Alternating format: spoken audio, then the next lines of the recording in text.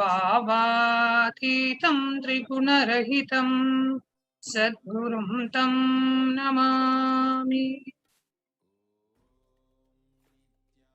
Nithyanandam, and welcome one and all for this beautiful evening's Devi Parashakti Akashic reading program. In today's program, we are going to share with you about the introduction to Bhava Samadhi Darshan. We are going to share with you how we can all experience the Akashic readings, the readings from the cosmic archives by Devi Parashakti herself. We are going to share with you some of the Akashic readings that Devi Parashakti has already revealed, and the impact and the significance and the benefits that we as humanity are experiencing in the world today. We are also going to share with you about what are Akashic readings and how we can ask questions during the Devi Parashakti Akashic readings. So we welcome one and all for this beautiful evening. We welcome all the viewers who are joining us live on YouTube and on Facebook, and all the Paramashivoham participants who are joining us via two-way video conferencing from all the Kailasas from all over the world. We welcome each and every one of you for this beautiful evening. Now, let us first understand a short introduction to this program, a short introduction to who is Devi Parashakti, a short introduction to what is Bhava Samadhi Darshan. I'm sure many of you who are watching us today have experienced some form of Bhava Samadhi Darshan before. However, in this program, we would like to introduce for the benefit of those of us who are joining us for the very first time.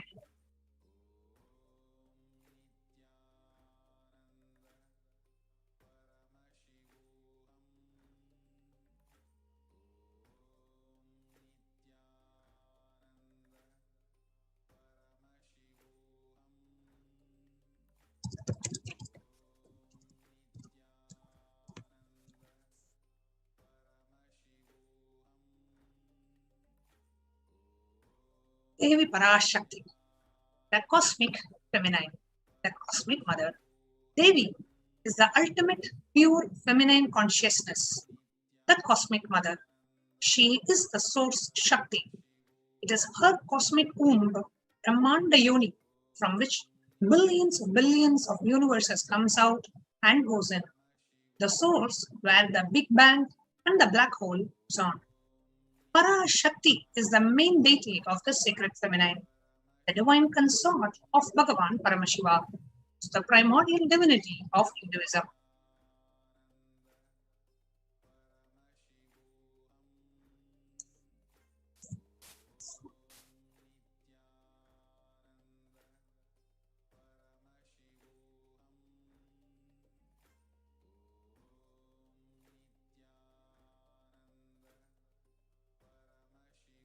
If you are here, it means existence wants you to be here in this form.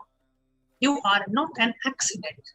You are an incident of the cosmos. You are conscious miracle.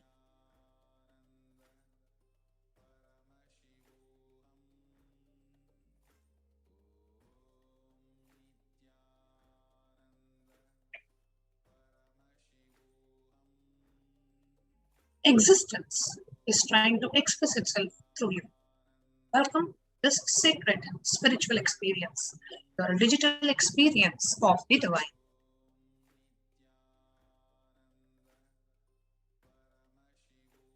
This may be what you think as your first time in the presence of the divine cosmic being, but this is not the first time this energy has graced planet Earth.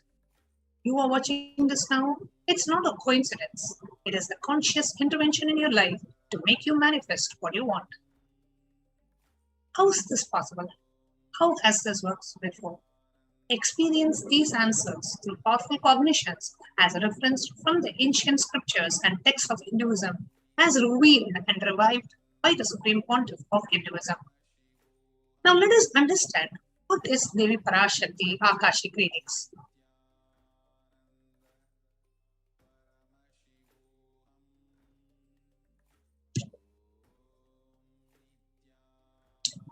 Akashic readings are revelations from the cosmic archives.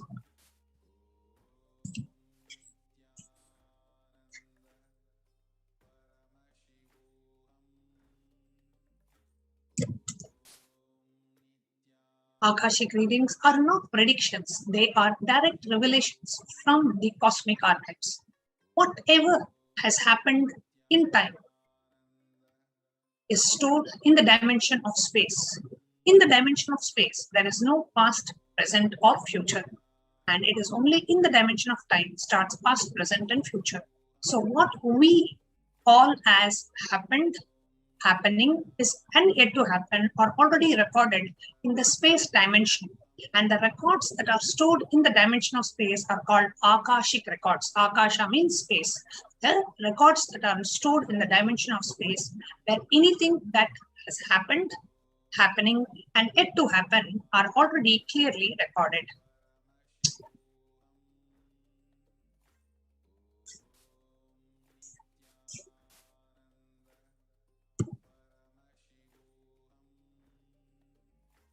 Now, let us understand who is Devi Parashakti, the divine cosmic mother. Now, the first and the foremost relationship each and every one of us have is the mother.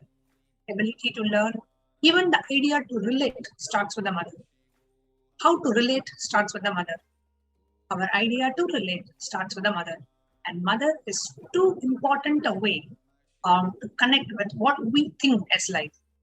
The Vedic tradition, our rishis were aware, our ability to connect with the mother should be directed to the cosmos.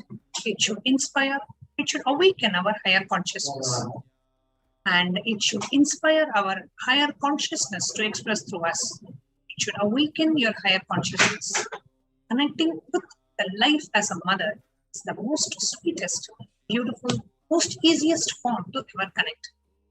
Today, out of his extreme compassion and love, the supreme pontiff of Hinduism is manifesting as Devi Parashakti and gracing us, answering our questions, attending to our prayers, giving wounds, healing us, revealing our past, present, and future, delivering the profound spiritual truths, and ultimately giving us the experience of Paramashivoham itself.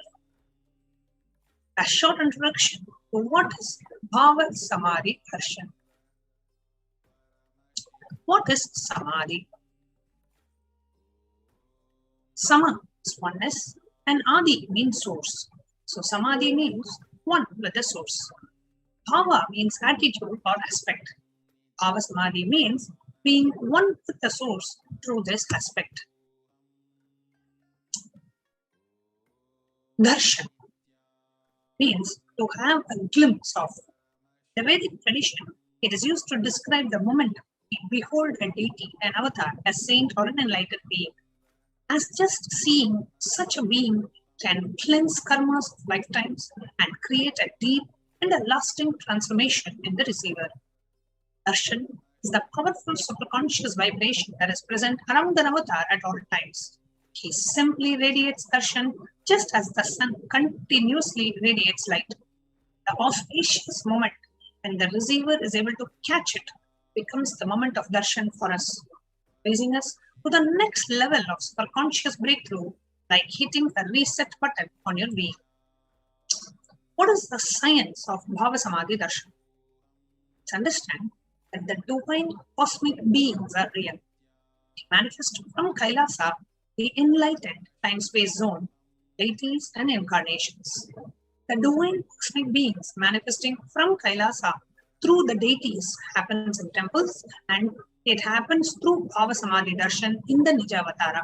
So the divine beings landing and manifesting through the physical embodied form of divine incarnations is called Bhava Samadhi Darshans. Bhava Samadhi Darshan is the science of the Nijavatara, manifesting Paramashiva, the consciousness. It is where formless, the being of Paramashiva, expresses through the Divya Sharira, the light body, and manifests as Nijavatara, the physical embodied form, for us to experience Paramashiva. Devi Parashakti expresses through the being of Rajarajeshwari and manifests as the Nijavatara, the physical form of Devi Meenakshi. The Archavatara, the deity, reflects the consciousness and the manifestation of the superconscious energy. However, human beings may not be able to receive the higher level experiences from the deity directly. So the avatar, the physical embodied form, comes down, bridge the gap, and create the experience of superconscious energy in all of us. Bhava Samadhi Darshan awakens the Kundalini Shakti, which is the latent potential energy in each and every one of us. This influx of superconscious energy visibly slows down the aging process, improves the immunity to disease. During the darshan, the whole brain becomes alive, turning into a superconscious conductor of conscious energies that heal, empower, and transform our lives. During the Bhava Samadhi Darshan, our neurons mirror that of the avatar. And the mirror neurons, what they do is they activate and process all the observed movements or information of the avatar just through the process of seeing. That is, your entire body silently and without any movement recreates and receives what is happening distances far away. A process of direct observation, experience of the superconscious energy radiated by the avatar. What are Akashic readings? Readings from the cosmic archives. Akashic readings is not a prediction. It is a reading from the cosmic archives. Beyond space, creation and destruction happen simultaneously. The dimension of time starts the past, present, and future. Because Akashic records are stored in Akasha, the space dimension, there is no past, present, and future. That is why what we call as happened, happening, and yet to happen are already clearly recorded. A short introduction to about Supreme Pontiff of Hinduism. The Supreme Pontiff of Hinduism, Jagadguru Mahasannidhanam, His Divine Holiness Bhagavan Nithyananda Paramashivam, is the reviver of Kailasa, macrocosmic, ancient, enlightened Hindu civilizational nation. Supreme Pontiff of Hinduism is the 1008th incarnation of Paramashiva as per Hinduism, recognized by his predecessors for enlightened masters and adepts. The Supreme Pontiff of Hinduism has made the science of power manifestation, yoga, and temple-based universities a lifestyle for humanity. The Supreme Pontiff of Hinduism is ordained as the 233rd Guru Mahasannidhanam of Kanchi Kailasa Sarvagya Peetham, the Tondai Mandala Adinam. The incumbent emperor of Suryavamsa Surangi Samrajyam, the present 293rd Jagadguru Mahasannidhanam of Kailasa Unnata Shamala Peetha Sarvagya Peetham. The present Mahamandaleshwar, the supreme spiritual head of Mahanirvani Akhada, the largest apex monastic order. The 1008th Acharya Mahamandaleshwar of the Atal Akhada, the present 23rd Guru Mahasannidhanam of Dharma Mukteswar Pramadinam, elected as the Supreme Pontiff of Hinduism by a congregation of over 1,000 Hindu leaders. Revered as the teacher of Hinduism, the most prolific, viewed, read and watched. Authored 300 books and 10,000 articles in 3 languages, English, Tamil, and Sanskrit, translated into 50 languages with over 1,000 titles. Over 20 million copies of books and articles sold, read, and downloaded. Over 10,000 hours of discourses, enriched and enriched 1 billion lives digitally, respected as the commentator of all sacred scriptures such as Upanishads, Bhagavad Gita, Shiva Sutras, Brahma Sutras, Yoga Sutras, Ashtavakra Gita, Jain Sutras, etc. Honored as the leader of Hinduism, the most awarded, internationally recognized Hindu leader, the reviver of the 108 ancient Hindu sampradayas, including Rudrakanyas, Rishi, Rishikas, Bhairavas, Bhairavis, etc. The establisher of the largest Hindu university, Kailasa and Nithyananda Hindu University in the world, satellite campuses in 150 countries, establisher of 1,000+ Kailasa Enlightenment ecosystems, founder and reviver of over 100 Sarvagya Peethas, collector of the largest Hindu library with over 1 million books, 1 million palm leaf scriptures, and with over 20 million digital books. And now, the most important aspect a being can receive from the avatar is Diksha, the initiation.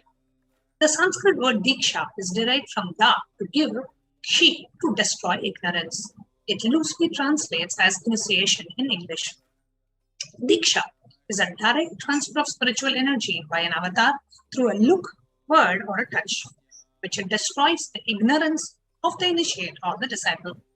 The initiation triggers the possibility to create new grooves and neurological pathways in the brain and can even alter the gene expression. What is the science of Diksha? Let us watch this short video.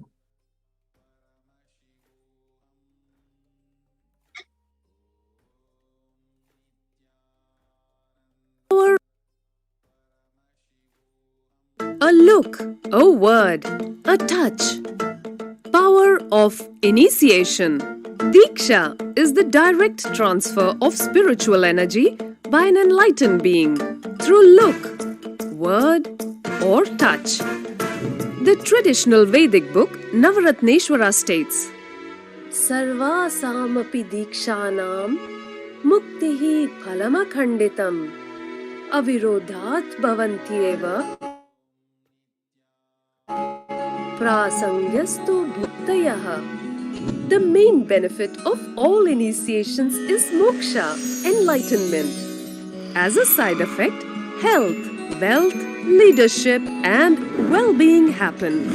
And in Rudrayamala Tantra, Shiva says, Devi Diksha Vihinasya Na Siddhihi Na Cha Sadgatihi Tasmat Sarva Prayatnena Guruna Dikshito Bhavet. The one who is not initiated does not attain liberation nor a better future. So by all efforts, one should get initiated by Guru. What is the science of initiation? Neuroscience has proved that the process of initiation floods the brain with energy. This is the superconscious energy of Kundalini, our own highest inner potential energy. As the Kundalini flows from the thalamus to the cortex, it sets up a powerful energy loop within the brain, which awakens the latent non-mechanical parts which we have never used before.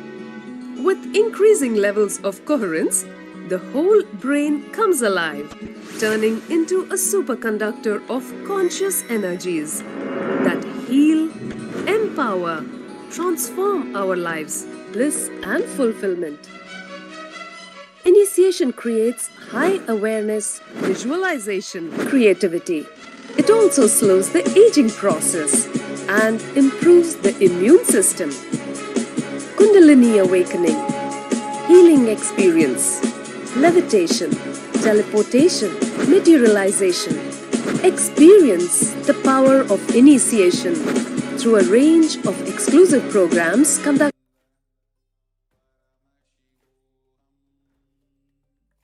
We just learned about the initiation and the power of initiation. And A look, a word. The initiation. What happens in the disciple? I think it is better watched than spoken about. So we are now going to enter into the demonstration of extraordinary powers by the initiated disciples of the Supreme Pontiff of Hinduism. It's going to be an extremely entertaining, enlightening, empowering, and entangling demonstration of extraordinary powers by the initiated disciples of the Supreme Pontiff of Hinduism for a short break.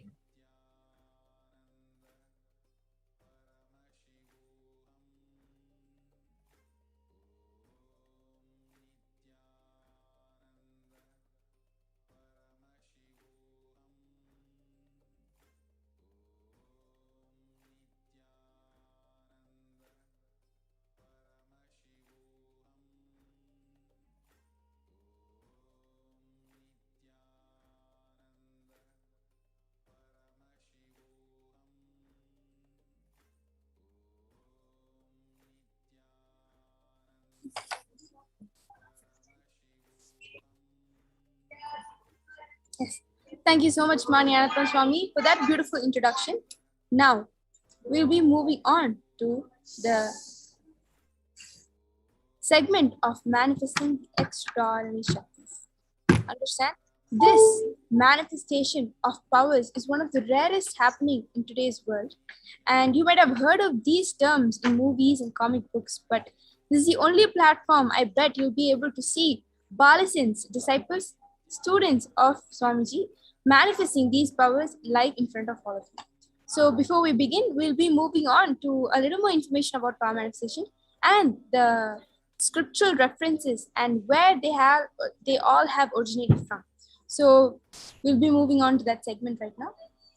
The Balasins, the Nithyananda Yogis, the initiated disciples of the Supreme Pontiff of Hinduism, will now be demonstrating the powers of third eye and sharing with all the experiences and results of the extraordinary manifestation of the divine powers awakened in us through Diksha, which is initiation.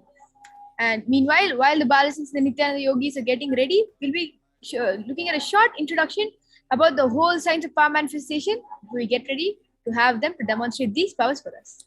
In today's Bhava Samadhi Darshan, all of us will be receiving the initiation into third eye awakening and various other powers with the blessings and grace of the Supreme Pontiff of Hinduism. And we'll be manifesting the following powers, that is, third eye, seeing with your eyes blindfolded. And third eye is the cosmic browsing center located right in between your brows, which upon initiation one can effortlessly express powers and see through the third eye, just as you would with your two eyes. The second is scanning the thought current. Once you have your third eye awakened, you can also scan other people's thought current. Not just that, you'll be able to manifest all the 463 plus powers of Paramashiva also, with just one initiation from the Supreme Power of Hinduism. So I'm sure all the viewers will be curious on what exactly are Shaktis or powers that we are manifesting. So we'll be looking into a little bit more deeper into what exactly are Shaktis or what we know as powers. In the Vedagamas, the source scriptures of Hinduism, Paramashiva reveals in elaborate detail that every human being is hardwired to be able to manifest 463 plus powers, extraordinary Shaktis in us. Manifesting powers are described as a system, method, and science for human beings to explore the various possibilities and powers and have access to various states of consciousness. Shaktis manifest from the fundamental cognition that you are divine.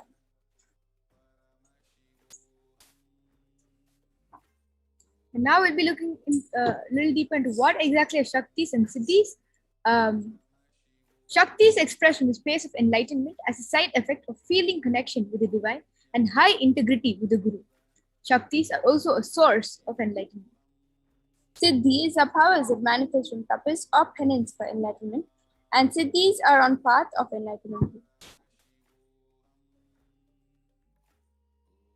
The Shaktis of Paramashiva manifest through ordinary human beings in an extraordinary way, just after initiation from the avatar. And Shaktis are permanent, whereas Siddhis are not permanent, and Siddhis may divert you from the path of enlightenment. Understand, we have many Siddhas around the world who go and do these rigorous penance and tapas just to get a glimpse of the third eye. Whereas when the Shaktis manifest in us, it is just with one initiation, one touch, look, or word from the avatar. That is all that is required for these Shaktis manifest within us. And once we manifest, this entire science becomes permanent and we can manifest it anytime, anywhere, however we want. And that is the beauty of receiving Shaktis. Now, we'll be looking at who exactly is Paramashiva. We've been telling that all the Shaktis are coming from Paramashiva. He's the one who gives us all of them. So let us first understand who exactly Paramashiva is, the source of these Shaktis. Paramashiva is a primordial divinity in Hinduism, the ultimate reality and cause, which is self-effulgent, Swayam Prakasha, all-pervading, unchanging beyond time, space, form, and causality. As the fundamental base of Avyakta, the unmanifest, and Vyakta, the manifest existence, he performs the Panchakritya of 5 cosmic acts of Shrishti, that's creation, Sthiti, sovereign rulership and maintenance, Samhara, rejuvenation, Trobhava, pulling out of delusion, and Anugraha, liberating grace for all living entities.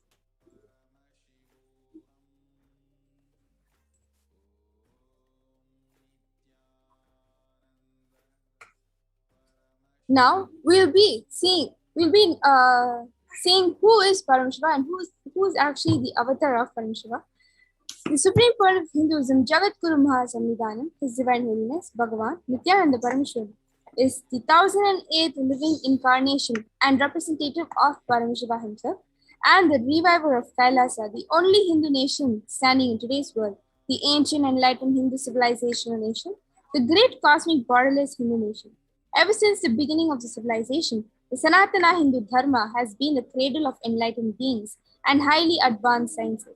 It was where the science of enlightenment and powers was lived and taught as a lifestyle. For the first time in modern day, the supreme point of Hinduism is reviving these yogic sciences and transmitting it to the world at a record-breaking, never accomplished before. Understand? Hinduism has gone through heavy persecution where so many of our scriptures, so many of our information and our history have been burned through invasion and brutal persecution. And all these sciences which were once Hinduism was so rich with, where people were living a self-sufficient life with these sciences, were lost to us at one point. The avatar of Paramashiva, the supreme point of Hinduism, is beautifully reviving all these lost sciences and spreading it to the world through initiation and satsangs, just for us to understand that we all have that potential and we all are the divine beings who can manifest these powers, letting us know that we are not who we are and we are not who we think we are. Instead, we are nothing less than divine. We are nothing less than God. So the supreme point of Hinduism is making that cognition established in all of us through these revivals of different sciences. The knowledge and science of the manifesting these powers are passed down from one generation to the next through Diksha, initiation by the enlightened gurus. So, supreme point of Hinduism, he was initiated by his guru, by various gurus that the supreme point of Hinduism had. The supreme point of Hinduism, being recognized as an incarnation at a very young age, was trained and taught these sciences to revive the initiation and knowledge repositories for billions to manifest science of power manifestation from the disciplines of Vedanta, Tantra, Sri Vidya, Yoga and Yogic powers, Mantra Shastra, Siddha Vidya, science of Aushadha, Advaita and Bhakti Yoga, Paramashiva and Paramashiva Vijnana.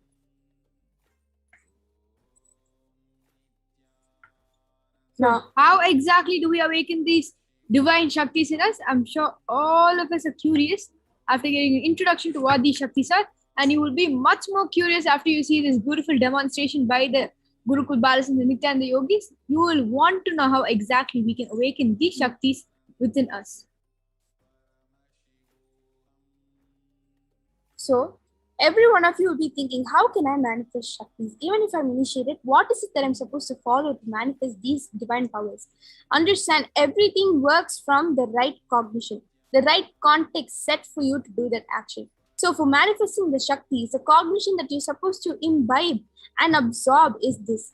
Every ultimate truth, jnana, mapped into your consciousness, prajna, manifests as possibility and power of every being, prajnana.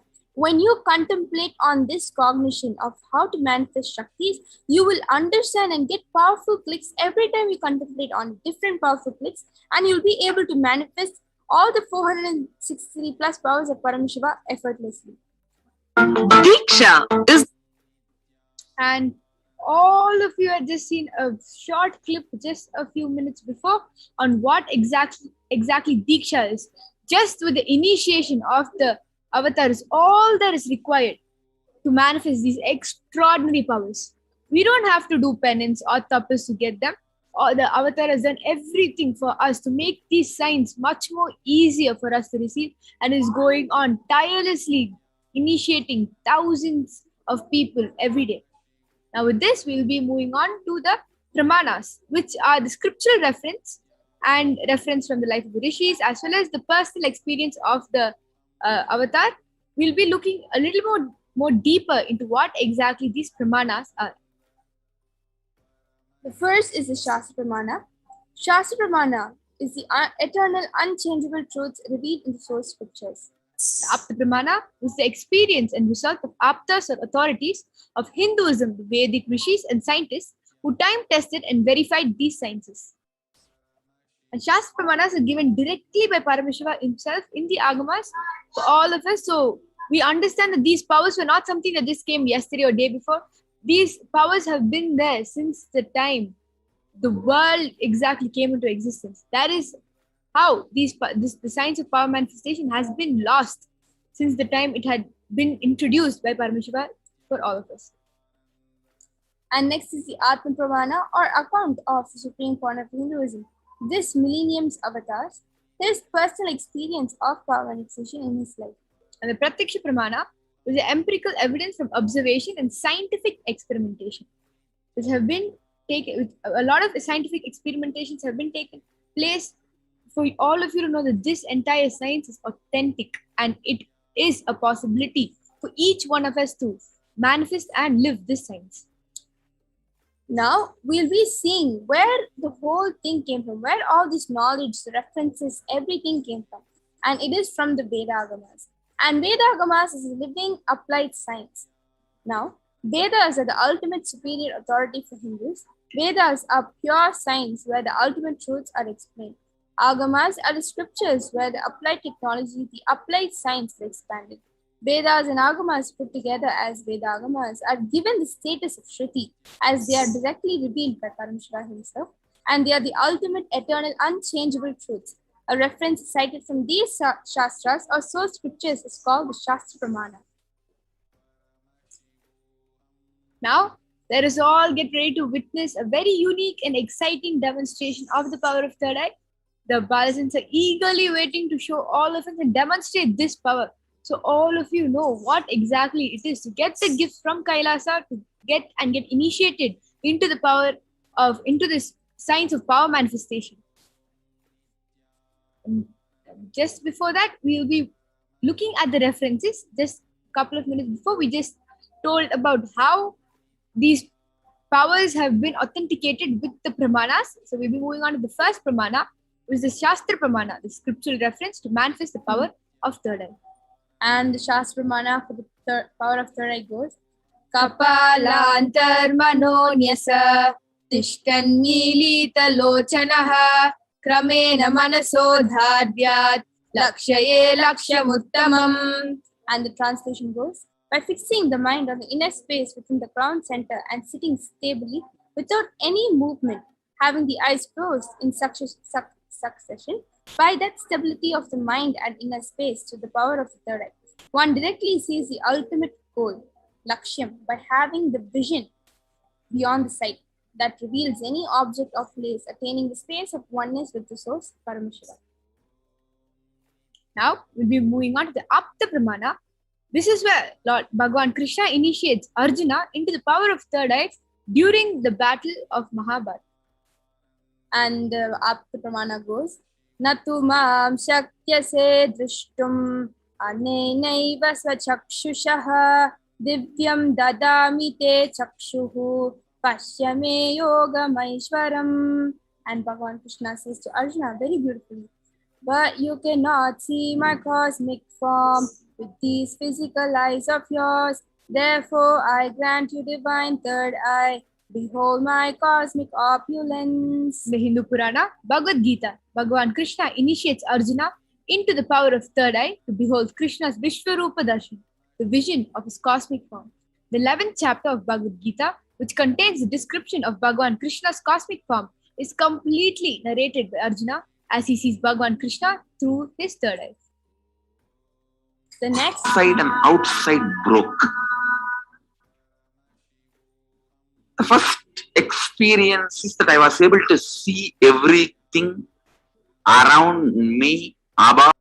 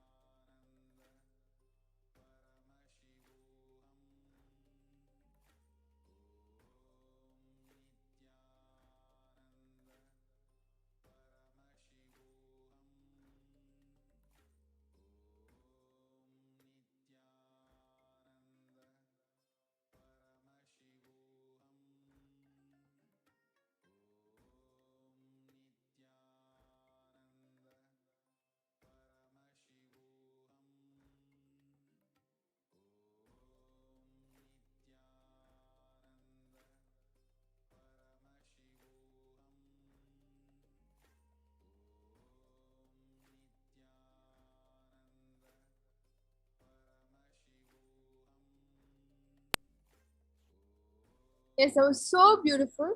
Swamiji's own experience when he manifested the power of third eye, 360 degree, he was able to not only see what was around him, but also he was able to feel the rock under him, the tree, the ants running on top of the tree. He could feel that he was them, he was the surrounding. Understand, this is the experience of oneness. This is exactly what happens when you manifest powers. You get into the oneness of with Paramashiva himself, and you're able to manifest him. Because understand, power manifestation is one of the major and important component in Paramashiva himself. And when you're able to connect with that aspect, you become Paramashiva and you're able to feel everything as you, and you become one with it. And that is the beautiful experience Swamiji spoke about. The next is the Pratyaksha Pramana, the empirical evidence, the observation and scientific experimentation. So here you can see a picture of Swamiji where he has this positron emission tomography. He went through this to see the brain activity, and scientific records show that when doing daily activities, high activity is measured in the brain where third eye is located, and when in deep samadhi state, only the third eye region is active and almost 90% of the rest of the brain is at peace. So this is scientific evidence. And finally, the Sakshi Pramana, the experiences and results of the extraordinary manifestations happening through the initiated disciples. Today, you yourself will become the Sakshi Pramana as you will be manifesting these extraordinary powers right after the initiation of the Supreme Pontiff of Hinduism. So we request all of you to stay tuned till the end of the program so you yourself can demonstrate and experience and express these beautiful powers. This rare sacred science of third eye awakening is being made available to humanity for their ultimate enrichment and conscious evolution by the Supreme Pontiff of Hinduism as a living incarnation of Paramashiva. The Supreme Pontiff of Hinduism embodies the most profound yogic states that surpass all bounds of time, space, and matter. The Supreme Pontiff of Hinduism is gifting this pure great science of third eye awakening along with many other scriptural sciences through initiation, which is Diksha, to millions of people have been initiated by Supreme Pontiff of Hinduism and are experiencing this profound result as an extraordinary power in their everyday life. Like we just said, you yourself will be experiencing this in your day-to-day life. So you will be manifesting the power of third eye, you will be manifesting the power of body scanning. And just before that, let us all witness this happening. So the mirroring of neurons can happen and you yourself will be able to manifest these powers. We have Ma Nitya Yoga Pranananda along with Ma Virja with us today to demonstrate this exciting power to all of us. So we request all of you to go down to the YouTube channel of Kailasa's HDH Nithyananda. Go ahead and leave a comment down below and you can see Ma Virja beautifully manifesting this power for all of you. And we'll be witnessing this right after a short break.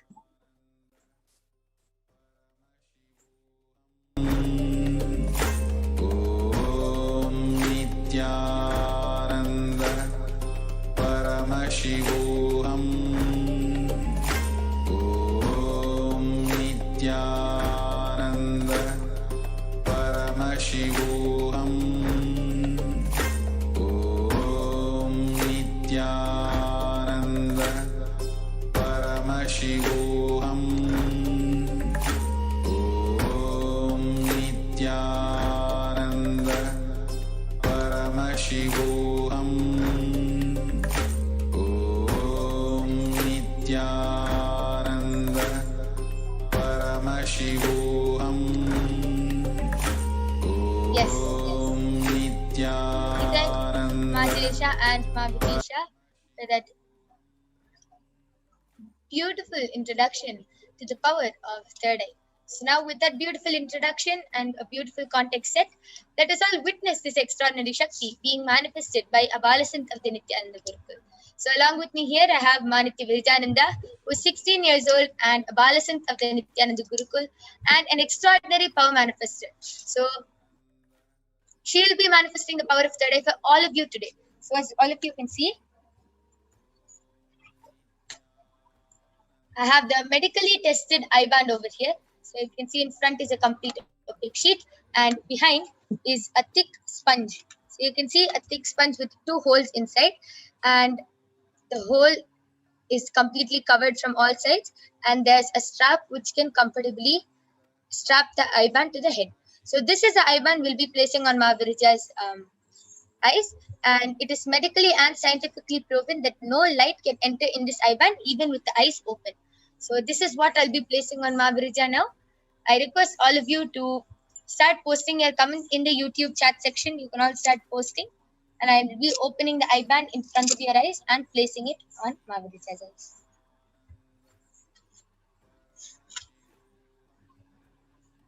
And to make it even more foolproof, Mahavirija will not be touching the IBAN or moving her hands near her face throughout the demo. And if there is any adjustments to be done, she will be requesting me to do it. Yes. Mahavirija, are you comfortable? I request you to tighten the IBAN. Yes. Now are you comfortable? Yes. Yes, so Mahavirija is comfortable. I request all of you to start posting your comments in the live Kailasa's HDH Nithyananda YouTube channel, and Mahavirija will be reading out your comments live.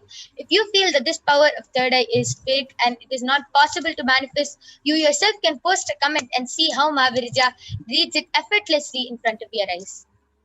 And to show all of you that the IBAN which my yoga brothers put on me, it's completely stuck to my eyes, so I'll turn to my right, left, up, down, and all around.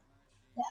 So you can see how Mahaviraja's eyes are completely covered from all sides, and there is no possible way of light entering through the IBAN because the sponge covers from all around. So even if the eyes are open inside the IBAN, there's no possible way of light entry. Yes, so I request all of you to start posting. You can post emojis, comments, you can post sentences, you can post numbers, letters, you can post anything you want in the live YouTube chat, and Mahavirija will be reading it out effortlessly in front of your eyes. Yes, so the latest comment which is posted in Kailasa's HDH Nithyananda YouTube channel is by Antariksh Adindaya has posted, "Oh Nithyananda Ma Girijananda." Actually, my name is Virajaya. Like my spelling is Biraja. Yes, that's my name. Ma Girija is one more. He's a sannyasi. Yeah, that's her. Yes, I request all of you to continue posting your comments. You can post anything. You can post numbers, letters, emojis, sentences, words, anything, and Mahavirija will be reading it right in front of your eyes. The before comment is posted by Sahai Sandra. Just posted, and the daughter of Oliver Sahai. We set up the Gurukuls for Indira, my daughter. At the level of my work, I am in my place. I'll be able to evolve, or should I change?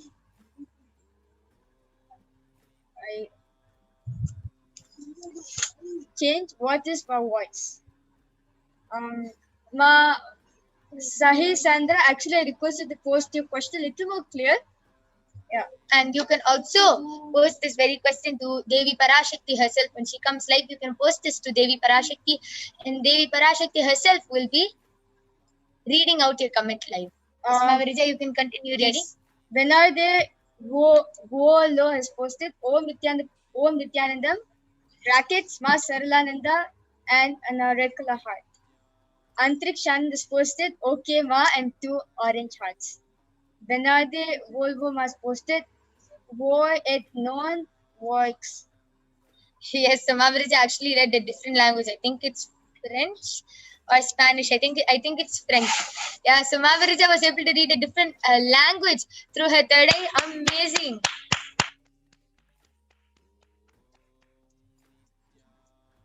I request all of you to continue posting your comments.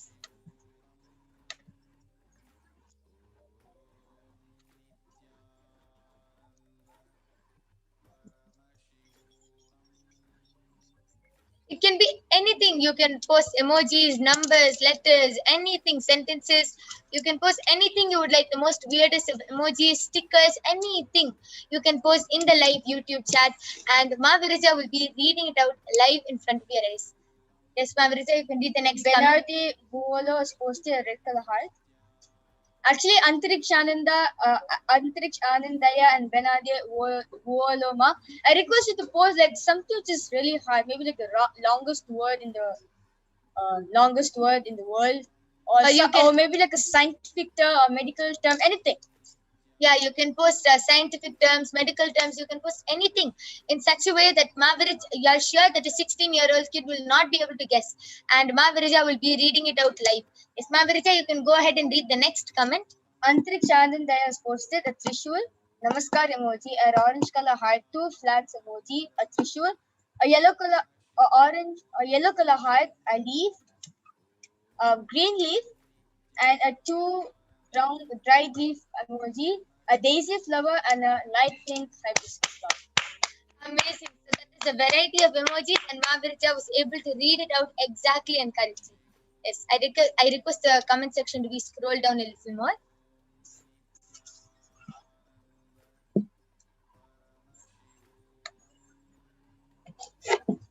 Yes, all of you can continue posting your comments.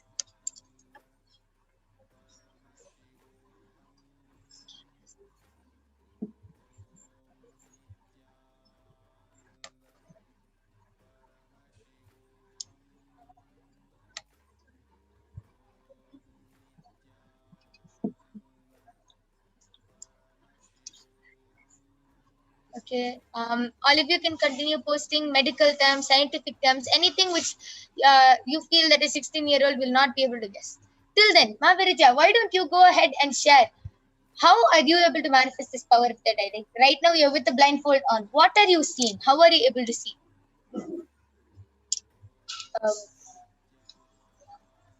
It is just through when you surrender the Swamiji 100%, he shows everything to you. Like how there's always a quote saying, like when you take one step towards Guru, Guru takes 1,000 steps to be with you. Like basically make you manifest what you want. Same way. So like especially when I'm manifesting the powers, especially when doing the power of third eye reading, I surrender myself completely to Swamiji and request Swamiji, please show me whatever you want us to show.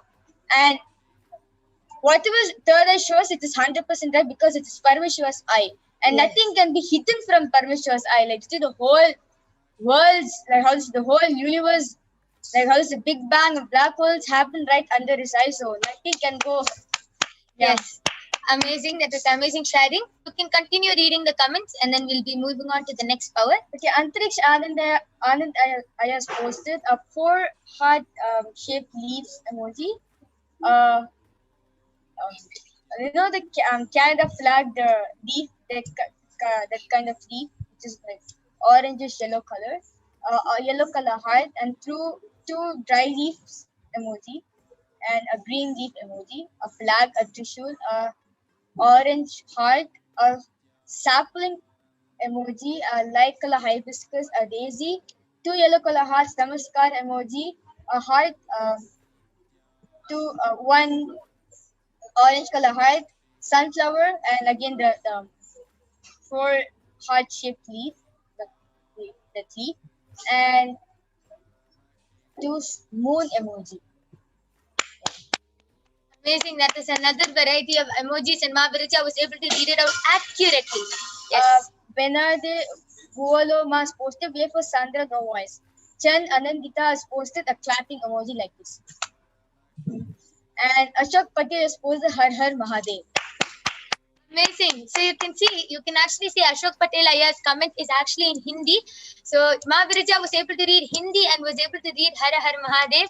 Amazing. So she's able to read emojis, sentences, words, letters, numbers, and even different languages. So that is an amazing demonstration of the power of third eye, Mavirija. And now in front of all of your eyes, I'll be removing the eye band. Yeah, so you can see it's completely intact and it is the same as how we showed before we placed it on Mavirija's eyes. So that was a demonstration of the power of third eye. But we're not done yet. Stay tuned to see the power of body scanning being manifested by the Balasins and the Nithyananda yogis of Kailasa. And you can call all your family members and friends to enrich them to have a body scanning by the Balasins and the Nithyananda yogis. So I invite Ma Jayesha and Ma Vijayesha back onto the screen to share with us the pramanas for the power of body scanning.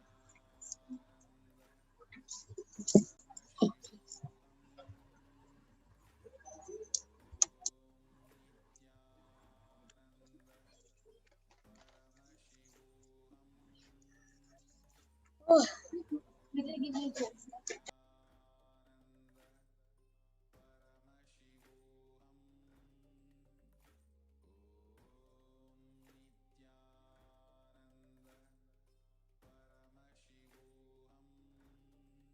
That was such a great demonstration by Mahaviraja. It never gets old watching her manifest this power of third eye.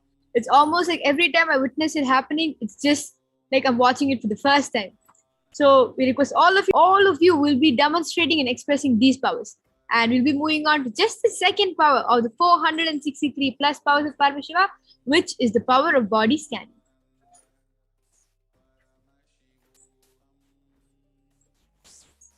In this power of body scanning, one awakens to the ability to scan illnesses, diseases, medically diagnosed issues, and provide solutions to the awakened third eye. And understand the solutions are given directly by Paramashiva himself. It's the perfect tailored solution, the one and only solution for whatever medical issues you are going through. And another fact about body scanning that I would like to share with all of you is that when a body scanning happens and when the solution or the problem is revealed, sometimes you might not be able to click with that problem. But don't think it's false and don't think that it is not right. Don't think it's fake. Understand, third eye can never lie because Paramashiva himself is directly communicating through you. And when the third eye reveals whatever it reveals, it can either be a warning or it can be something that you will be going through or something that you were going through before and it's still not gone. And the solution given to you, if you follow that ritualistically, understand you will not fall into the potential scan that has been told to you that, okay, you might be going through this or you are going through this. But if you're not able to click with it, just follow the solution as is. Because Paramashiva himself is revealing it to you, and through that, various different body processes can happen also. So this is something I would like to share to all of you. Now we'll be moving forward to the next slide. Shastra Pramana, the scriptural reference to manifest the powers of body scanning. And the Shastra Pramana goes, Svadehe jagato bapi sukshma sukshma tarani cha tatvani yani nilayam dhyadvante vyajyate para. Bhagavan Paramashiva says, cognize deeply that from the subtle to the subtlest constitutive principles of your whole body, Swadeha, or of the whole universe, simultaneously consists of the essential reality. They are being absorbed in the source cause Paramashiva.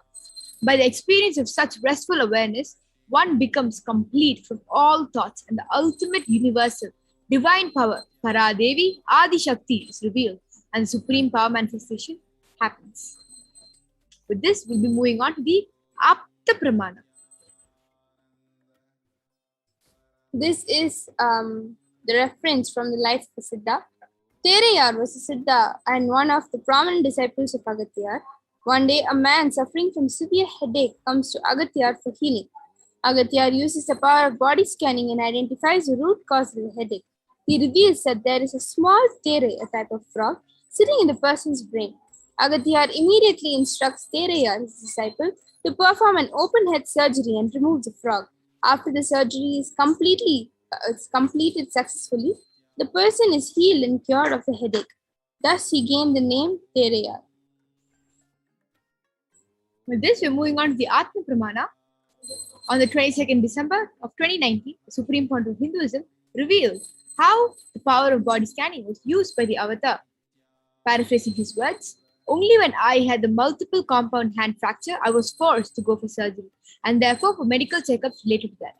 At that time, they detected heavy metal quantity in my different organs. It was revealed that I had been poisoned without our knowledge. I immediately used diagnostic methods instead of medical facilities to study the body condition. Due to the poisoning, through the body scanning, I found out what the problems, imbalances had happened and where balances has to be done. I used allopathy as a second opinion to verify my findings. You can see how beautifully Bhagavan uses this power of body scanning to understand what is exactly happening in his body and not only to find the problem but also the solution. So for all of you who will be receiving this power today, you will be able to manifest not only by telling the problem that the person have, but the third eye will always also give you a solution, like you will be witnessing in just a couple of minutes. And Finally, we move on to the Sakshi Pramana, which is the experience and result of this extraordinary manifestation. As you can see in front of you, these are a few comments from the people who have been initiated in the Paramashivoham Level 2 online program. It's a 16-day program. If you're interested in manifesting more of the 463 plus powers, you can go ahead and join the Paramashivoham Level 2 program, which happens for 16 days. And there's a new season that starts every 16 days. With this, we have the Balasins and the Nithyananda Yogis ready to demonstrate the power of body scanning. We request all of you to go ahead and leave a comment down below on Kailasa's HDH Nithyananda YouTube channel. Go ahead and request for a body scanning, and the Nithyananda Yogis and the Gurukul Balasins are eagerly waiting to demonstrate this power for all of you. Nithyananda Ma Yoga Prana, you can go ahead, ma.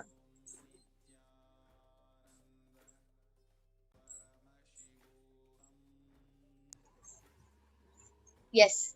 Thank you so much, Manitya Vijayeshananda and Manitya Jayeshananda.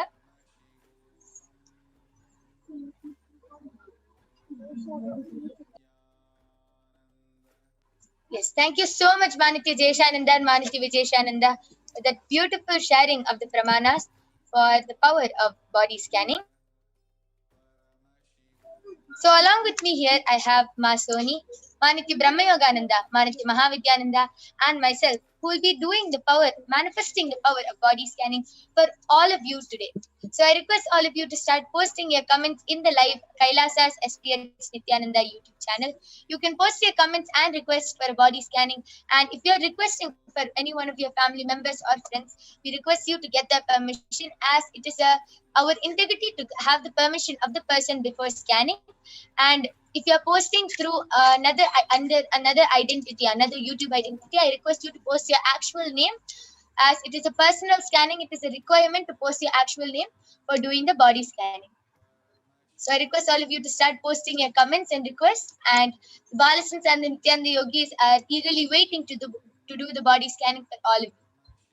Antariksh Anand has posted, please do a body scanning for me. Yes, so Ma Soni, you can go ahead and do the body scanning for Antariksh Anandaya.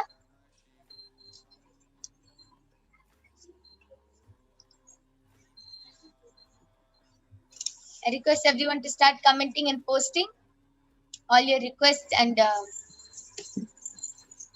questions for any one of your family members or friends in the chat.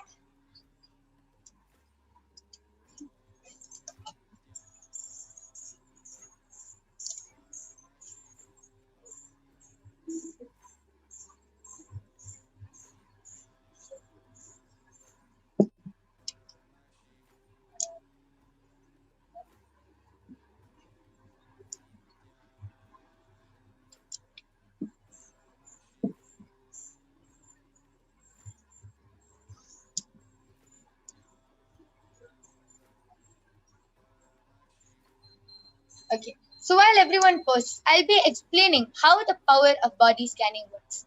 So the power of body scanning is very unique and different from going to a doctor normally.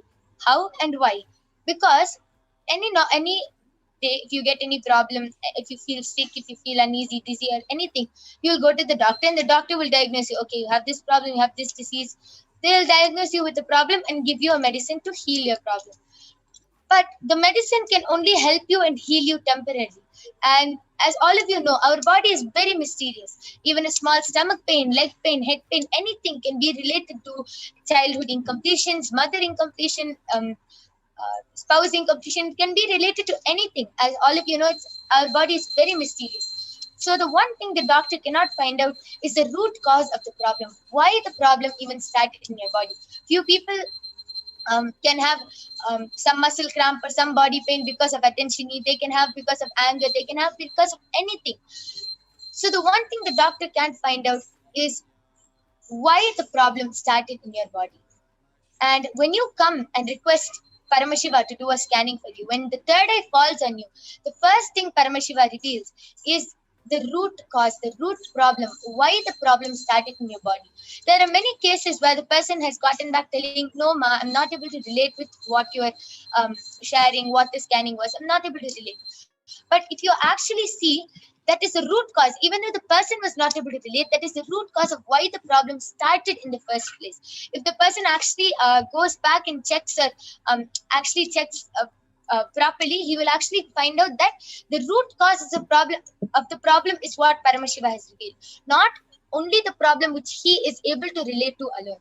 So this is how the third eye works, and the third eye is so powerful that the moment the third eye lands on your body, immediately the healing starts, immediately healing happens. And Ashok Patel has posted, request Ma Mahavidya Nandaji to scan me for fissure and constipation problem. Also wish to know if Haritaki can solve the problem. Yes, so Ma Mahavidya, you can go ahead and do the body scanning for Ashok Patel Aya. Sumi Murali Ma has posted, scan my son and daughter for good health and intelligence. If possible, simple solution for my BP to be normal. Yes, so Ma Brahma Yoga, you can do the scanning for Ma Sumi Murali's son. But I request you to just get the permission of your son and daughter, Ma, as if they are old enough to take decisions on their own. I request you to get the permission of your son and daughter. Otherwise, we'll be doing the body scanning. And we thank you for contributing to Kailasa. Yes, Ma Soni, you can go ahead. Nithyanandam Antrikshyanandaya. As you know, Aya, we have 6 chakras in our body, and those chakras are in a process of getting awakened. Aya. So 7 chakras. So Paramashiva reveals that for you to read more Living Enlightenment book. Aya. Yes.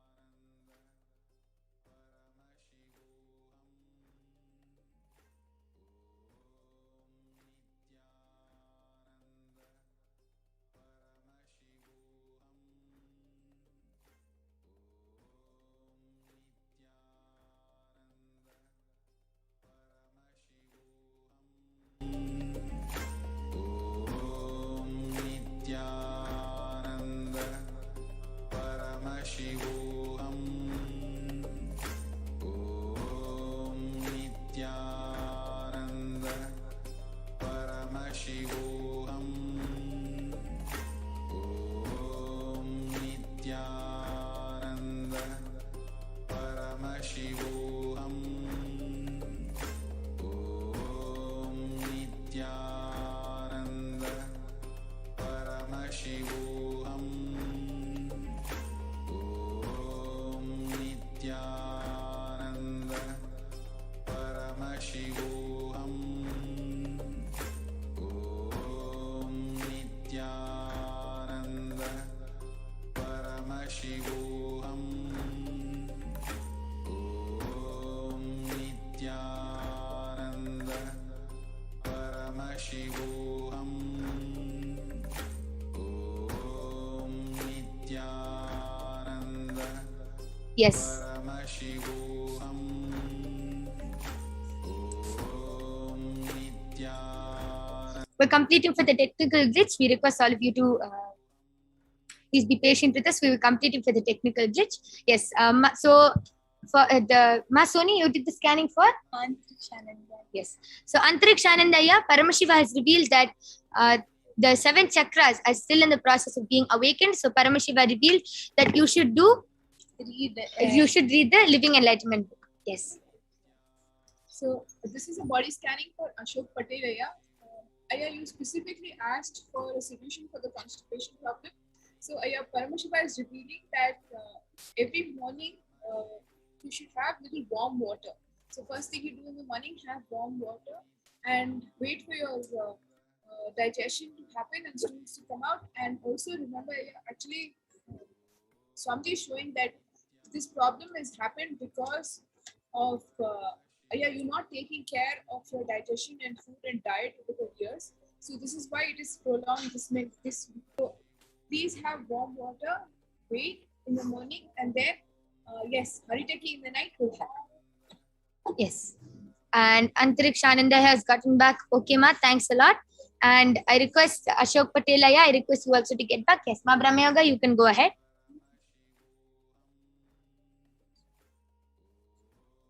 Oh, yes. Yes, Masumi Murli has gotten back telling, yes, I got permission. So you can do the body scanning quickly for Masumi Murli's son and daughter.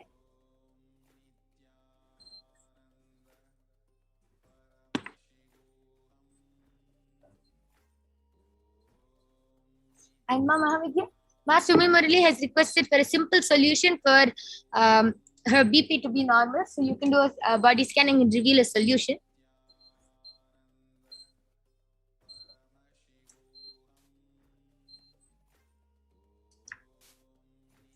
Yes, so Masumi Murali, Paramashiva revealed that your son and daughter won't have any problem. Actually, he revealed that if they just start listening to the Mahavakya, like it doesn't have to be all day long, but whenever possible, if they start listening to the Mahavakya and they start listening to more and more of Swamiji's satsangs, like he's coming live these days, if they start listening to more and more of his satsangs and try doing as much of spiritual practice as possible, Paramashiva is showing that they'll really start manifesting powers really beautifully, and they'll become really strong power manifestors. So Paramashiva is showing that you should start making them listen to satsang and make them listen to Mahavakya and start making them do puja. They should start doing all of this and they'll start manifesting powers really. Yes, that was a very beautiful scanning from our Sumi Murli's son and daughter. I request you to get back and share with us in the comment section. And we also thank you for your contribution to Kailasa.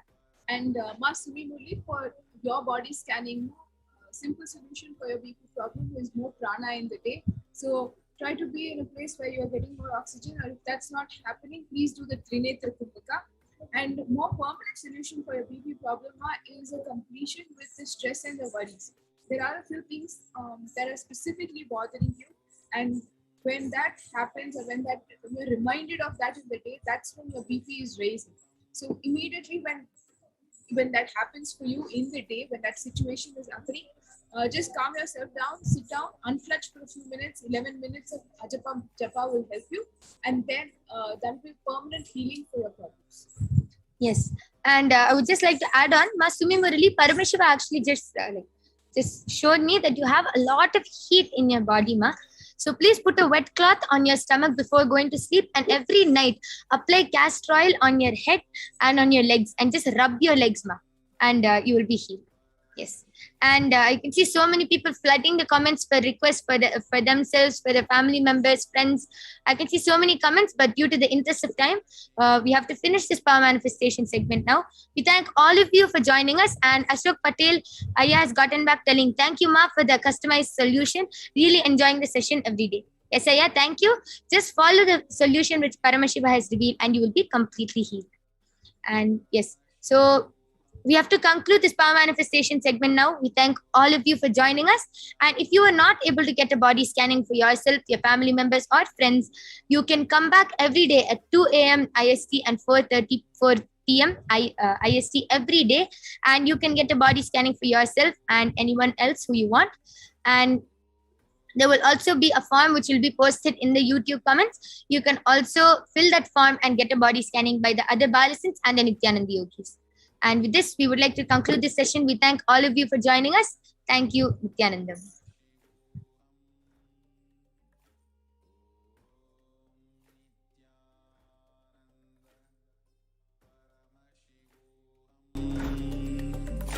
Om Nithyananda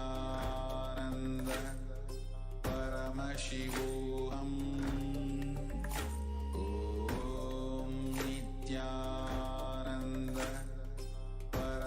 Paramashivoham. Om Nithyananda Paramashivoham. Listen intensely. Enlightenment ecosystem, literally enlightenment itself, in your own home, wherever you are. If you cannot come to Kailasa, it's okay. Kailasa can come to you. Kailasa coming to you is E-Kailasa.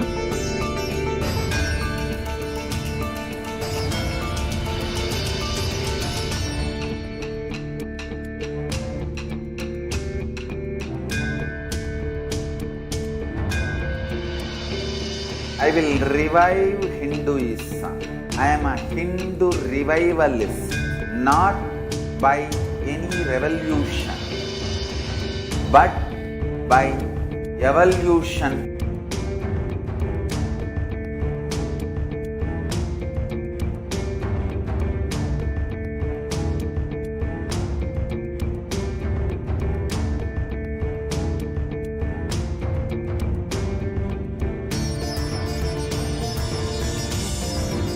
And setting model communities.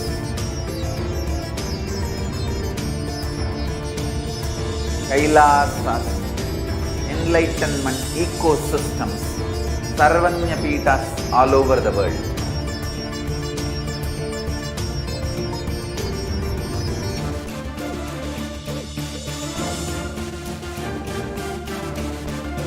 All powerful cognition, knowledge, only when you live, power manifestation and possibilities manifestation happens.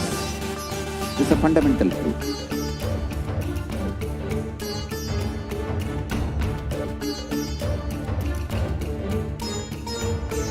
Hinduism cannot live exclusively as one sampradaya. No.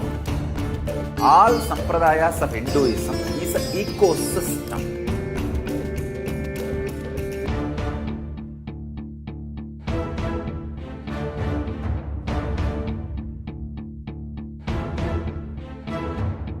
So don't keep quiet thinking that if one sampradaya is attacked, only that sampradaya is going to be affected.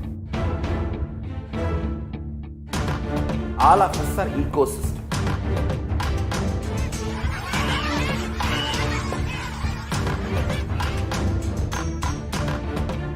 I invite all of you to get involved and enjoy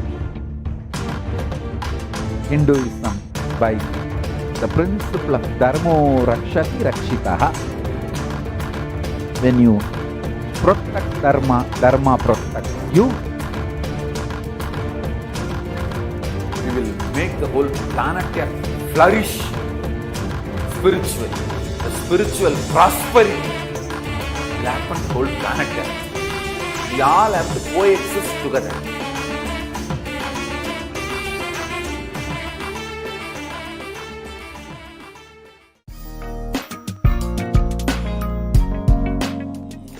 Nithyananda Paramashivoham. Om Nithyananda Paramashivoham. Om Nithyananda Paramashivoham. Om Nithyananda Paramashivoham.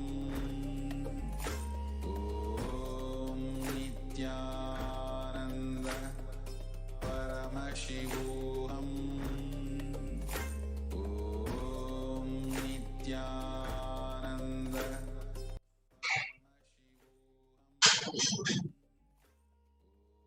Welcome back, dear viewers. In the next segment of this program, we are going to share about an introduction to divine feminine consciousness. Devi Parashakti. Let us first start with the Dhyana Shloka to Devi Parashakti. Dhyana Shloka means the reference verses where the very form of Devi Parashakti is described.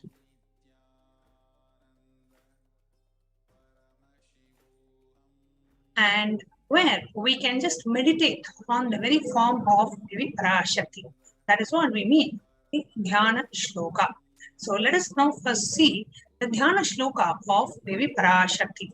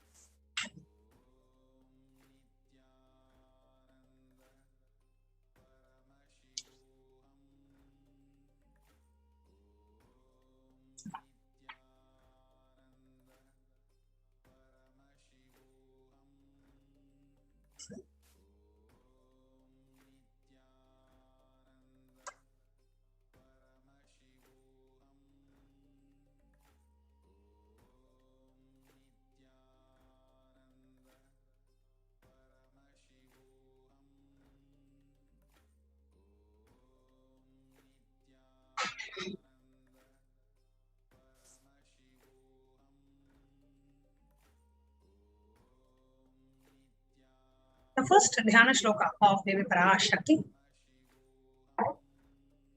Sindhuraruna Vigraham Trinayanam Manikya Spurastara Shekaram Spitamukhim Apina Vakshoruham Panibhyam Manipurna Ratna Chasham Raptotpalam Vibhatim Saumyam Ratna Gatasta Ratna Charanam Dhyayet Paramam Vikam.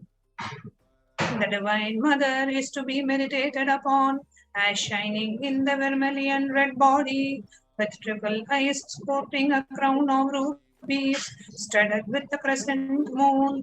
Her face all smiles, a splendid bust, one hand holding a jewel cup brimming with mead, and the other twirling a red lotus. Directly, the Dhyana Shloka from the Lalita Sahasranama. The Dhyana Shloka continues. Aruna Karuna Tarangitakshim Dhrita Pashankusha Pushpavana Chapam Animadim Hilavratam Mayuratik Rahamityeva Vibhavaye Bhavani. I meditate on the great Empress. She is red in color and her eyes are full of compassion, and holds the noose cord, the bow and the flowery arrow in her hands. She is surrounded on all sides by the powers such as anima for race, and she is the self within me. Devi Parashakti, the ultimate pure feminine consciousness. Parashakti is the cosmic mother. It is her womb, the cosmic womb, from which billions and billions of universes comes out. Source where the Big Bang and the black hole is found. Parashakti is the source Shakti, the source energy, the source power, from which all of us came, in which all of us are even now, which all of us are going to merge. Out of her extreme love and compassion, Parashakti herself is manifesting through the embodied form as the Nijavatara of the Supreme Conduct of Hinduism. Jagat Asanidanam is Divine Holiness, Bhagavan Nithyananda Paramashivam, raising us, answering all our questions, tending to our prayers, giving boons, healing us, revealing our past, present, and future, delivering the profound spiritual truths, and ultimately giving us the experience of Paramashivoham itself.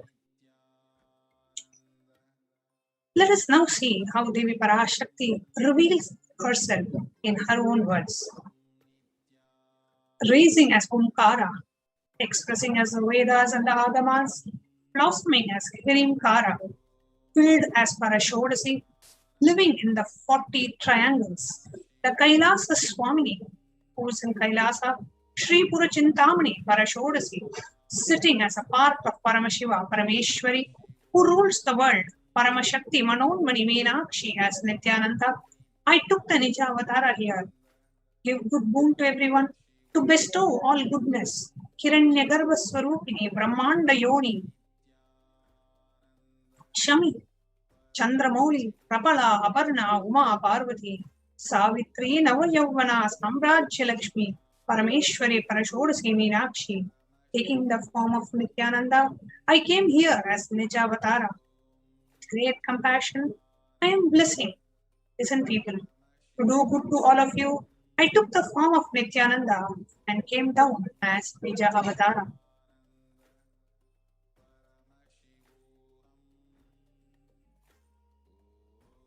Rising in Omkara, blossoming as Shiva Shiva, manifesting as the source of existence, powers of existence, expression of existence, from the oneness of whom, blossoming into two as Prakriti and Purusha, blossoming as three Shaktis, Ichha Shakti, Jnana Shakti, Kriya Shakti, blooming as the four Vedas, expanding as Panchabhutas, beyond the six chakras, filled as the gotras of the seven rishis, expanding as the eight directions, existing as the navagrahas, the nine planets, blossoming as the 10 indriyas, being as 11 rudras, creating all the worlds, bringing life, to tell and to make the truth blossom, to do good.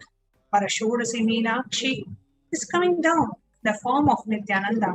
I came to bless each and every one of you. These are introductions of Devi Parashakti as revealed by Devi Parashakti herself.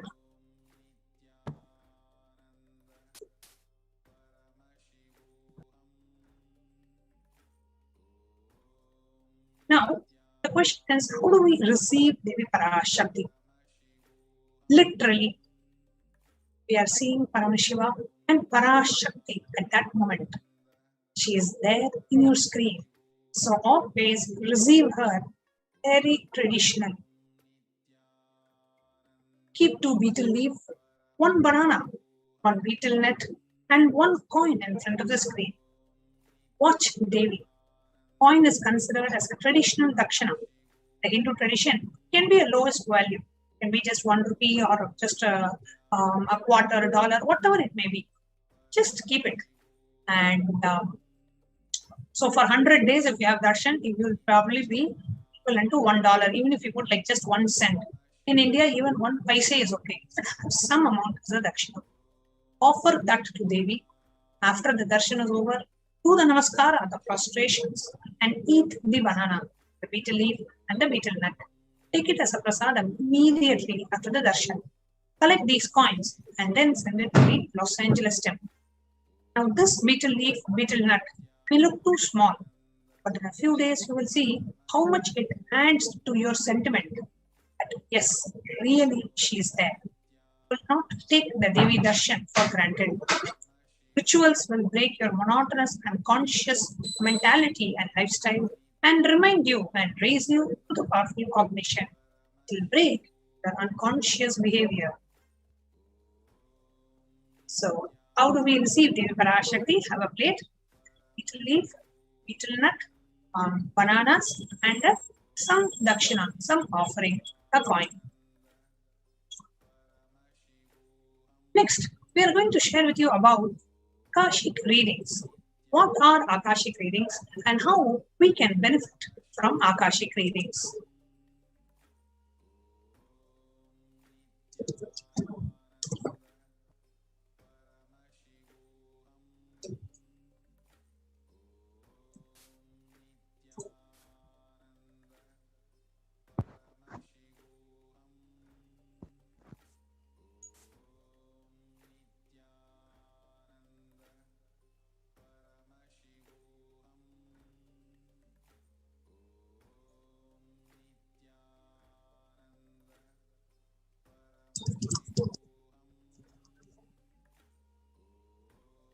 Now let us take a look at what are Akashic records. Now, Akashic records are records created in space. Whatever has happened in time is there as a file. Nothing can be destroyed. Please understand, none of your actions, thoughts, plans, emotions, words, nothing can be destroyed. So Akashic records are the cosmic archives of everything that happened, happening, and will happen. Akashic records are the verbal, visual, five-dimensional document of whatever is happening is continuously getting recorded. All the information you collected from all your births is in your DNA, and you can access some of these just to understand and not to waste time doing the same thing, the same actions again and again.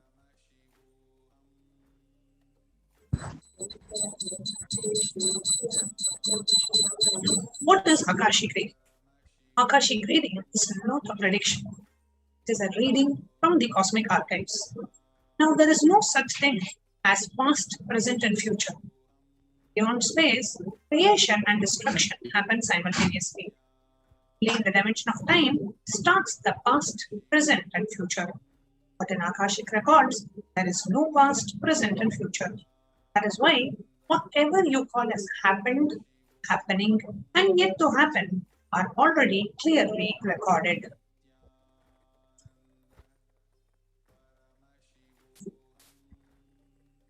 Now, in the words of the Supreme Pontiff of Hinduism himself, nobody has the right to comment on these readings. Nobody has a right to manipulate these readings. And nobody has a right to interpret or comment on these readings. They are complete unto themselves. And for anybody who wants to live in tune with the cosmos, with Jivan Mukti, living enlightenment, does not need to practice any special kind of practice other than listening to these readings again and again. When you simply listen to these readings, these great readings naturally penetrate your negative logic, and all the great truths settle inside of your inner space, and they make you live enlightenment.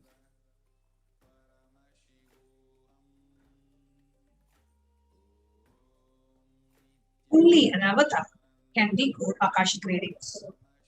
The avatar of Paramashiva, the Supreme Pontiff of Hinduism, has graced humanity the blessings and darshan, the form of Devi Parashakti, revealing answers to the questions, the earning of the seekers as solutions, breakthroughs, and liberating humanity from pain and suffering. Any answer given by Devi Parashakti is not just an answer, but a karmic breakthrough for the receiver. Now, let us look at the Shastra Pramana, the scriptural reference for the power of Akashic readings. The Shastra Pramana is from Vijnana Bhairava Tantra, Sutra 84, Dharana 61. Akasham vimalam pashyan Dritva drishtim nirantaram Stabdhatma tat kshanat devi Kairavam vapurapnuyat. Bhagavan Paramashiva says, keep at the spotless infinite etheric space Akasha. Beyond the sky and clouds, one should fix one's gaze without thinking continuously and make the body and inner space ready and motionless. That very moment, O Devi, one attains the nature and the powers of the infinite space Bhairava.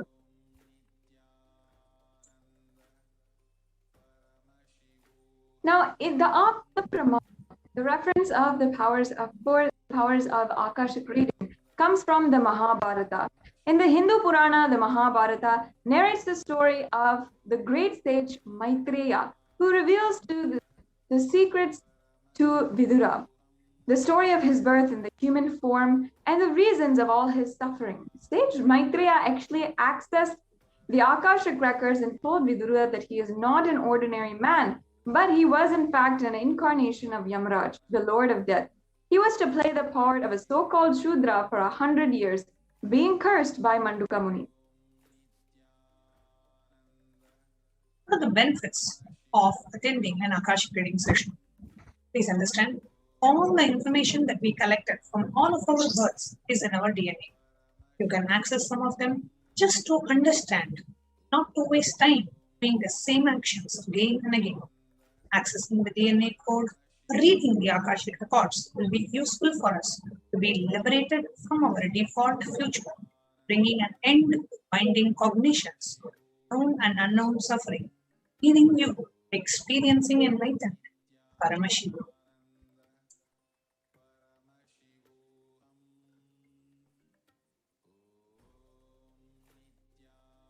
Now, only an avatar can actually read and can actually alter the Akashic readings.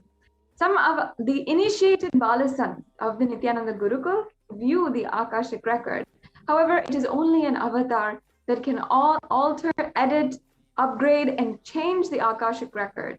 During the darshan and the dikshas, the Supreme Pontiff of Hinduism blesses and upgrades the Akashic readings according to the prayer of the devotee. Now, what kind of questions that you can ask in the Akashic readings? Now, the most accurate and unbiased answer to any questions about your life, destiny, purpose, or any or everyday part of your life. Now, you can ask questions about your personal life, professional life, spiritual life. You want to know something about the past, or you want to know something about the future. You're curious to know something. You want to know about, many people ask about what is the purpose of their life, or they say, what is the right career path for me? Or some people have even asked, when will I get married? Who's my life partner? Is this the right person for me? Somebody has even asked that they wanted to know that who the real mother was, because they didn't know and they've never seen the biological mother. So people ask all sorts of things. Somebody even asked, I want to know which date I'm going to die. So people ask, you can ask any question that you wanted to know about your life in the past, present, or future, or even if you can even ask questions about the global issues that are there. Let's say, for example, the COVID pandemic. If some aspect of this COVID pandemic want some clarity, can even ask questions about the global pandemic or any other global issue for that matter, and Devi Parashakti will directly reveal the answers from the cosmic archives. So we are all so blessed that Devi Parashakti herself is coming down from Kailasa, the enlightened time-space zone, be able to answer our questions live, and you can listen to the answers live and understand the live answers and experience the ultimate transformation. Now the question will be, okay, how do I submit my questions in the Akashic reading session? That's what we are going to cover next. What are the different ways we can submit our questions for the Akashic reading session? So there are various different social media platforms through which you can submit your questions to Devi Parashakti.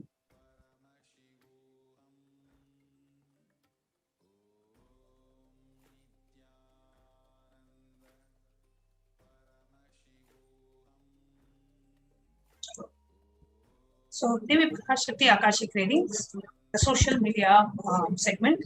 Okay, so now first way you can submit your questions is through the YouTube live.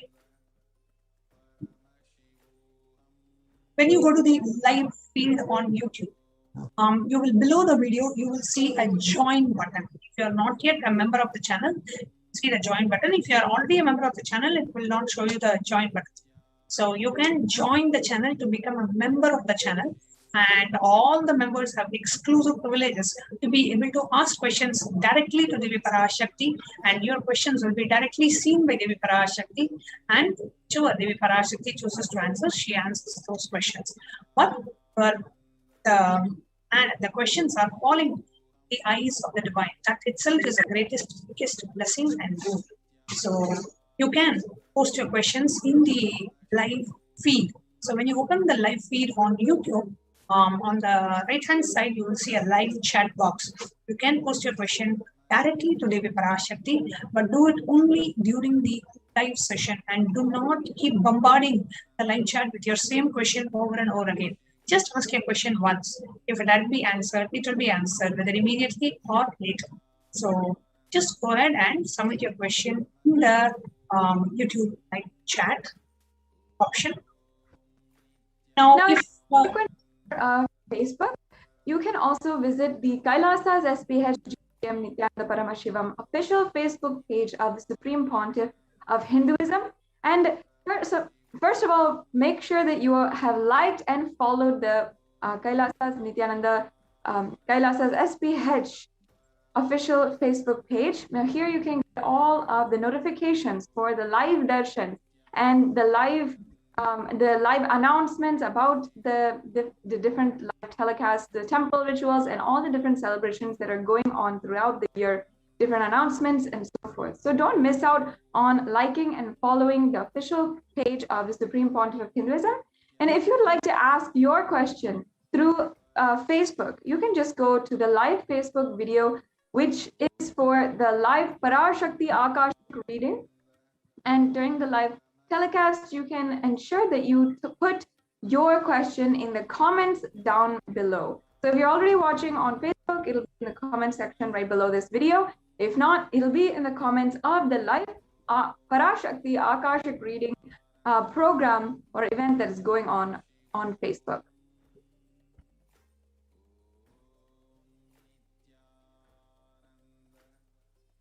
The third option that you have is a tweet. The official Twitter account of the Supreme Pontiff of Hinduism is Kailasa's SPH GGM HDH Nithyananda Paramashivam, and the Twitter handle is @Shri Nithyananda. So if you are not yet a follower of the Supreme Pontiff of Hinduism on Twitter, now is the time to go ahead and follow @Shri Nithyananda on Twitter, and you can ask your questions in the reply section of the tweet with the hashtag #AskTheAvatar. So when you use the hashtag #AskTheAvatar and put it as a reply tweet to their main live feed. So every day we will be having the live feed on Twitter as well. And to that live feed, just reply to that live feed with your question with the hashtag #AskTheAvatar as projected on the screen. The next platform in which you can submit your questions is the Instagram platform. Now, in the Instagram, the official Instagram handle of the Supreme Pontiff of Hinduism is also @Shri Nithyananda, and so you can follow the Shri Nithyananda on Instagram, and you can ask your questions in the comments. In the comment section of that particular days, let's say, for example, today's live feed, you will have the post related to today's feed, and you can comment that section and post your questions. And finally, the kailasa.org website, you can ask your questions on WhatsApp. So on the kailasa.org website, you have two widgets on the main screen. On the left side, you will see a WhatsApp widget, and on the right side, you will see a live chat widget. You can actually submit your questions through either of these ways. Through WhatsApp, you click and it directly gets you into the WhatsApp app, where you can directly send your questions to the number that is embedded, or you can also use the live chat option, which is on the right hand side, where you don't have to you give your basic details and be able to ask questions live during the Parashakti Akashic readings in the WhatsApp chat or in the live chat segment itself. So these are the different ways. We have YouTube, which is exclusively for the members of the official channel. We have Facebook, we have Instagram, we have Twitter, we have WhatsApp, and we have the live chat options. The different ways in which you can submit your questions for the Akashic readings. Now, we are going to share with you how you can connect and relate with Devi Parashakti after a short break.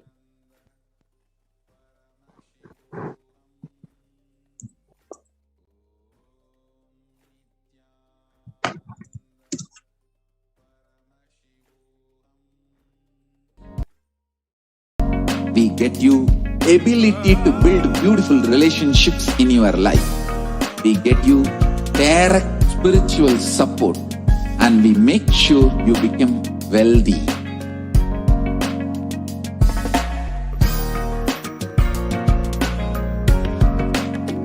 We won't stop giving you just good life. We will literally not stop till you live enlightened life. Manifesting the state of Paramashiva, space of Paramashiva, powers of Paramashiva, being of Paramashiva.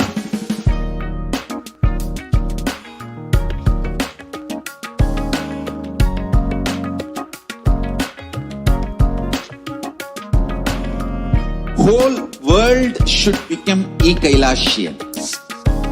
I want the whole world to know Hindus have something great to contribute to the world.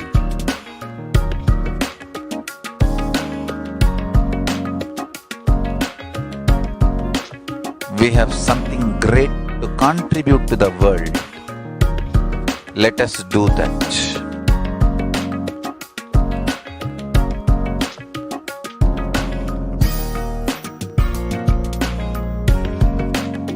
Kailasa is proper customized spiritual service helping you to identify your root patterns of suffering. We have perfected the science of helping every individual from every cultural, religious, nationality background.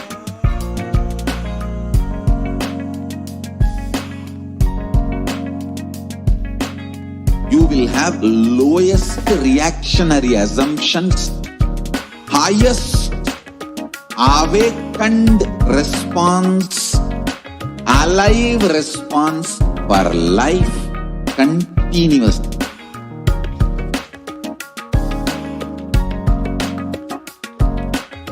Kailasa is enlightenment ecosystem, literally enlightenment itself in your own home, wherever you are. Proper customized spiritual service helping you to complete with your life negativity, withdrawal from life, self-hatred, self-denial, self-doubt, so much of tiredness, laziness. We can support you aligning your diet, your attitude, your aptitude, your understanding about life. We can help you with everything.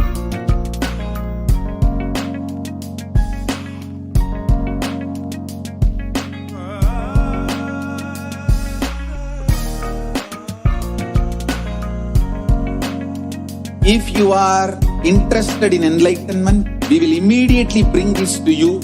If you are not interested, we will explain the whole science, inspire you and make you interested in enlightenment science.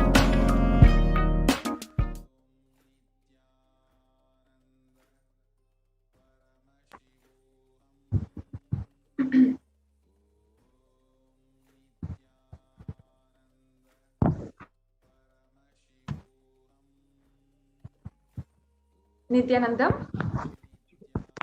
To all of the viewers, welcome back.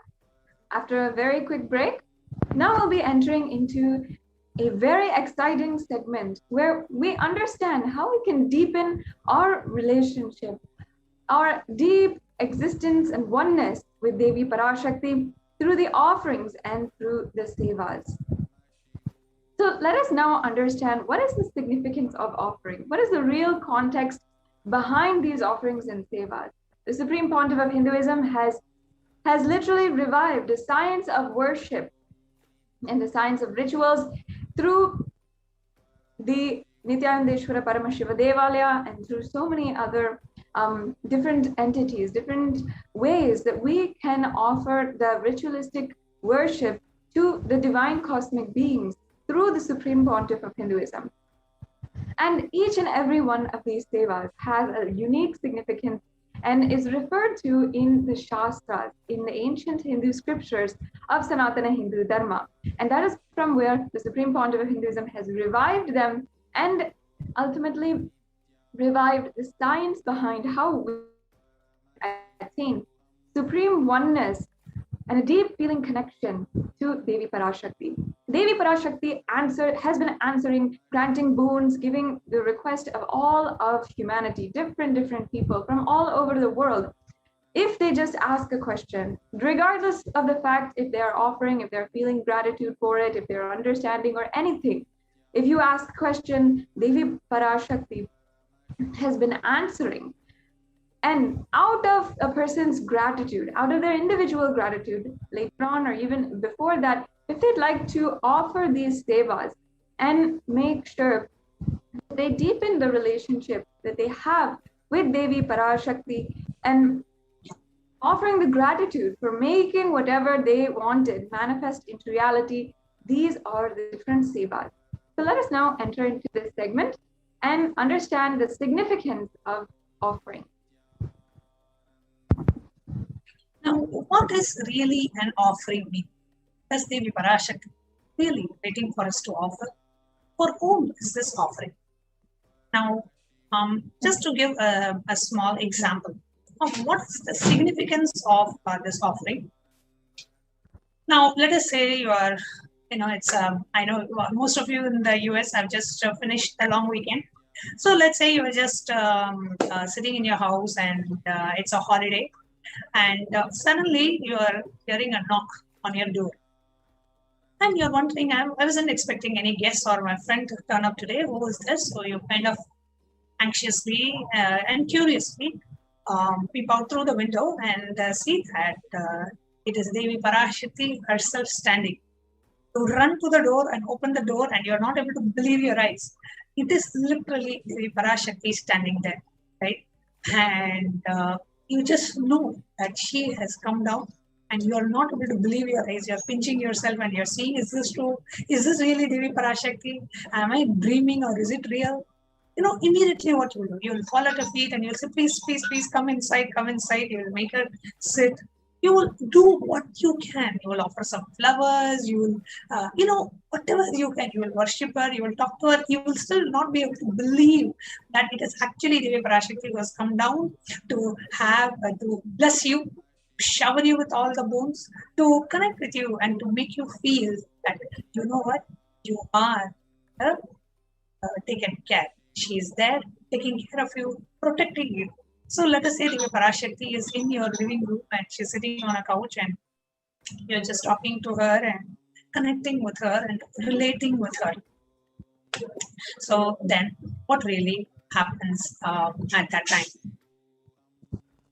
Right? So you will feel like you will ask, okay, Devi Parashakti, can I give you some food to eat? Can I pour some water at your feet? Can I offer some flowers at your feet? Can I give this? Can I give that? Why? Is it that Devi Parashakti came to your house to receive flowers from you? No. That is the way we relate with the Devi Parashakti. That is the way we connect with her. We feel, if I do this, it is my biggest blessing that I'm able to put some flowers at her feet, that I'm able to, touch her feet and do the Pada Puja, that I'm able to offer some clothes to her. She partook the food offering that I gave her. Lifelong you'll be telling it. You know what? Parashakti herself came and she partook my food. She accepted my cloth offering. She accepted my Pada Puja. This will be a lifelong celebration for you. You will never forget that moment. And that moment will be the most cherished moment of your time. So that is the significance of the offering. You will literally feel that the divine being is real. Devi Parashakti is there and you are making that offering. So the offering to Devi Parashakti is a way that you experience that immense feeling connection and you know that Devi Parashakti is real and it is not some mental construct. She is physical and she is real in your life. That experience is given to each and every one of us when we partake in these offerings. And you can choose whatever offering you want. You can choose those offerings and request the darshan and the blessings and the boon. And ultimately, the deep feeling connection and bhakti and devotion and surrender to Devi Parashakti herself. So that is the significance of the offering.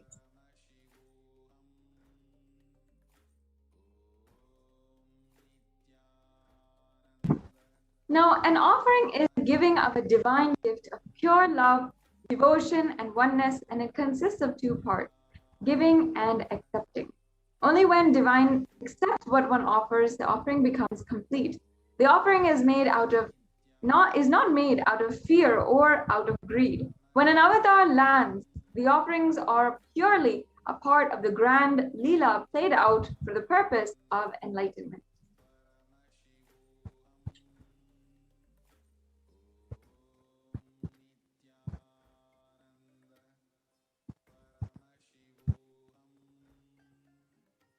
Let us now look at the Dhyana Shloka, which describes the very form of Devi Parashakti. भवेदकरवह्निनयनं स्यात् पङ्कजवराभयजपाक्षसरयुक्तम् अङ्ग इमभूषणविचित्रवसनं स्यात् तुङ्गमकुटोज्ज्वलमनोन्मणीस्वरूपम्. And now I'll chant the English translation. Moonlight face holding the Vedas or books in hand, fire in eyes, with the lotus flower gracing and blessing hands, and one hand with the japamala, beautifully decorated with jeweled ornaments in wonderful clothes and shining bright crown. Her name is Manonmani. This verse is a direct reference from the Mula Agama, the Manonmani Dhyana. The next Dhyana Shloka we have for Devi Parashakti. Yaye Devim Trinetram Sashini Bhavadanam Vedahastam Dadanam Savye Patmam Varadamapare Chabhayam Sakshamalam Divyairavaraneirvibhushitatanam Brahmadibhih Pujitam Devimeva Manonmanim Pradidinam Kamarthadatrim Shubham.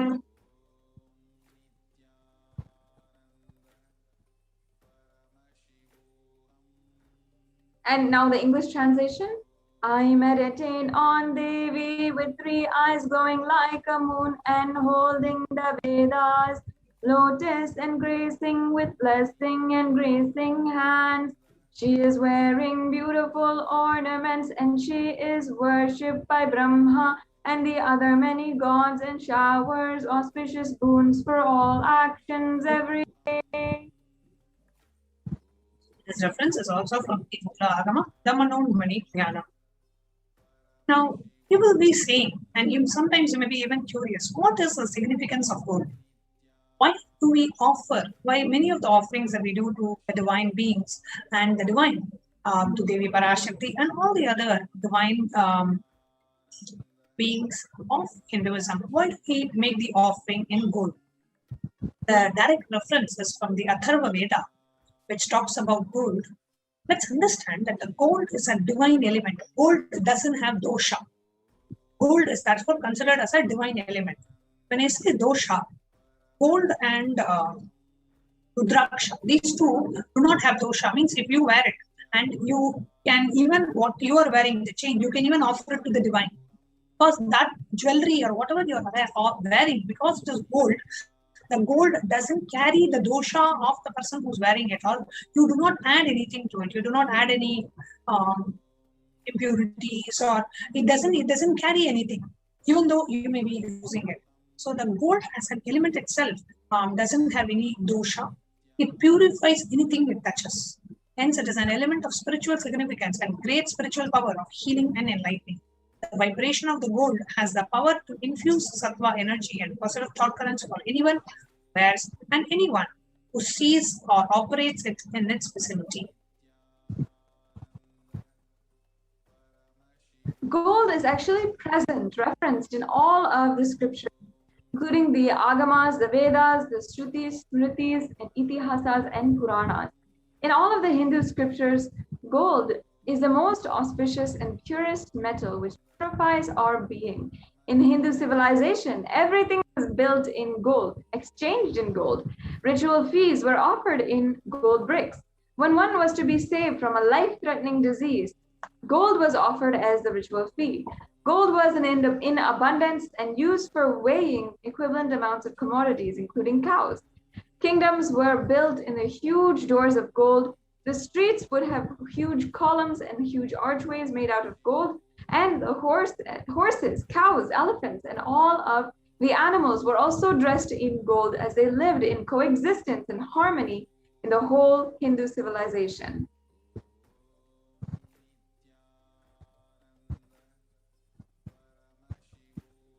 The Hindu civilization thrived on the banks of rivers of gold. The Indus River, called Hiranmaya, the river of gold in Rig Veda. The river Saraswati was called Hiranyavartini in Atharva Veda.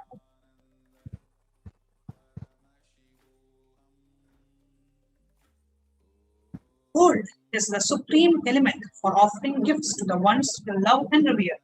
Temples are constructed and paved in gold, deities are made in gold and decked and adorned in gold. Because it preserves the enlightenment energy for thousands of years. It lasts forever.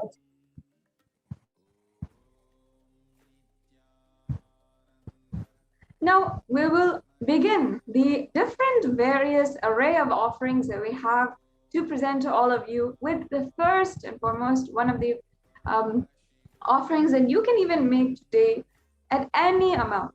So this is the E-Hundi offering, and first I'll be chanting the Shastra Pramana for this offering. Bhakti Priya Bhakti Ghamya Bhakti Vashya Bhayapaha Shambhavi Sharadaradhya Sharvani Sarmadayini. And the English translation: Devi is fond of true devotion and is realized through true devotion. She can be won over through true devotion, and she removes all fear. Now you can, if you are ready, go ahead and make the payments through the registration forms, or the E-Hundi offering can be made through the YouTube super chat option. If you're wondering what this is, don't worry. Stay tuned, and at the end of this segment, we will be walking each and every one of you through of how you can make these payments. So understand that what Devi is promising here is if there's any fear in the minds of her devotees, she will remove that fear. It is stated that Devi likes to be worshipped in autumn. However, it is meant of the autumn of our lives, not the yearly autumn that we might go through, when thoughts move more and more inwards and the role of the divine is known and understood clearly. At that point, the need for Devi worship becomes stronger. And here we have a couple of the words that Devi is used, translated. Shambhavi in the previous verse is the consort of Shambhu, Lord Shiva. The Sharada Radhya means worshipped by Sharada, Saraswati. And Sharvani means wife of Lord Shiva. And in the Linga Purana, the Lord Shiva is to be called Sharva in his earth form. And Sharmadayini means Devi who is bestowing happiness on devotees. So you can offer your gratitude and devotion to Devi Parashakti by offering this E-Hundi offering, and your name will be chanted out during the puja to Devi.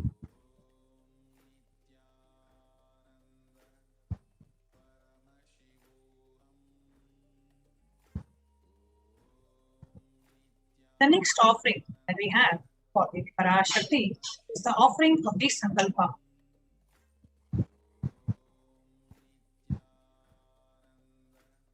Tayetan Mukhyate Vishwam Shaiva Vishwam Prasuyate Chaya Chitta Chavijanam Tushta Ruddhim Prayachati. The goddess enchants this universe, and she herself gives birth to the universe. That goddess, being prayed without interest in anything, gives that knowledge that leads to salvation and gives wealth in the materialistic sense. This is from the Devi Mahatmyam, the 12th chapter, the 34th verse. Offering of the Sankalpa, the conscious resolution, blesses the person offering all the fruition of the desires, the wishes that he is earning for. So pray to Devi Parashakti, take a conscious resolution, receive earth blessings, and manifest the reality that you want. And it is just $1, so that every one of you will be able to participate in this offering. So if you would like to offer it for, let's say, 3 of your family members, then it will be $3. So it's basically just $1 per person. And go to tiny.cc/Devi-offering to make this offering. The next offering is the beautiful Sahasranama Swarana Kastu. In the Lalita Sahasranamam, in the verse 731, Devi is referred as Nama Parayana Prita, meaning that she who likes the repetition of her various names. So this offering is the repetition, literally the Parayana of the 1008 names of Devi Parashakti. The very special offering and unique Archana offered to the Mahameru of Devi Parashakti.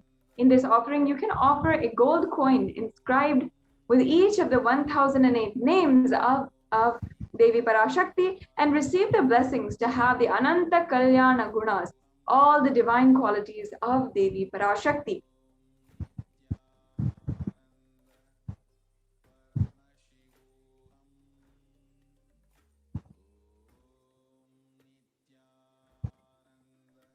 The next offering we have is that of the Mukta Anguti, the finger ring, the pearl. Taharala Satkirita Ruchiram Purnendu Vakta Prabham Sinchannu Purakinkini Manidaram Patma Prabha Basuram Sarva Bishta Phalapradam Girisudam Vani Rama Sevitam Meenakshim Pranadosmi Santatamaham Karunyavaram Nidim. I bow to the goddess Meenakshi, whose crown has a garland of pearls, and face shining like a full moon, who wears anklets that are studded with gemstones, and has small bells, who is shining like the splendor of lotus, who grants all the wishes, the daughter of the mountain, who is worshipped by the goddess Vani and Rama. I remain ever going to goddess Meenakshi, the ocean of compassion.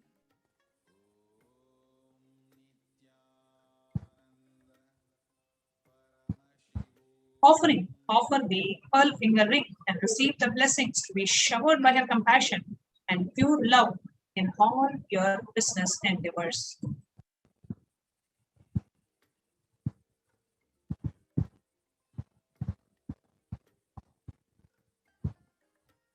Yes, the next offering is the Swarna Padma Pushpa, the golden lotus. Now, in this, the Shastra Pramana is from one of the sacred ancient books, the Kamika Agama, and in that, the Paramashiva says that all the kalashas should be wound around with suitable thread and covered with new cloth. They should be adorned with the lotus flower made of gold. The lotus flower has such importance and significance in the Vedic scriptures. And in fact, it is referenced in all of the scriptures. We can go on to the next slide.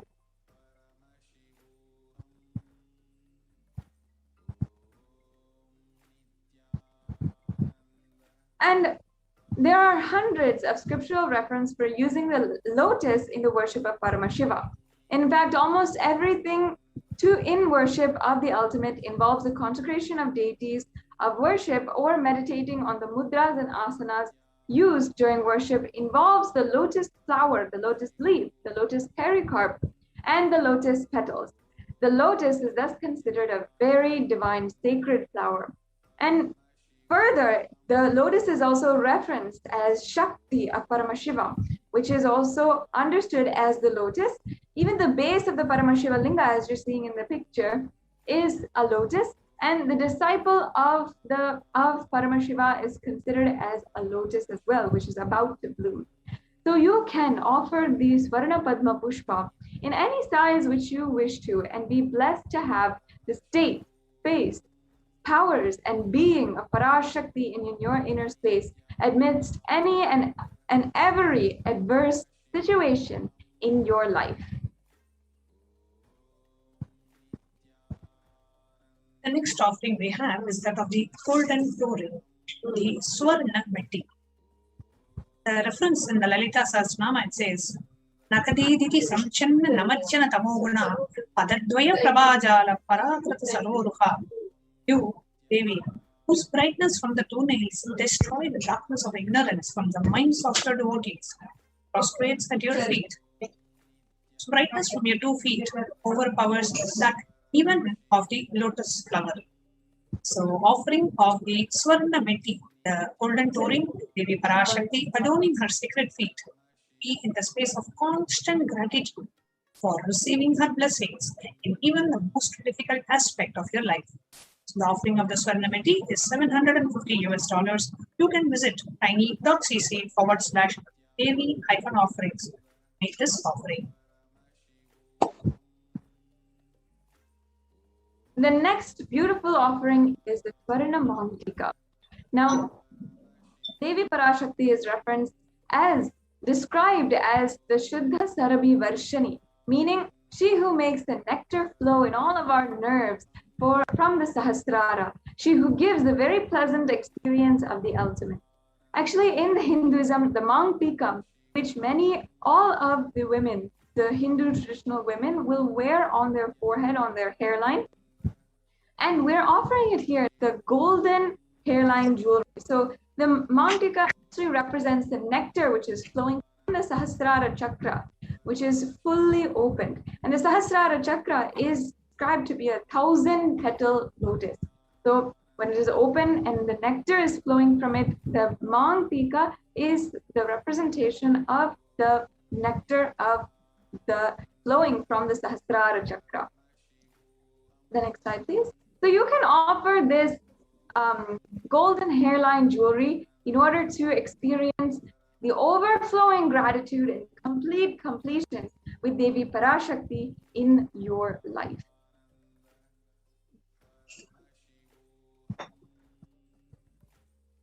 The next offering we have is that of the Pratyaksha Parapuja, of the most sacred of offerings and the most sacred rituals Sanatana Hindu Dharma is that of the Pratyaksha Parapuja. Now, what is the Pratyaksha Parapuja offering? Where our whole being is just melting in gratitude, and from that space of gratitude, you want to do something, you don't know what to do. Something to express your gratitude to the divine, to the Parashakti, to the Supreme Pontiff of Hinduism, for gracing in our lives. So you offer the Pratyaksha Parapuja. Offering of the Pratyaksha Parapuja is done just to express your gratitude, not even for any benefit. For benefits, you can even do the $1 Sankalpa chanting, that is enough. But the offering of Pratyaksha Parapuja is so sacred that your whole being is just overflowing in gratitude for Devi happening in your life, for the Supreme Pontiff happening in your life. Just out of that overflowing gratitude, want to offer the Pratyaksha Parapuja. So the offering of the Pratyaksha Parapuja is $1,008, and you can make this offering by visiting tiny.cc/Devi-offerings.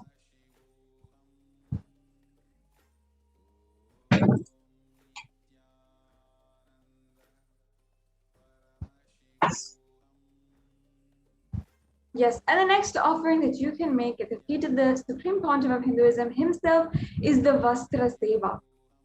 So offering this Vastra Seva blesses any of the Yajamans with all of the auspiciousness and blessings of the Supreme Pontiff of Hinduism.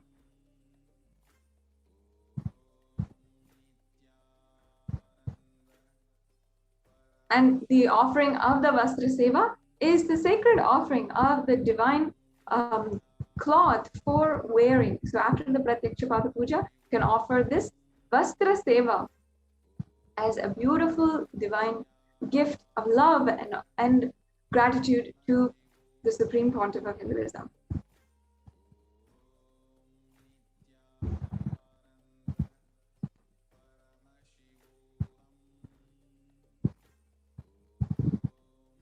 Here you can see the various different offerings that we can make to Devi Parashakti. Can starts with E-Hundi, which can be offered, any amount can be offered. The Sankalpa chanting, which is $1 per person. Then we have the Devi Sahasra Nama Kasu, the gold coin, each with one of the 1,008 names. And you can, it comes in 3 different sizes, $75, the smallest one. So just for $75, you'll be able to offer a gold coin to Devi Parashakti. The Mukta Anguti, the pearl finger ring, the Swarna Padma Pushpa, the golden lotus flower, the Swarna Meti, the golden toe ring, the Swarna Mangtika, the golden hairline jewelry, the Pratyaksha Parapuja, and the Vastra Seva offerings. You can register for any of these offerings. So now the question is, how do I register? Now, if you are ready to go ahead and make the offering and make the payment with your credit card, debit card, or your PayPal, you can directly go to the online payment link. The second link that is projected on the screen, which is tiny.cc/Devi-offerings. Please note down. You can even take a photograph of this screen if that will help. You can take a screenshot or a photograph of just the screen so that you have the links ready with you. So if you are ready and wanting to make an offering, you can use the second and the third link. An online payment, tiny.cc/Devi-offerings. And after making the payment, submit the details for the puja. Just tiny.cc/Sankalpa 2021, where this is where you enter the names of the family members whom you want chanted in the when the puja or when the offering is being made. Now, there may be some of you who really want to do the offering, but currently you are unable to manifest the finances for it, or you're having some other difficulties. In that case, you can go ahead and fill the first form, just the first form, which is tiny.cc/Bhavasamadhi. This form does not ask for any payment. It is just to express your intention to make the offering. And just pray to Devi and request Devi's blessings to bless your intention so that you will be able to make those offerings to her. So the tiny.cc/Bhavasamadhi is to receive your interest in offering this ritual, and we will help you manifest, overcome all the obstacles and manifest your reality. So now I'll be taking you through a walkthrough of the online payment portal, how you can connect to the online payment portal and go ahead and make the offering.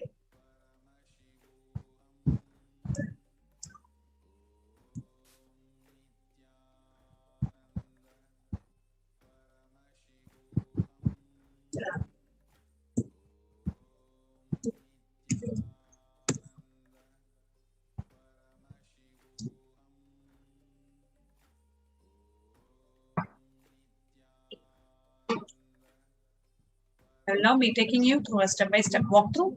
So the first link that we are going to be projecting is the link. This is the tiny.cc/Devi-offerings. If you click on tiny.cc/Devi-offerings, it will take you to this page where you scroll down and you choose what seva that you would like to offer. Let us say we choose the Pratyakshapala Puja. Guru Purnima is coming up, 24th of July. Nobody can miss Guru Purnima. So you go ahead and choose Pratyakshapala Puja. As soon as you choose any offering, immediately the cost of the offering will pop up in the bottom. You can increase the quantity. Let's say you want to do it separately and your husband wants to do it separately. So you can increase the quantity by 2, or you can just have it as 1 and click on add to cart. Now, if you want to do any other offering and you just want to make the payment once for all, so you want to do the Pratyakshapala Puja and you want to make an offering of Sankalpa chanting, just click the black button on the browser, go back to the same page, and you can choose Sankalpa chanting, which is $1. And let's say you want to do it for 5 of your family members. So you click on add to cart. It adds 5 Sankalpa names to the cart. Come down, check down verify the cost. Click on proceed to checkout. In the next checkout page, basically you enter your billing details, your credit card details. Click on I agree to the terms and conditions. It's very, very straightforward. It's your basic billing information. And go ahead and say that I agree to the terms and conditions, and you click on place order on the bottom right. After you place the order, it will say successful and you will get an order number. Note down that order number and go to tiny.cc/Sankalpa 2021 and you click on next. And here you can go ahead and agree to the terms and conditions, enter the payment details, and click on offering for Devi Parashakti Akashic readings. So you click on Devi Parashakti Akashic reading and then click next. In the next page, you can choose that you are making an offering for Pratyakshapala Puja and the Sankalpa chanting, and you can enter the names of your family members to be chanted the puja in the offering. Then the final offering that we have is that of the YouTube live, the super chat. Now, if you are on the YouTube live, on the right side, you will see a chat window, or if you're on a mobile, it will be below the live stream. And in that chat window, see 2 options in the bottom, which is a dollar symbol, and you will see the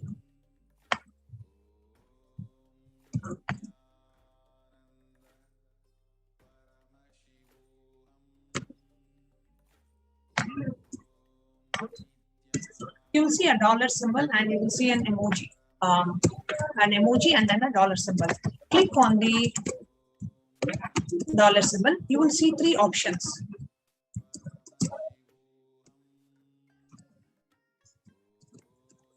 Now, in the three options, the first option is for you to join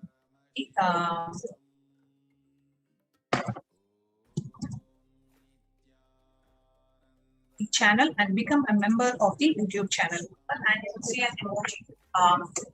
emoji and then a dollar symbol. Click on the dollar symbol. You will see three options.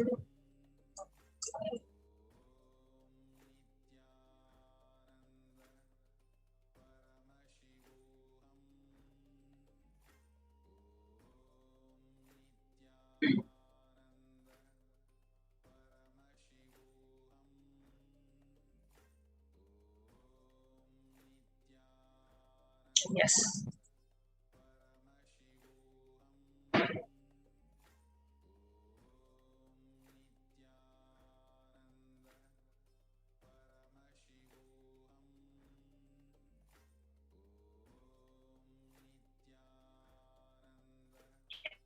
So here, bottom, see the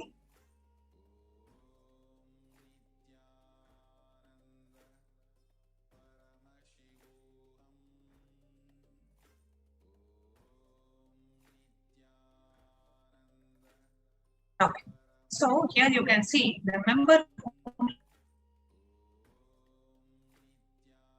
channel will be able to post their questions in the Devi Parashakti Akashic reading. That is why here, if you are not able to see the dollar symbol or the emoji, it's because of that. And for those of you who want to join the channel, you can go ahead and click on join here, which will make you the member and you will be able to participate in the live chat. Bronze, silver, gold, premium, and platinum. And you click on join. When you click on join, it allows you to go ahead and enter your credit card, your debit card details, your PayPal details, and go ahead and make the purchase. Become a member of the channel so that you will be also able to enter into the chat, be able to chat with our viewers. And this is a member-only zone, so that the members only will be able to join live during the Devi Parashakti Akashic readings and ask their questions. So these are the different ways in which we can connect with Devi Parashakti and make our offerings. So with that, we come to the conclusion of the segment, and now we'll be entering into the next segment where we are going to be revealing to you, sharing with you some of the revelations by Devi Parashakti herself after a short break.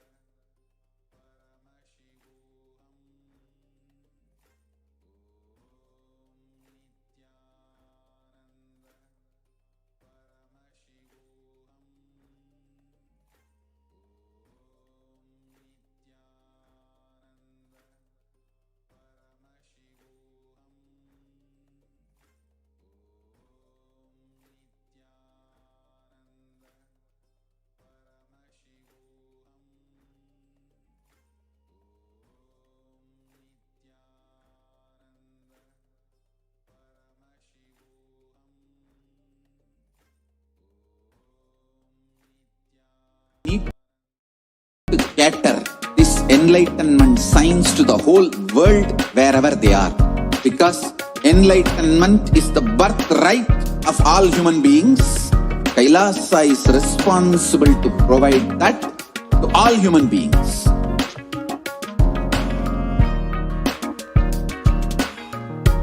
Kailasa is the totality of the knowledge I received from my gurus and practice manifested in my life, perfected by teaching millions of people from all cultures, time zones, backgrounds, genders, nationality, race, from every creed.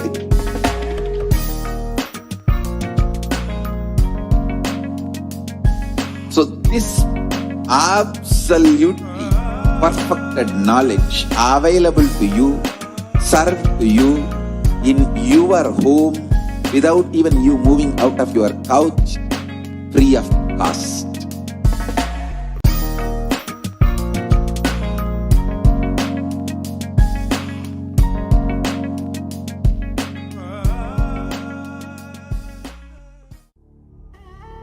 What I mean by the word Kailasa, listen intensely. Enlightenment ecosystem, literally enlightenment itself, in your own home, wherever you are. If you cannot come to Kailasa, it's okay. Kailasa can come to you. Kailasa coming to you is Kailasa.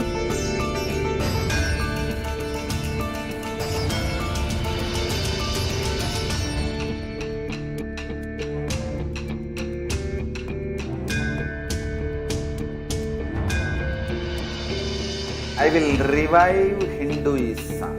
I am a Hindu revivalist, not by any revolution, but by evolution.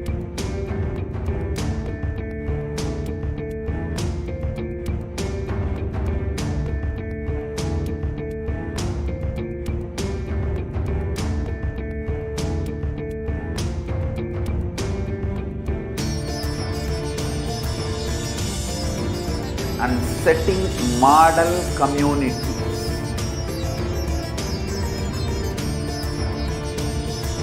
Kailasas, enlightenment ecosystems, Sarvanya Pitas all over the world.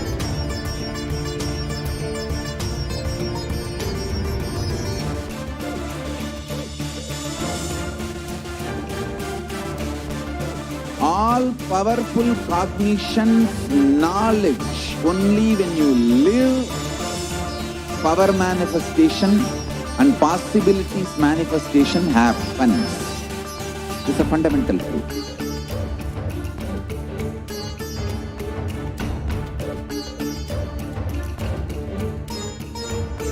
Hinduism cannot live exclusively as one sampradaya. No. All sampradayas of Hinduism is an ecosystem.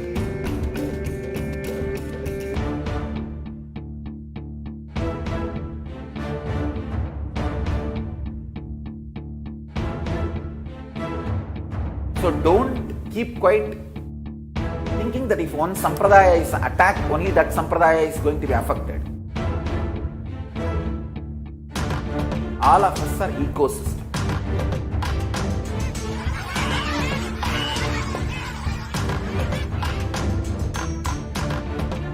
I invite all of you to get involved and enjoy Hinduism by the principle of Dharmo Rakshati Rakshitaha. When you protect Dharma, Dharma protects you. We will make the whole planet flourish spiritually, the spiritual prosperity. Will happen to the whole planet Earth. We all have to coexist together.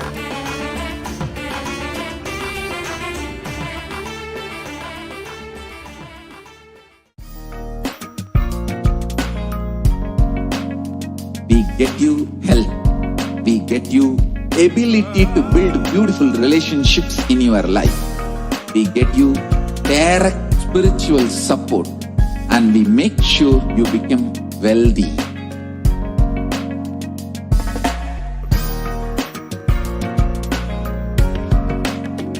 We won't stop giving you just good life. We will literally not stop till you live enlightened life.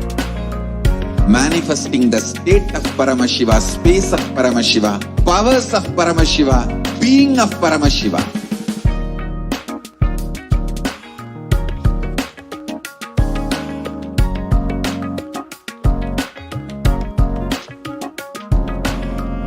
whole world should become Kailasians.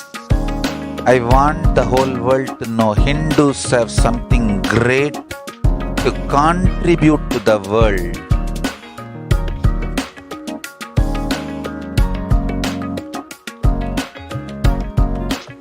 We have something great to contribute to the world. Let us do that.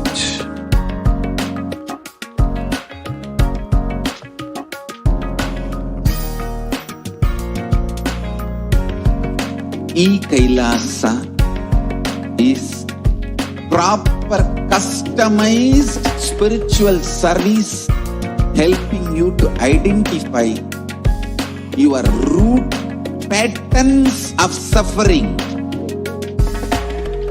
We have perfected the science of helping every individual from every cultural, religious, nationality background.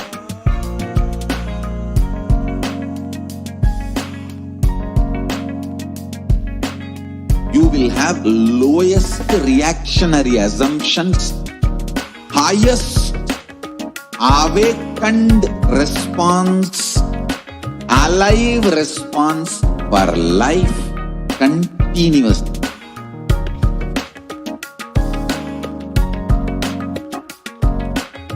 Kailasa is enlightenment ecosystem, literally enlightenment itself in your own home, wherever you are. Proper customized spiritual service helping you to complete with your life negativity, withdrawal from life, self-hatred, self-denial, self-doubt, so much of tiredness, laziness. We can support you aligning your diet, your attitude, your aptitude, your understanding about life. We can help you with everything.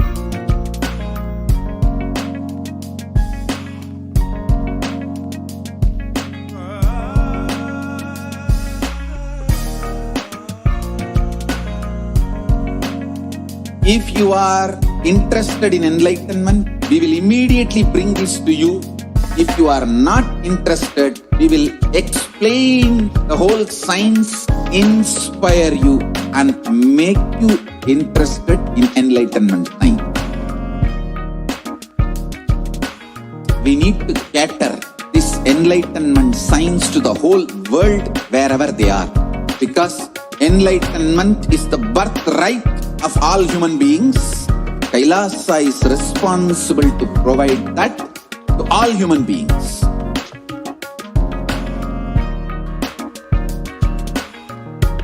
Kailasa is the totality of the knowledge I received from my gurus and practice manifested in my life, perfected by teaching millions of people from all cultures, time zones, backgrounds, genders, nationality, race, from every creed.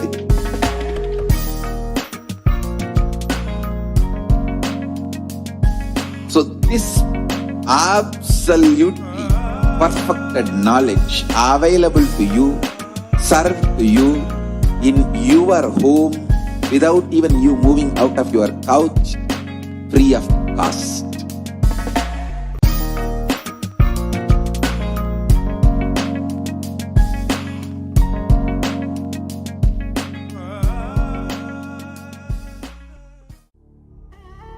What I mean by the word Kailasa, listen intensely. Enlightenment ecosystem, literally enlightenment itself in your own home, wherever you are. If you cannot come to Kailasa, it's okay. Kailasa can come to you. Kailasa coming to you is Kailasa.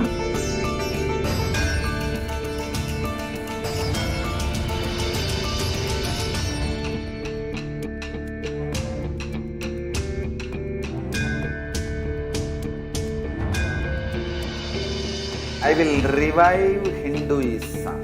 I am a Hindu revivalist, not by any revolution, but by evolution.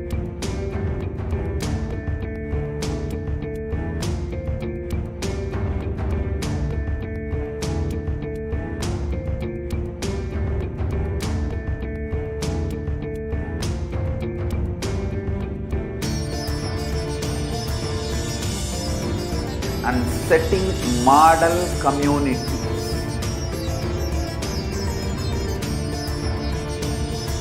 Kailasa, Enlightenment ecosystems, Sarvanya Peethas all over the world.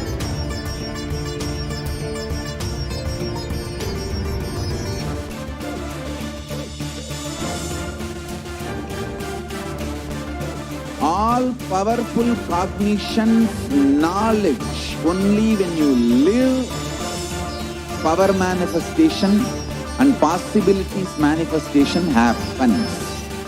It's a fundamental truth.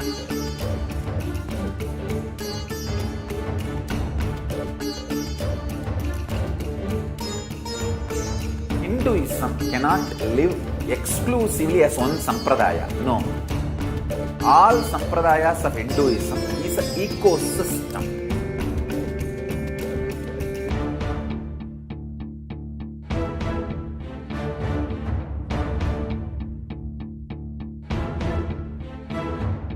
So don't keep quiet thinking that if one sampradaya is attacked, only that sampradaya is going to be affected.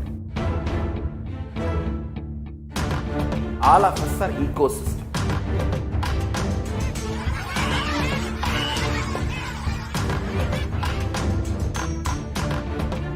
I invite all of you to get involved and enjoy Hinduism by the principle of Dharmo Rakshati Rakshitaha. When you protect Dharma, Dharma protects you. We will make the whole planet flourish spiritually.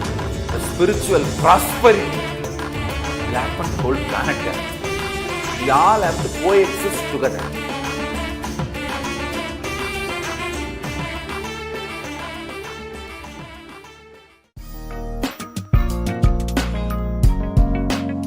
We get you health. We get you ability to build beautiful relationships in your life. We get you direct spiritual support, and we make sure you become wealthy.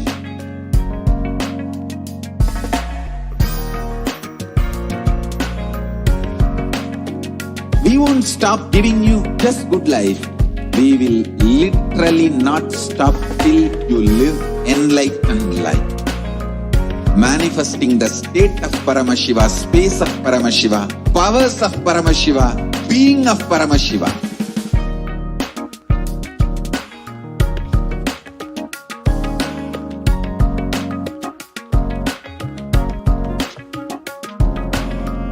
Whole world should become Kailasians. I want the whole world to know Hindus have something great to contribute to the world.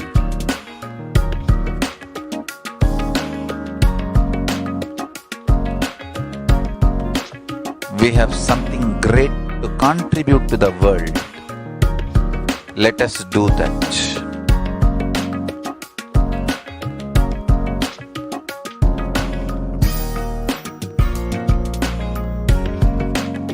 Kailasa is proper customized spiritual service, helping you to identify your root patterns of suffering.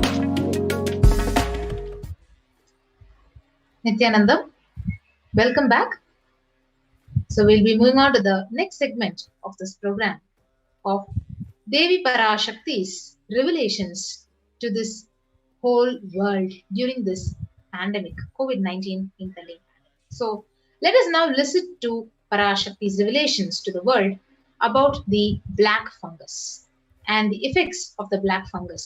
கரும்பூஞ்சை வியாதிக்கு வைத்தியம் கேட்கின்றாய், நன்றாய் தெரிந்து கொள். கரும்பூஞ்சை வியாதி நுரையீரல் மட்டுமல்லாது மூளையையும் நசுக்கி மனிதனை ஜடமாக்கி மரணத்திற்குள் தள்ளும் உயிரியல் ஆயுதம். மனிதர்கள் மீது நடத்தப்படும் உயிரியல் போர் இது. நவபாஷாணத்தின் மீது பொழியப்பட்ட நீரும் மஞ்சளும் பாலும் வேம்பு ரசமுமே இதற்கு மருந்து. அதை அருந்தி உடலிலே அதை ஊற்றி நீராடி இருந்தவர்க்கு காவல் அம்பிகையின் சக்தி.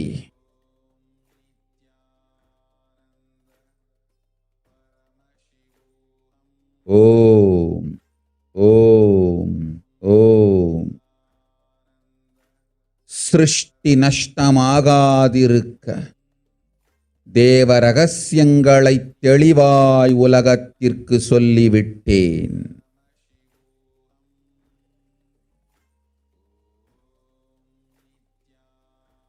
இந்த ரகசியங்கள் எல்லாம் உலகத்திற்கு நாம் நித்யானந்தன் வடிவு கொண்டு சொல்லும் பொழுது எதிரிகள் பெருங்கோபத்தொடு நித்யானந்தன் திருவுருவை அழித்திடாமல் இருந்திடவே அவன் திருவுருவை கைலாயத்திற்கு கொண்டு வந்து பாதுகாப்பாக்கிக் கொண்டு பிறகு இந்த உண்மையெல்லாம் உலகத்திற்கு சொல்லுகின்றேன். அன்னை பராசக்தியும் கூட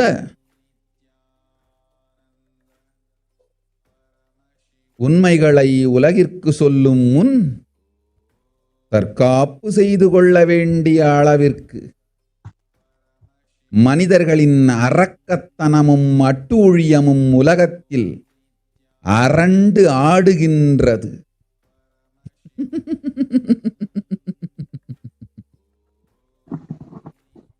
ஓம் ஓம் ஓம் ஓம் ஓம்.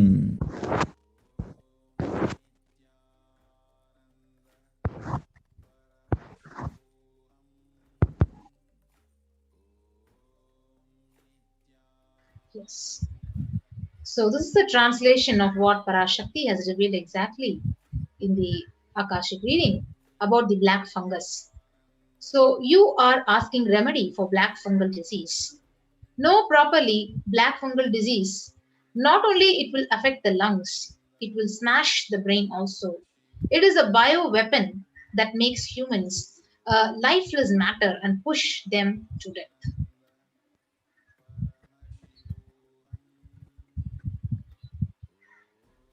And Devi Parashakti then said, the demonishness and atrocities of humans is dancing in the world, that even Mother Parashakti needs to do self-protection before telling the truths to the world.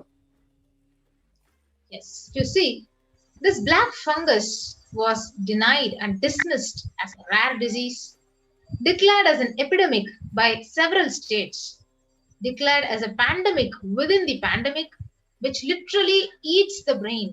It mutilates the bodies, the face, eating the bones, and affects only the COVID patients. It is extremely fatal, and 50% of the people who are infected with the COVID and the black fungus literally die out of it.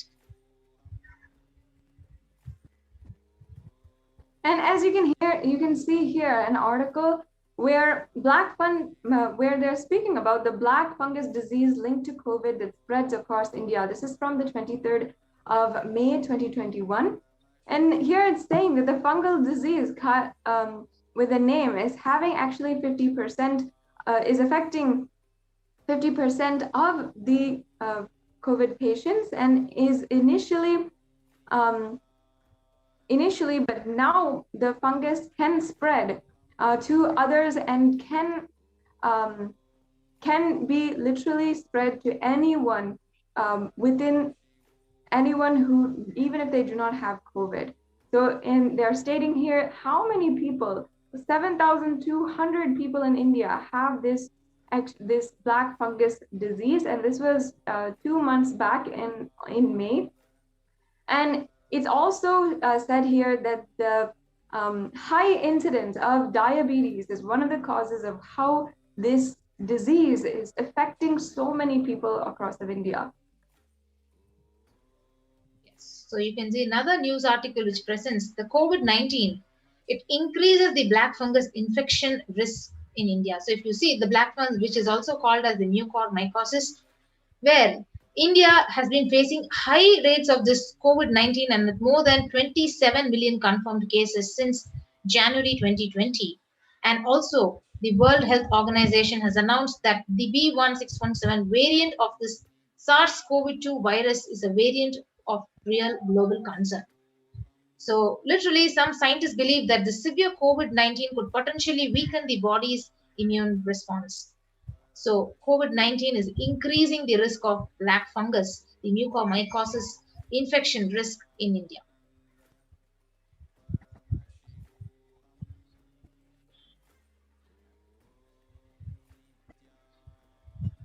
Yes, please go ahead. From the 28th of May, the deadly black fungus outbreak declared an epidemic as cases climbed to 12,000 across India. So a range of states across India have declared that the outbreak of the black fungus epidemic with the total number of cases which has hit 12,000. So this was, again, a pandemic within a pandemic. You can see a pandemic within the COVID-19 virus. So the incidence of death and the death toll after the COVID-19, the soaring number of fungal infections among the recovered patients have emerged. A new medical concerns with one more article which says more than 12,000 cases of this fungal infection have been reported from different parts of the country that has created a sense of panic among the people.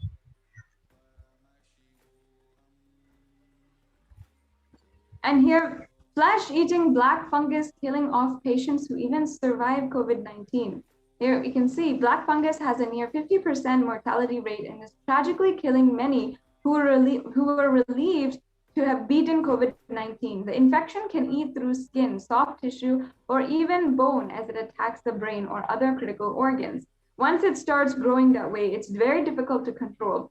Doctors are studying the outbreak in India, saying steroids used to treat COVID also weaken the immune system, leaving patients more susceptible to the fungus. Yes. So here is how exactly Devi Parashakti words saying that it is literally smashing the brain. That is how the black fungus is actually working, and even how doctors are studying it.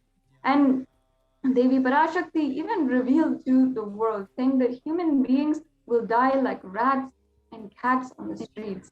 And we have seen so many news articles, so much devastating news saying that the dead bodies floating in a large quantity in Ganga. The authorities are fudging numbers and under-reporting, and even the dogs are eating those dead bodies. And because dogs ate those dead bodies, they are dying, and poor human beings eating those dogs' dead bodies because they don't have any food, and they are also dying. And these are each and every one are somehow in some way shown how it is made happen, how it is literally becoming a reality. And Devi forewarned that this is going to happen, forewarned each and every one of her disciples and those who love her that they must protect themselves from literally these really horrific happenings in the outside world. Yes. So, as how Devi Parashakti has revealed, you can see very clearly the dead bodies are floating in large quantities in the Ganga. You can see corpses in Ganga, the Buxar locals, more worried about water contamination than where these bodies came from. So this is exactly what the world is witnessing, what Parashakti has revealed, and as we read out as her revelations. And here we also have different reports saying that scores of decomposing bodies are laid uncovered in the Sangam area, and predatory birds and dogs are feasting, gather and feast on their remains. The government should make arrangements for proper burials. Obviously, on one end, this disrupts and completely throws end through any kind of hygiene or sanitation, and it makes the disease spread further because of how much it is being used, and the disease, the literal how much is being killed and how many people are being killed from this disease is worsening. So human beings will die like rats and cats. This is what exactly was the revelation of Devi Parashakti. The same news is now here in the covered in the news article, saying several dead bodies were found floating in the Ganga in Bihar and Yamuna in Uttar Pradesh as COVID-19 cases surge. So as India is reeling under a massive second wave of COVID-19 pandemic, the number of deaths also has increased, and such is the situation in the crematoriums and burial grounds, which are packed to the capacity. So this is what exactly was revealed, and we could see this article as a witness to it. Now, we're seeing also here how Devi revealed that poor human beings eating those dogs' dead bodies are also dying because they don't have food and they are dying. And in an article, we are seeing how over 150 dead bodies, which have been reported as COVID fatalities, were dumped on the banks of Ganga. And these COVID bodies will be washed down further and can be eaten by stray dogs, which will further spread the coronavirus. This is from a report on the 10th of May, 2021. Yes, you can see another article which says the dead bodies where human beings will die like rats and cats. The same revelation captured in the news article, which describes dead bodies washed up on the banks of Ganga were sighted for a second straight day today, this time in Ghazipur in Uttar Pradesh. The spot is around 55 kilometers upriver from Bihar's Buxar, where more than 100 bodies were found yesterday, evoking shock and anger. So the bigger authorities, they had argued that the corpses had floated down from UP as their state has no tradition of consigning bodies to the water.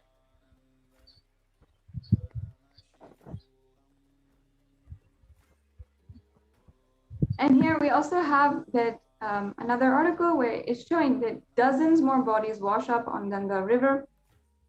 And the reports are downplaying the number, especially as we see that literally at least 40 bodies were pulled from the river, from Ganga, in some like 50 kilometers downstream from Gunnar. So then the dead bodies are not being counted. The reports of these should not be believed. How many people are being affected? How many people are dying? Yes. So here is a worst state where India is dying and the media is lying. So earlier reports of the downplaying number of these cases were reporting 40, and this article is reporting 400. So literal undercounted numericals which are being actually projected in the media, where the death rate is literally 3 times higher than which is actually spread over in the media. And also we're seeing here how another article where it's showing just how big India's true COVID toll could be. So if we're seeing here the number of deaths, the number of reported deaths, which the number of reported cases is 26.9 million, and the number of reported deaths is 307,231. On the other side, we can estimate that it's 400 million cases that have been that are there. This is the estimate, and 600,000 deaths. And on the other side, also we have the 539 million estimated cases and 1.6 million deaths, and also the estimate for here it says that 6.7 million estimated cases and 4.2 million estimated deaths. So this is over time how we could see the different reports and the different differences in the estimate, and what estimate based on various different sources and different evidence, and what is being reported. So really we have to be concerned about how much is being underreported, because the numbers are double or more than double. And here's another article saying that over 2,000 bodies were found in 1,140 kilometers on the banks of River Ganga in Uttar Pradesh, and over 2,000 bodies were found. And here you can again see how it is absolutely terrifying, the status, what's going on with human beings. And here we are seeing that the New York Times says the actual figures are likely to be, of course, much higher than what is being reported, and more than half of the Indian population is infected with COVID. We can see here how a graph from the number of people who are infected, or from the Indian population, and how that is increasing over time.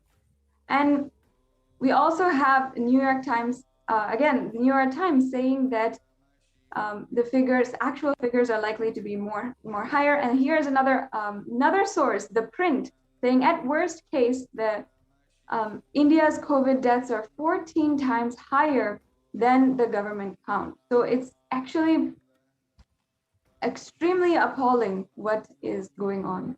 Now, Devi Parashakti also revealed to the world that COVID is now airborne, and that there are so many people who are denying and being critical of others when they themselves are responsible. And in fact, that there is no acceptance of the facts that are going on, and a delayed warning was issued that no person in authority had given a warning before it was told, and nobody was held accountable for the deaths of millions of people.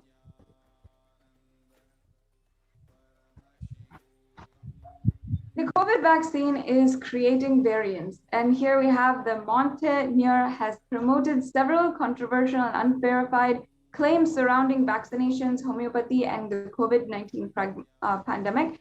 This is who is a French virologist. Many people who are saying that that there are so many variants that are being created of the COVID-19 virus. We also have here again how the Nobel Prize winner Montaigne had reveals that the COVID vaccine is creating variants again.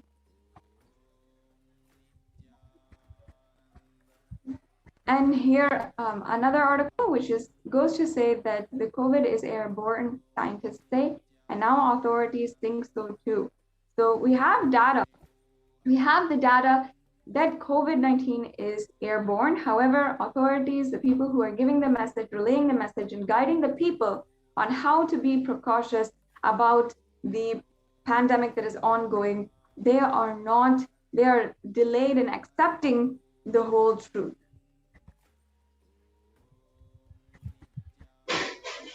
We have an article here by the Mint saying that America's delayed acceptance of the airborne COVID transmission. Here in a quote saying that those scientists have been discussing airborne transmission for months.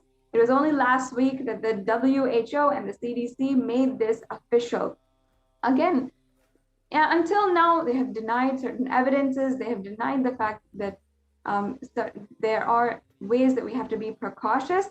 But now only accepting and now only guiding the whole humanity on how we need to be extremely cautious and extremely aware of what is going on.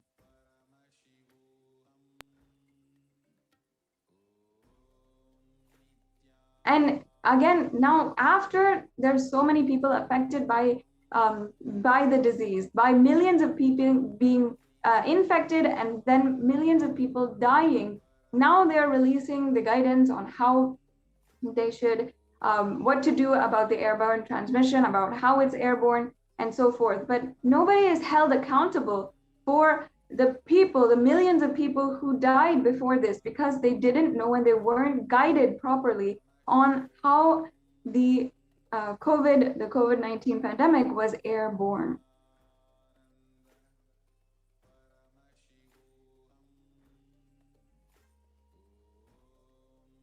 And here, many articles which are saying that home quarantine is a prime reason for a number of deaths, and it is not going to be possible, it's not going to work, is the prime reason for a large number of deaths in the second wave of COVID-19. And this was happening in Assam. And this goes to show what the guidance of the Supreme Pontiff of Hinduism and Devi Parashakti herself is literally a forewarning, warning us all about how grave this is and how much we should be cautious. We should make sure we protect ourselves. In Maharashtra, the government announced that Tuesday to stop home quarantine, which shows a high COVID positivity rate than the state's average. And the state's public health minister, Rajesh Tope, said that the decision is taken to ensure better healthcare facilities to patients in districts which are showing higher positivity rate. And here it's also saying COVID Live News that many of the people are telling that they should be sent to quarantine centers and not do home quarantine. And again, how in the business line it's saying on why home quarantine is impossible for the majority of Indians.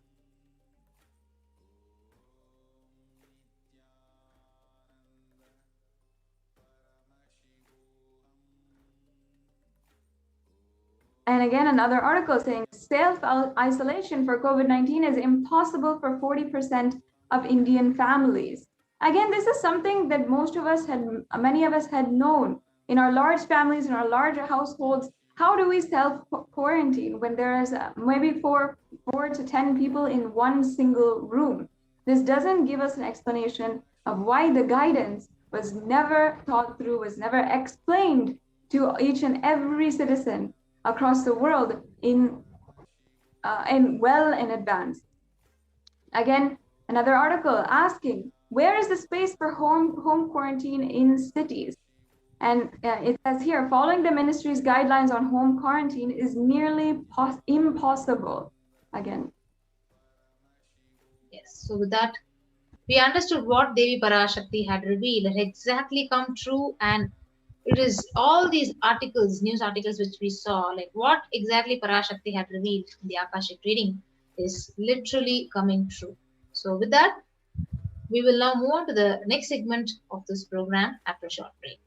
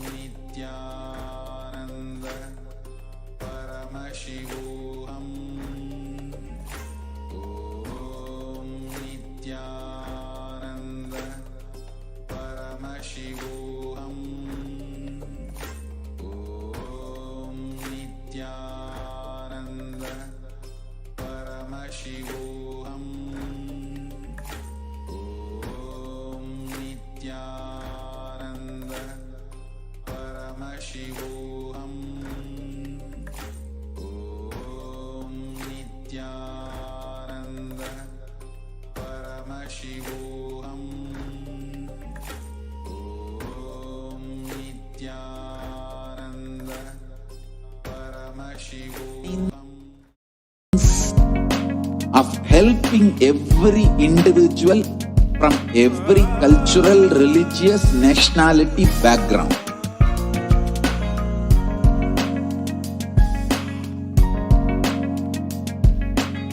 You will have lowest reactionary assumptions, highest awakened response, alive response for life continuously.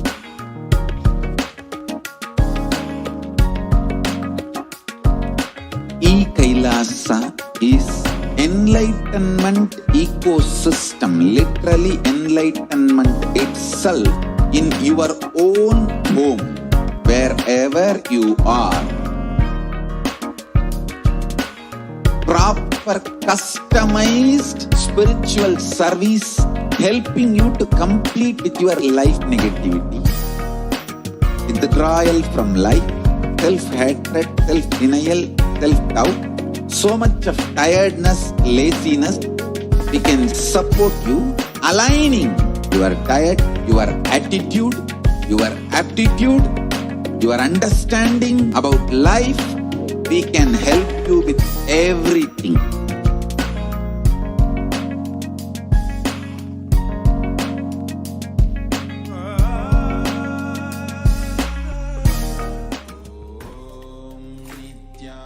Nithyananda Paramashivoham. Nithyanandam. Nithyananda. And now let us look at the next segment, which is the spiritual routine that is followed in Kailasa's de facto spiritual embassies as COVID care protection centers. In today's world, which is affected globally by the corona pandemic, younger adults are more likely to report symptoms of anxiety and/or depressive disorder during the COVID-19 pandemic. 56% of the youth in the age group 18 to 24, 49% of the age group 25 to 49 are experiencing, reporting symptoms of anxiety and/or depressive disorder. The next group, which is the age group 50 to 64, almost 40%, and the elderly generation, which is 65 plus up, at about 30% of the people are experiencing symptoms of anxiety and/or depressive disorder.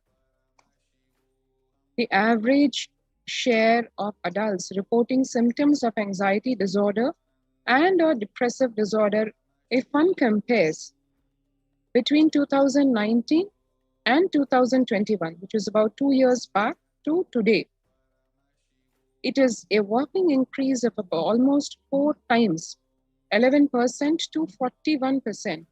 This is as per the Household Pulse survey, and this data is released by the US Census Bureau. The share of the adults reporting symptoms of anxiety and/or depressive disorder during the COVID-19 pandemic, as one can see, almost the whole world is affected by it across the age groups. So not only we have the physical impact, the diseases, the deaths, the debilitating symptoms, and the after effects of the corona pandemic, which includes various infections, including black fungus, white fungus, yellow fungus, and now the recently discovered Delta and Delta plus variants. And on top of that, we have, even if one is not physically affected by the pandemic, the mental trauma, the mental disorders that the disease is inflicting on the worldwide population is very concerning, because baseline 30% of the people affected, which is the elderly population, and it goes as high as above 50% for the important youth segment. which is what comprises the so-called active population. So in that population itself, more than 50% of the people down with anxiety or depression. And to study further, when companies, including HR segments, the human relations companies and segments of various companies, did a survey in terms of asking employees how they feel for more than half the time at work. The results are indeed very worrisome, because 34% of the employees said they felt tired more than half the time. 34% said they felt stressed. 27% felt burnt out. 22% felt discouraged. 19% felt distracted. 17% felt depressed. And this is for more than half the time at work, which is a syndrome which one is seeing across all the segments in terms of population, in terms of the type of work, because as one can see in the further data, for example, in America, the American Psychological Association, the studies reveal that nearly 8 in 10 people, American citizens, say the coronavirus pandemic is a significant source of stress in their life. Nearly 7 in 10 say they have experienced increased stress over the course of the pandemic.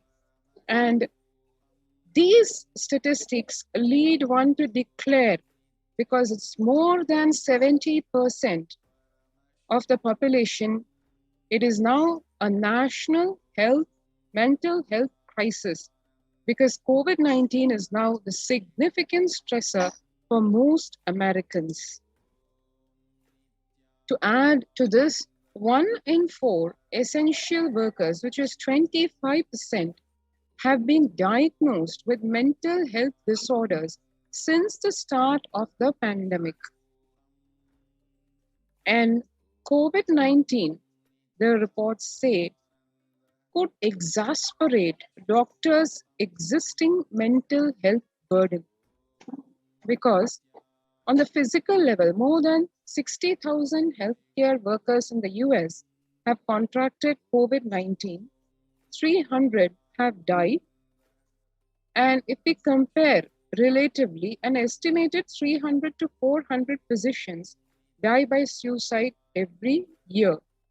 Similarly, of the health workers who treated patients during the COVID-19 outbreak, 50% showed signs of depression, 45% showed signs of anxiety, and this is just according to the preliminary research. So we have a situation where to treat the pandemic and to give both support, mental strength, and tools and techniques to overcome the corona pandemic, we have the frontline defense being doctors, physicians, healthcare workers. But now, 50% of them almost themselves are down with depression or anxiety. So it is indeed a situation where the whole mental health crisis is exploding on the face, and it has its ramifications in terms of the healthcare that the physicians are able to provide to the patients. The self-reported mental health among pregnant women and new mothers, the other segment which was studied, is before COVID-19 pandemic, 15% of the pregnant women and new mothers felt depressed, and 29% experienced anxiety. But during this COVID-19 pandemic, 40% of pregnant women and new mothers are suffering from depression, and a whopping 72% of pregnant women and new mothers are suffering from anxiety, which, needless to say, will have its effects not only on the mothers, but also on the children either yet to be born or just born. The US cases of depression have tripled during the COVID-19 pandemic. A large study finds a dramatic increase in the number of adults in the United States reporting symptoms of depression during the COVID-19 pandemic. The number of adults experiencing depression in the US has tripled, according to a major study. Researchers estimate that more than 1 in 4 US adults now report experiencing symptoms of depression. Before the pandemic, 8.5% of US adults reported being depressed. That number has risen to 27.8% as the country struggles with COVID-19. So one can see here the numbers are not just linearly increasing, but it's almost an exponential rise, as 3 times, 4 times is what we are seeing the numbers of people affected in those relevant segments, be it healthcare workers, be it pregnant women, be it the workforce. In every segment, the number of people affected has increased almost a few times compared to just a couple of years back. Further research is showing 76% of the US employees are currently experiencing worker burnout. 57% say worries about COVID-19 have been a contributing factor. And one would imagine that political issues which are usually on the forefront of people's worry list, that actually is looking faded at a 33% saying worries about political issues have contributed to the burnout, whereas almost double at 57% are saying they are worried about the COVID-19 pandemic. The pandemic's impact on mental health. 78% of the global workforce says the pandemic has negatively affected their mental health. 85% say their mental health issues are causing sleep deprivation, poor physical health, reduced happiness at home, strained family relationships, or isolation from friends. 68% of people would prefer to talk to a robo over their manager about stress and anxiety at work. 76% of workers believe their company should be doing more to protect the mental health of the workforce. This is as per the studies of Oracle and Workplace Intelligence. So one can see here the red flag in the form of the numbers, everything above 70% at least, in terms of the people being affected mentally, their mental health being affected by the pandemic. And one more concerning aspect is the young workers, the youth are the hardest hit. The age group 22 to 25, 89% of the youth affected, 26 to 37, 83% of the youth workforce affected, 38 to 54, 73%, and 55 to 74, the so-called mature, the elderly population, that itself 62% of the people in the workforce stressed or worried or depressed. The younger respondents were more likely to say that the pandemic has had a negative effect on their mental health. Now that's where we are in terms of what the situation in the world is in terms of mental health and the impact that the pandemic has had, the secondary so-called ripple effects that the pandemic has had, besides the death toll that it has taken worldwide by people just succumbing to the disease, the pandemic leaving a trail of extreme anxiety and depression, be it in the workforce, in the IT sector, or in the healthcare segment, or in pregnant women and nursing mothers, or generally the population at large, especially in terms of the youth getting very badly impacted, almost more than 70%, and the elderly segment of the population not far behind at almost close to 50%.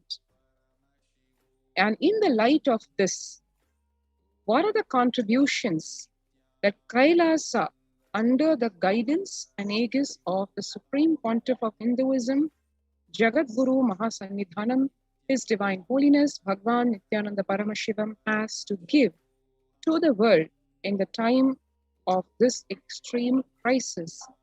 Let us see in the next few minutes after a short break.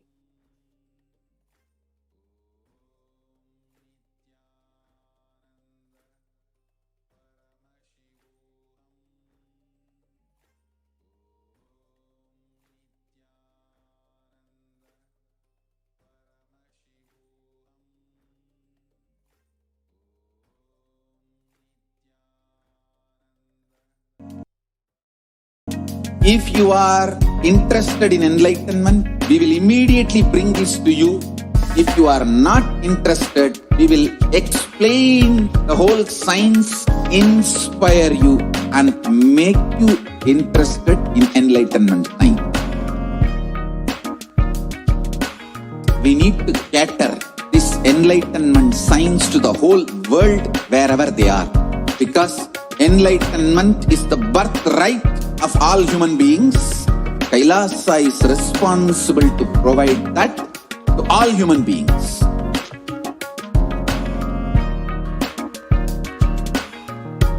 Kailasa is the totality of the knowledge I received from my gurus and practice manifested in my life, perfected by teaching millions of people from all cultures, time zones, backgrounds, genders, nationality, race, from every creed.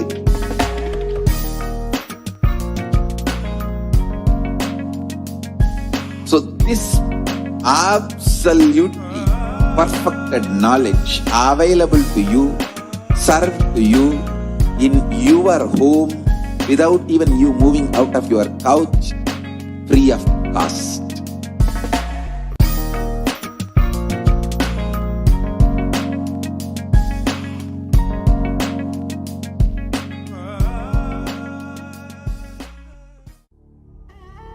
What I mean by the word Kailasa, listen intensely.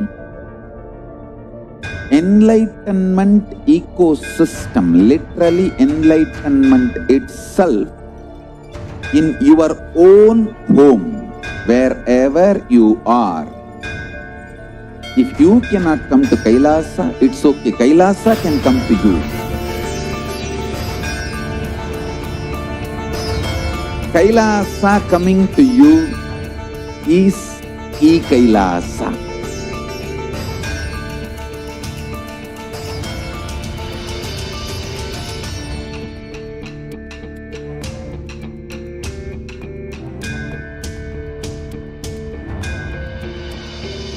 I will revive Hinduism. I am a Hindu revivalist, not by any revolution, but by evolution.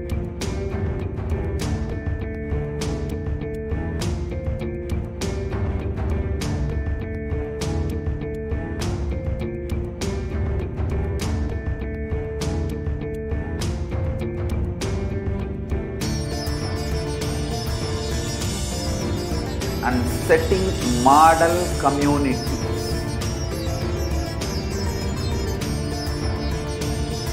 Kailasas, enlightenment ecosystems, Sarvanya Pitas all over the world.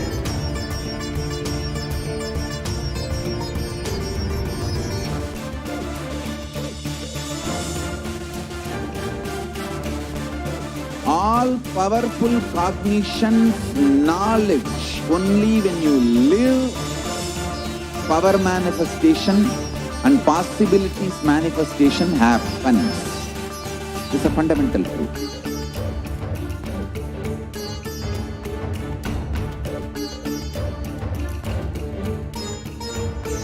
Hinduism cannot live exclusively as one sampradaya. No.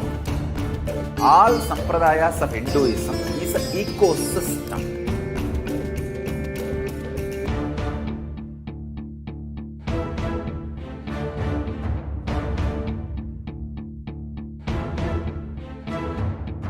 So don't keep quiet thinking that if one sampradaya is attacked, only that sampradaya is going to be affected. All of us are ecosystem.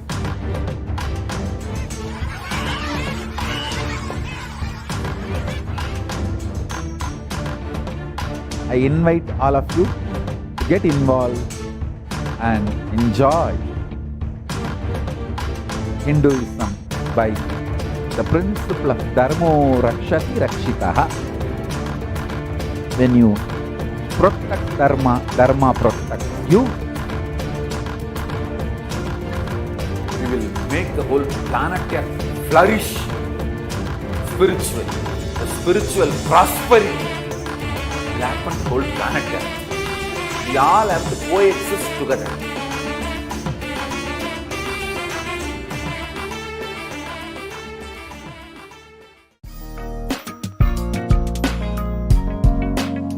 We get you help.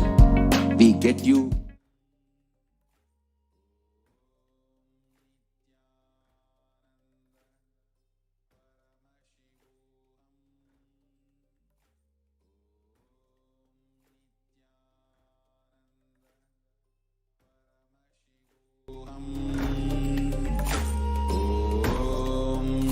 Nithyananda Paramashivoham.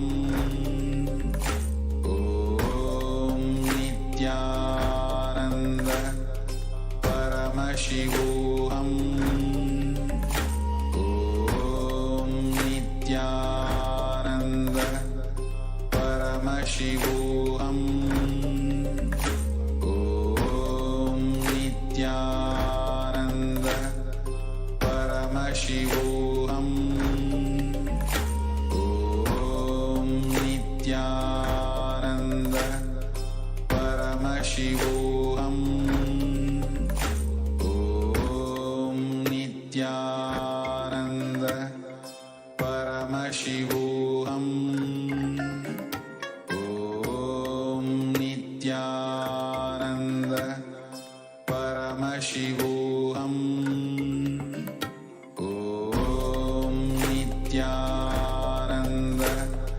Paramashivoham.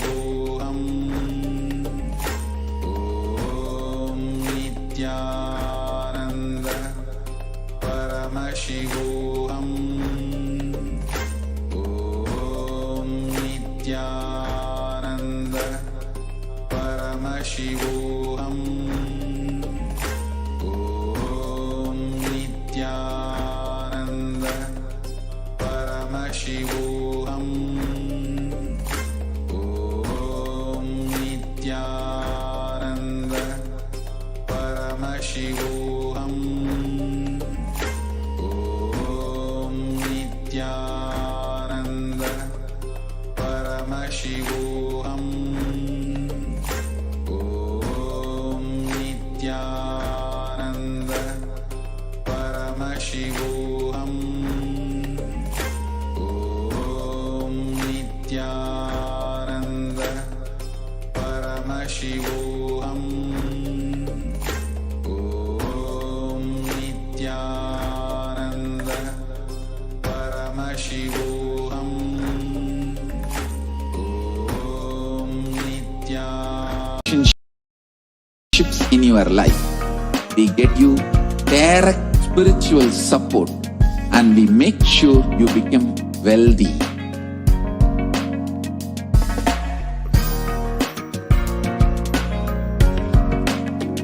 We won't stop giving you just good life. We will literally not stop till you live enlightened life. Manifesting the state of Paramashiva, space of Paramashiva, powers of Paramashiva, being of Paramashiva.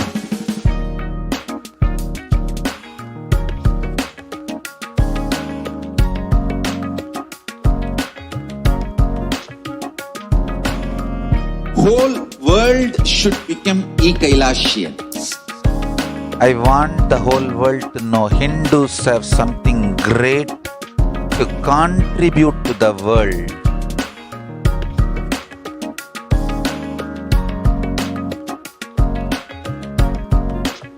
We have something great to contribute to the world. Let us do that.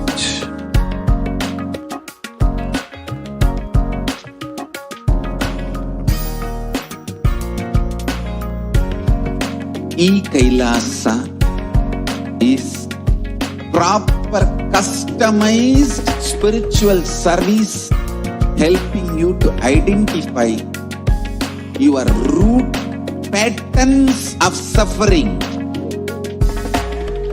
We have perfected the science of helping every individual from every cultural, religious, nationality background.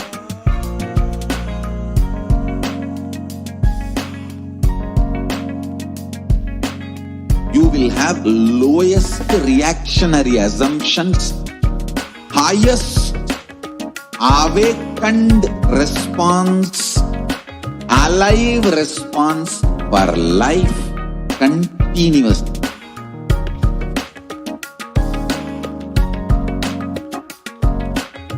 Kailasa is enlightenment ecosystem, literally enlightenment itself in your own home, wherever you are. Proper customized spiritual service helping you to complete with your life negativity, withdrawal from life, self-hatred, self-denial, self-doubt, so much of tiredness, laziness. We can support you aligning your diet, your attitude, your aptitude, your understanding about life.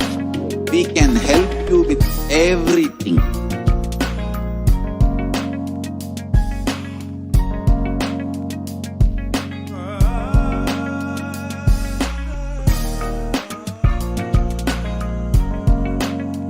If you are interested in enlightenment, we will immediately bring this to you.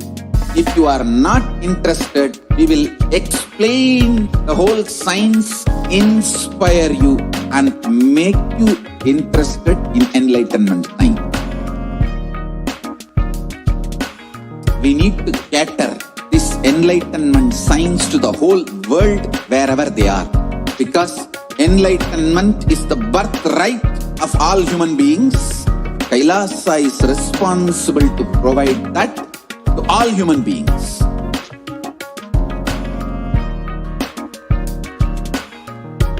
Kailasa is the totality of the knowledge I received from my gurus and practice manifested in my life, perfected by teaching millions of people from all cultures, time zones, backgrounds, genders, nationality, race, from every creed.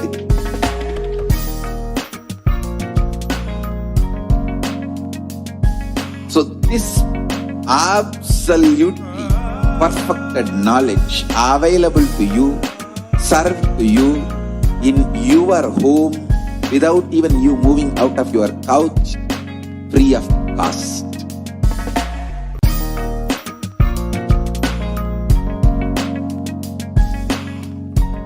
Paramashivoham. Welcome back. Nithyananda.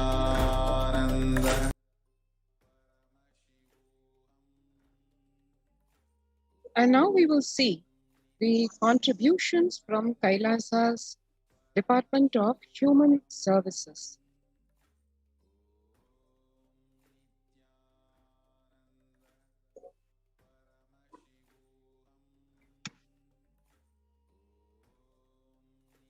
Kailasa's Department of Religion and Worship, Department of Human Services, and each of Kailasa's temple ecosystems consider the right of happiness to be the highest fundamental right of all humans, the right to bliss.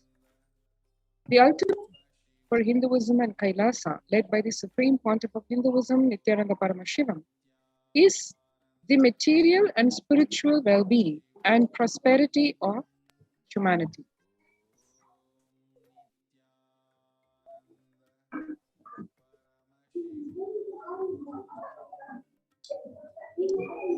Kailasa is a place where everything related to superconsciousness is revived. All the sampradayas, all the spiritual ecosystems created for the enlightenment will be revived and established in such a way that it never gets lost again. They're forever serving the humanity.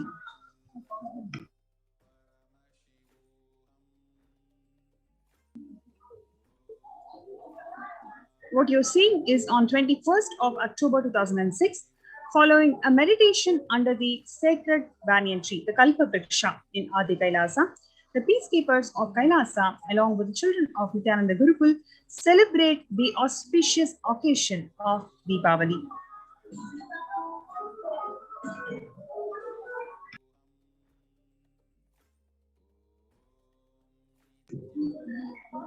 (22nd of December 2018), where the peacekeepers of Kailasa and participants of Paramashivoham meditation program take part in the celebrations of traditional flag hoisting ceremony in Adi Kailasa, Vididi.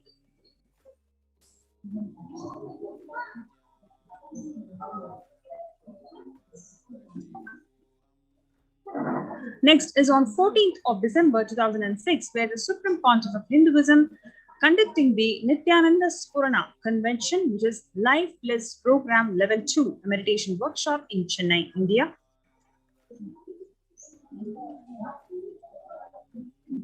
The Supreme Pontiff of Hinduism conducting the Nithyananda Paramashivam Convention program at St. Peter's Engineering College in 17th of December 2006.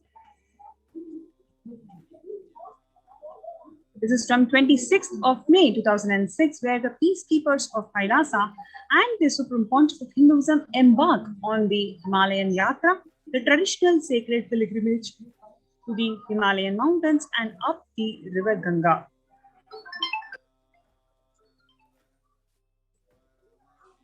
The temple ecosystem of Tiruvannamalai serves as the driving factor in maintaining the lifestyle of health, wealth, and well-being of the denizens of Tiruvannamalai, one of the remaining living temple ecosystems.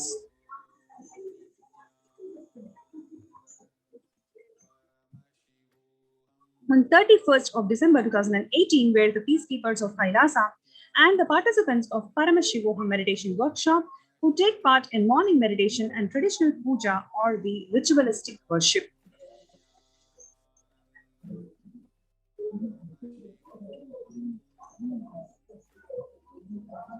On 11th of September 2016, where the peacekeepers of Kailasa, led by the Supreme Pontiff of Hinduism, who take part in the Karaseva, the voluntary contribution of the physical service towards the cleaning or construction of the sacred Hindu temple.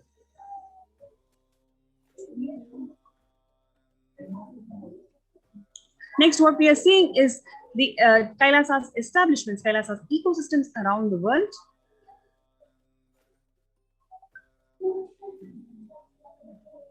In 1994, where the Supreme Pontiff of Hinduism is receiving the traditionally passed Kailasa in Tiruvannamalai onto the hands from his Guru, Mata Vivekananda Puri. And what you're seeing on right is the Kailasa in Tiruvannamalai receiving the visitors and delegates for the Kalpataru meditation workshop and Sivadiksha.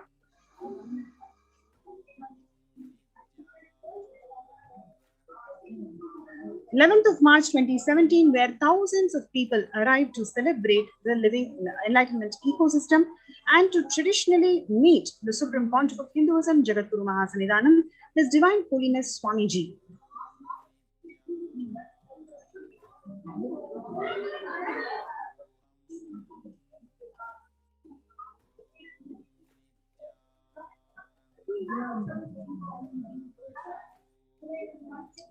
Now, next we are seeing the Kailasa in Los Angeles, California, USA, as a 25,000 square feet temple complex housing 80 plus deities. It is one of the largest Hindu temples ecosystems in the West.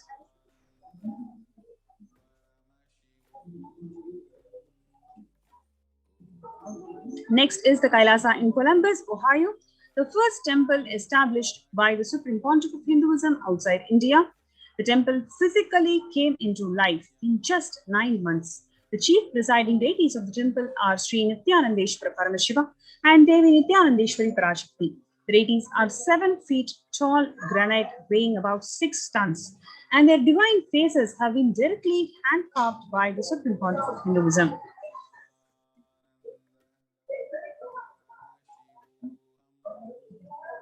Next is Kailasa in Seattle, where the housing the blissful dancing form of Ganesha and the largest living Nataraja outside of India. The Kailasa in Seattle is also known as the Chidambaram of the West.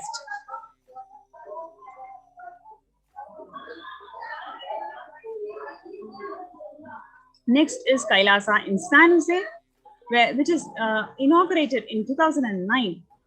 Kailasa in San Jose radiates the energy of the Madurai Meenakshi temple. The chief presiding deities of temple are Devi Meenakshi, the Shivalinga, Lord Sri Nithyanandeshwara and Devi Nithyanandeshwari, which have been created, installed and energized by the Supreme Pontiff of Hinduism himself.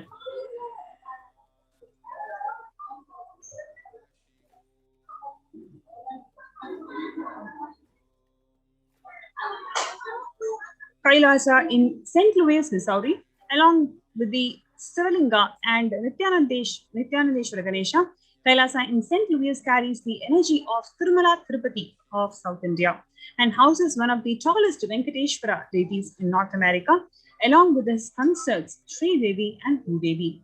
The beautiful landscape nestled among the woods and the rolling hills of Missouri stretches for about 20 acres.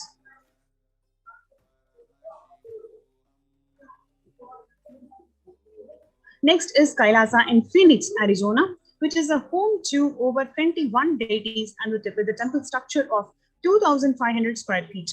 Kailasa in Phoenix have been directly established by the Supreme Pontiff of Hinduism, serving as an energy center, energy field of meditation, worship, and celebration over 7 years.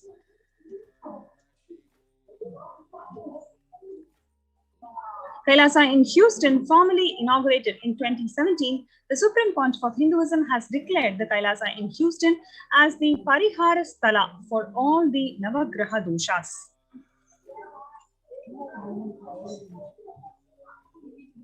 Kailasa in Toronto, Canada, inaugurated on July 2011. Kailasa in Toronto is the only Hindu temple in the West with all the 63 Nayanmars and 18 Siddhas residing as vivid deities.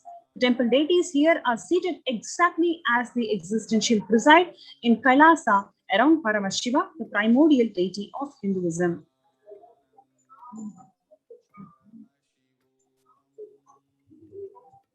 Next, what we are watching is the active and alive Sangha of the Kailasa in Toronto from 2011 onwards, which has been blessed to radiate the super conscious energy of Kailasa. The temple ecosystem goes on providing various services to the community, including Annadan and other traditional Hindu ceremonies.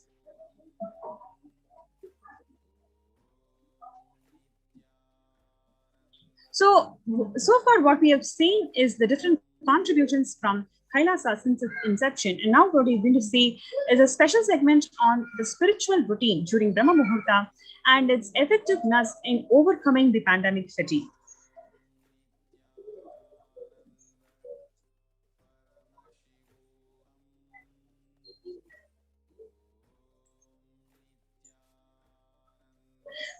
Let us look into the revelations to the world by Devi Parashakti, where the Supreme Pontiff of Hinduism, Jagadguru Mahasannidhanam, His Divine Holiness Swamiji is manifesting as the Devi Parashakti when she revealed on 12th of May 2021, when she told that, I came as Nijavatara. I am blessing you, listen.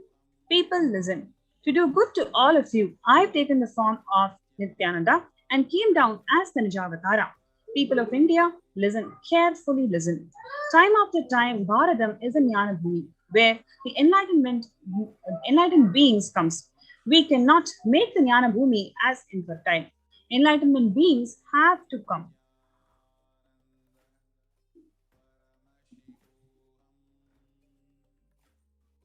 They have to live, it has to flower. Few hypocrites, because they are stuck in delusion, we cannot sacrifice the world.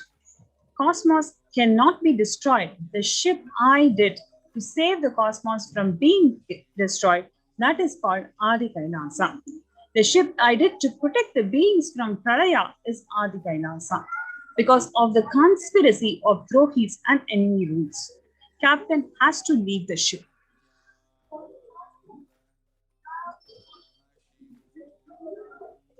Before 12 years, knowing the great deluge that is going to happen, all the Aushadas, by this Guru Purnima, that Jnana Dasavaram, Navapashana is going to flower. I love people to come and take a dip in Navapashana flower. People, whoever comes and dips in Vaidya Sarovar, they will not have death. They will not have corona. Crores and crores of people will come in line.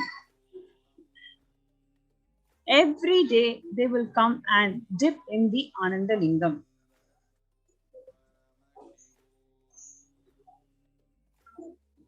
Listen well to my words. For India, I made the ship as protection. The Nithyananda Navapashana Lingam in Vaidya Sarovar. Go to Adi Kailasa. O Indians, listen. All those regretting losing the Nithyananda Nijavatara without confusion and without talking, just as a lip service, go to Adi Kailasa.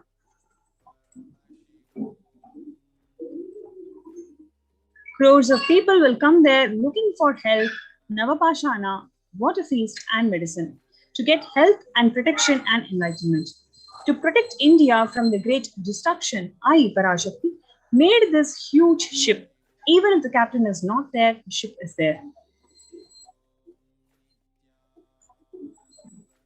When the first world countries closed their borders during this massive global emergency, Kailasa has opened its door to one and all without exception. The Supreme Pontiff of Hinduism has opened his homes for people to get protected from COVID-19. So if you are somebody who wants to feel protected, especially on the ongoing pandemic, you are welcome to reside in the COVID care protection centers that are nothing but the de facto spiritual embassies of Kailasa for one and all, that is being provided and offered by the Supreme Pontiff of Hinduism unconditionally. So you will be provided with free food, free accommodation, free internet service. You can work from home. You can evolve and manifest the space of Paramashiva by being in this energy field. So the free COVID care centers that are opened across India includes Adi Kailasa Nithyananda Sarvanya Peetham in Viridi, Salem Adinam in Tamil Nadu, Thiruvannamalai Adinam in Tamil Nadu, Rajapalayam Adinam in Tamil Nadu, Puduvai Adinam in Puducherry, Pattanam Adinam in Tamil Nadu, Siragapadi Adinam in Tamil Nadu, Sri Puram Adinam in Tamil Nadu, in Hyderabad, Madurai Adinam in Tamil Nadu, Avattipalayam, Erode, Tamil Nadu, Hosur Adinam in Tamil Nadu, Baroda Adinam in Gujarat.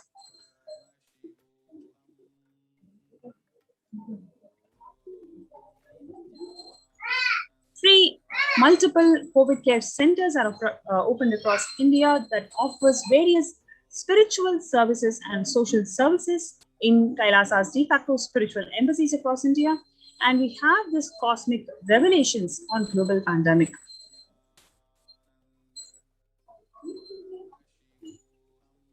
The free social services include medical care, allopathy, and Siddha medicine. So anybody who comes here to the de facto spiritual embassies of Kailasa, you will be provided with free medical care, whether it is allopathy, Ayurveda, or Siddha medicine, and the infrastructure to accommodate thousands of people, and the accommodation that guarantees you the multi-layered quarantine facility.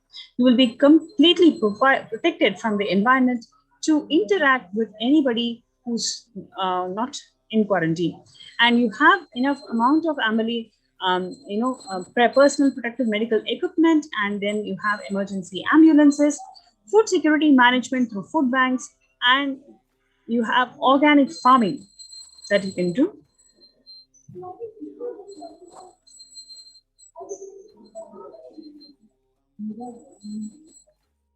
So here is an opportunity to one and all to join this COVID care protection centers. You can register through the link kailasa.org/Kailasa Care, KAILAASA.org/KAILASA LASACARE. So what can you expect in these COVID care protection centers? These COVID care protection centers are the de facto spiritual embassies of Kailasa. Here in these centers, all the basic needs for anybody, say food, accommodation, internet services, you can work from home, all of these basic services are provided. But why do you need to join here in the COVID Care Protection Center? You have this Nithyananda Navapashana Lingam that the Supreme Pontiff of Hinduism has prepared this sacred concoction that is going to protect people from pandemic. If you take a dip in this Vaidya Sarovar that is there in the Adi Kailasa Nithyananda Sampati Peetham, you will be granted the protection from COVID infections. So thousands and thousands of people are going to head to this Nithyananda Navapashana Lingam to get healed from COVID. And here is the grace and the blessings of the Supreme Pontiff of Hinduism that he has opened his Kailasas for one and all. He has opened his homes to one and all, especially when the first world countries close their borders. Every single person close their borders. And here what we need to really note is even if the captain of the ship is not there, the ship is there. That is the grace of Parashakti. The captain of the ship is none other than the Supreme Pontiff of Hinduism, Jagadguru Mahasannidhanam, His Divine Holiness Swamiji. He had to leave the ship because of the ongoing persecution from the anti-Hindu elements and anti-Hindu Guru Vidya Mafia. And this, despite all of these attacks, it is the grace of the Supreme Pontiff of Hinduism that he has opened the homes of this Kailasa for people to come, reside, evolve themselves spiritually and feel protected during this ongoing COVID. So we provide this opportunity to one and all for you to be part of this COVID care protection centers. The place where you can register is kailasa.org/Kailasa care. So let's take a few minutes for us to get registered in this link, kailasa.org/Kailasa care, before we go to the next segment.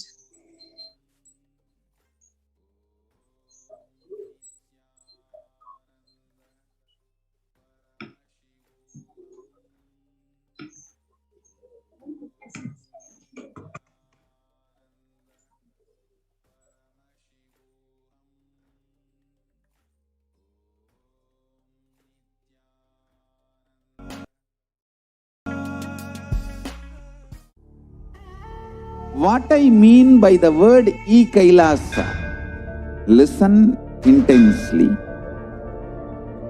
Enlightenment ecosystem, literally enlightenment itself, in your own home, wherever you are. If you cannot come to Kailasa, it's okay. Kailasa can come to you. Kailasa coming to you is Kailasa.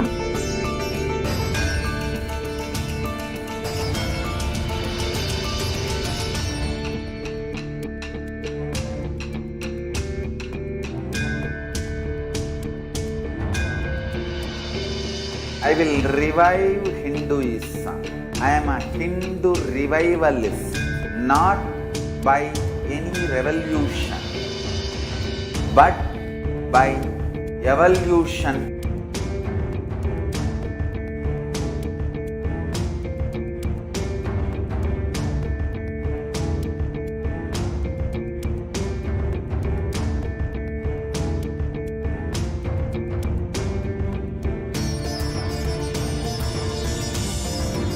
And setting model communities.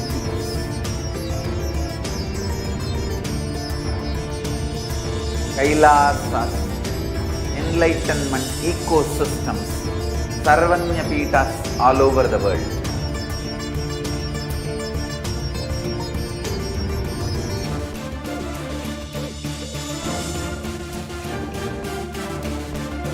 All powerful cognition, knowledge, only when you live, power manifestation and possibilities manifestation happens. This is a fundamental truth.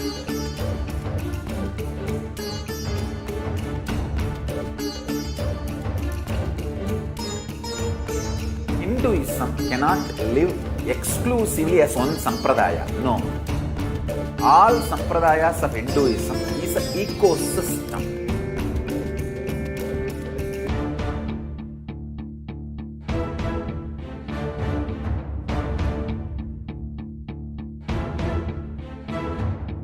So don't keep quiet thinking that if one sampradaya is attacked, only that sampradaya is going to be affected. All of us are ecosystem.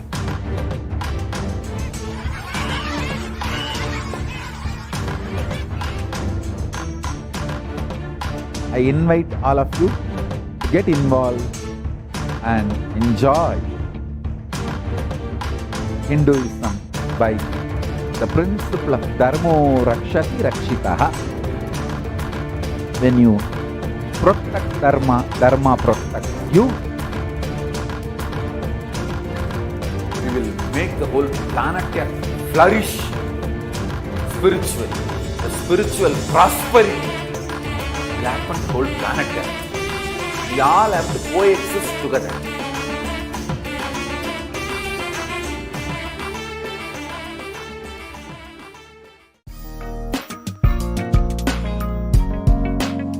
We get you health. We get you ability to build beautiful relationships in your life. We get you direct spiritual support, and we make sure you become wealthy.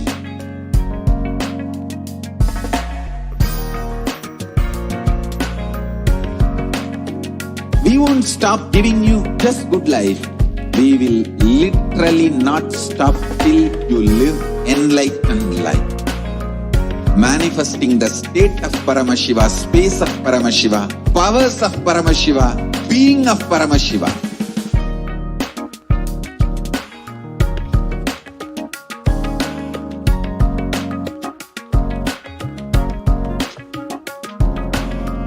Whole world should become Kailasians. I want the whole world to know Hindus have something great to contribute to the world.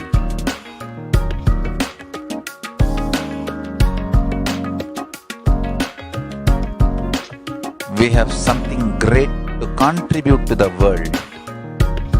Let us do that.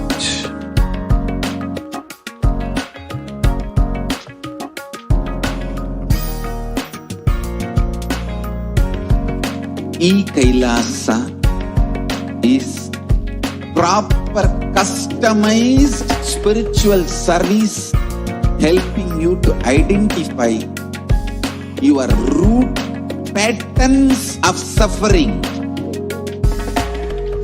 We have perfected the science of helping every individual from every cultural, religious, nationality background.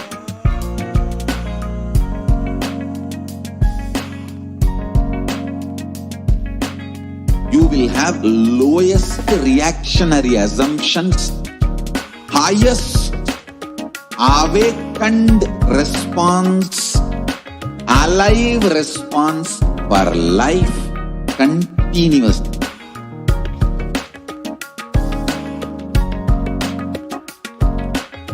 Kailasa is enlightenment ecosystem, literally enlightenment itself in your own home, wherever you are. Proper customized spiritual service helping you to complete with your life negativity. Withdrawal from life, self-hatred, self-denial, self-doubt, so much of tiredness, laziness. We can support you aligning your diet, your attitude, your aptitude, your understanding about life. We can help you with everything.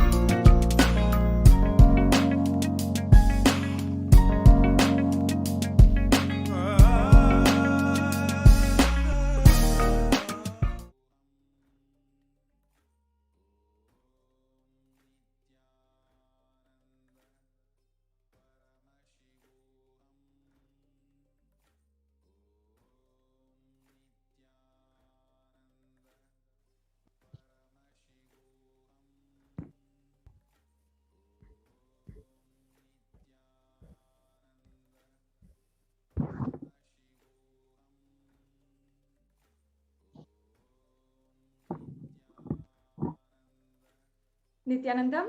Welcome back to all of the viewers who are joining us for today's program as we are moving more and more towards the live Parashakti Akashic reading at 10 p.m. IST today. And I hope every single one of you is sharing this with all of your friends, your family, and ensuring that everyone who is interested in the very least and wants to have the divine blessings of Devi Parashakti in your life. And you can make sure that you share this link with everyone and anyone that you know. The Devi Parashakti Akashic reading is at 10 p.m.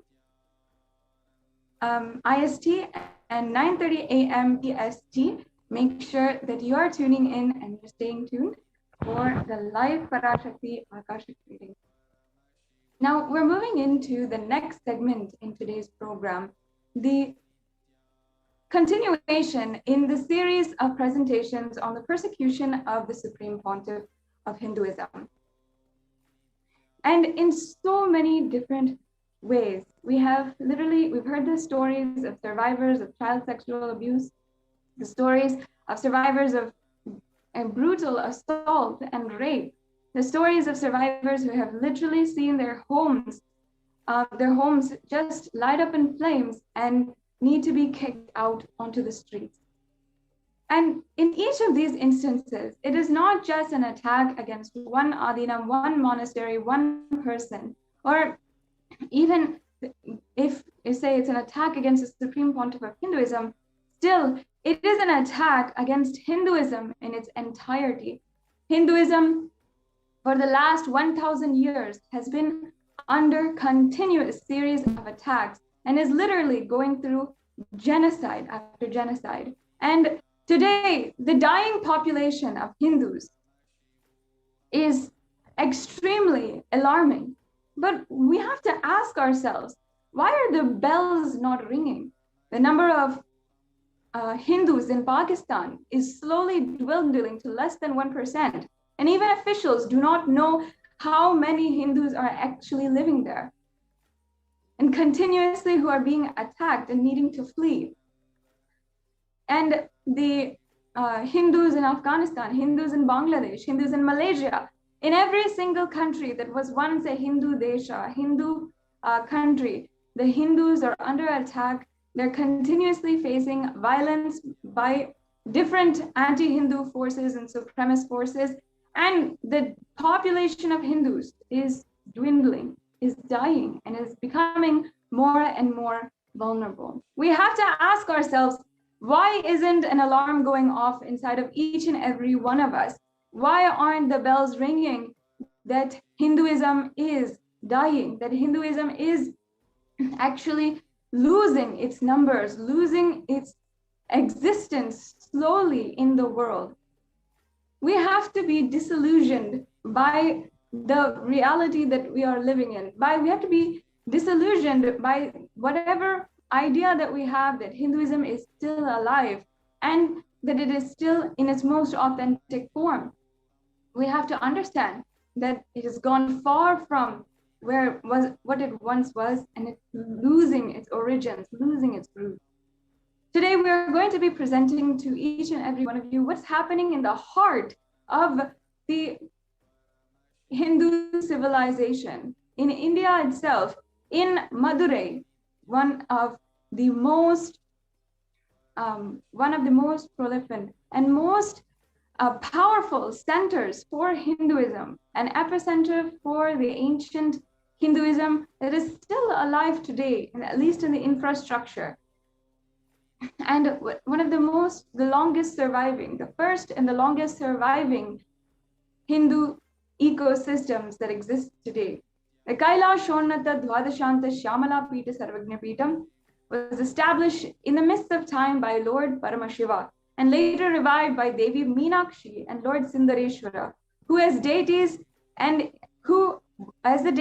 the incarnates of Sri Paramashiva ruled over the kingdom of Madurai. And we're going to be analyzing and understanding the persecution that happened against this ancient indigenous Hindu kingdom. Devi Meenakshi Lord Sundareshwara and the Tirujnana Sambandar, or the Guru Parampara of this ancient lineage of the Madurai Adinam of the Shamala Pita Sarvagna Pita, and the Supreme Pontiff of Hinduism was coronated as the Guru Mahasannidhanam of the Shamala Pita Sarvagna Pita on the 29th of April in 2012. This grand and ancient lineage, starting from Meenakshi herself and Paramashiva in the form of Sundareshwara, and then revived by Sri Tirujnana Sambandar in later years, and then after that, an unbroken lineage of Guru Mahasannidhanams who had ruled literally as the leaders of the sovereign kingdoms in India, in Bharata, in Hindu Desha. As you can see here, we have all of the preceding Guru Mahasannidhanams as a lineage who are predecessors of the Supreme Pontiff of Hinduism. And each of them worshipped and revered as sovereign leaders of the kingdom of Madurai, the kingdom of the Shamala Pita Sarvagna Pita. Yes, and here is the 292nd Guru Mahasannidhanam, the Shamala Pita Sarvagna Pita, and finally the lineage being passed down to the Supreme Pontiff of Hinduism himself on the 29th of April 2012. Now, I also have joining with me Ma Nithya Aryu about how the entire narrative of Madurai had happened.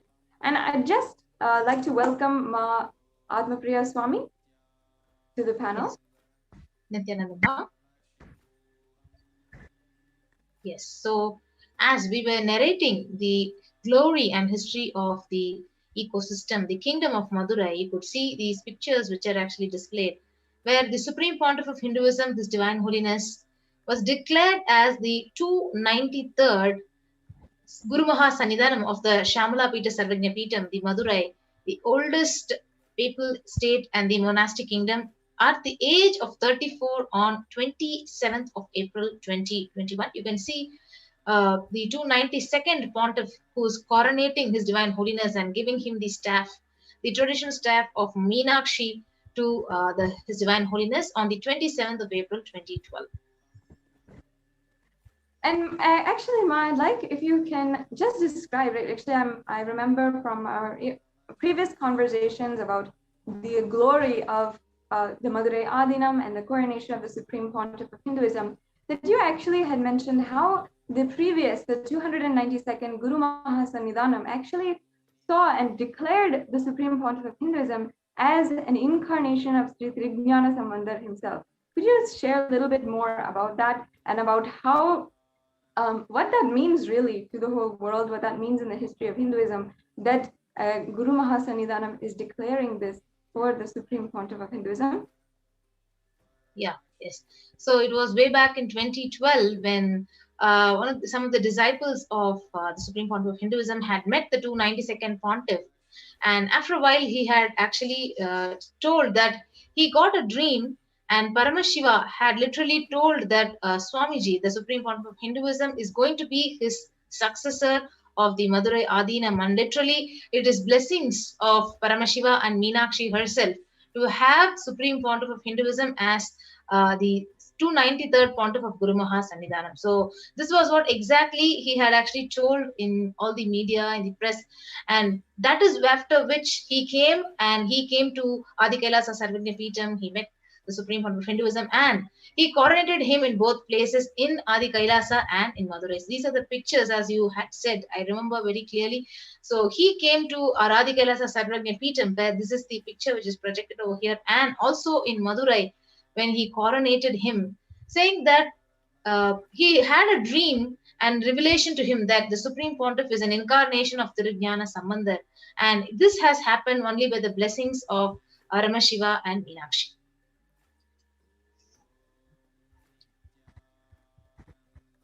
And here we have a photograph of the immediate lineage of all of the four predecessors of the Supreme Pontiff of Hinduism, and it is going from the five pontiffs back until the Supreme Pontiff of Hinduism. So we have each and every one of Guru Mahasanidhanam.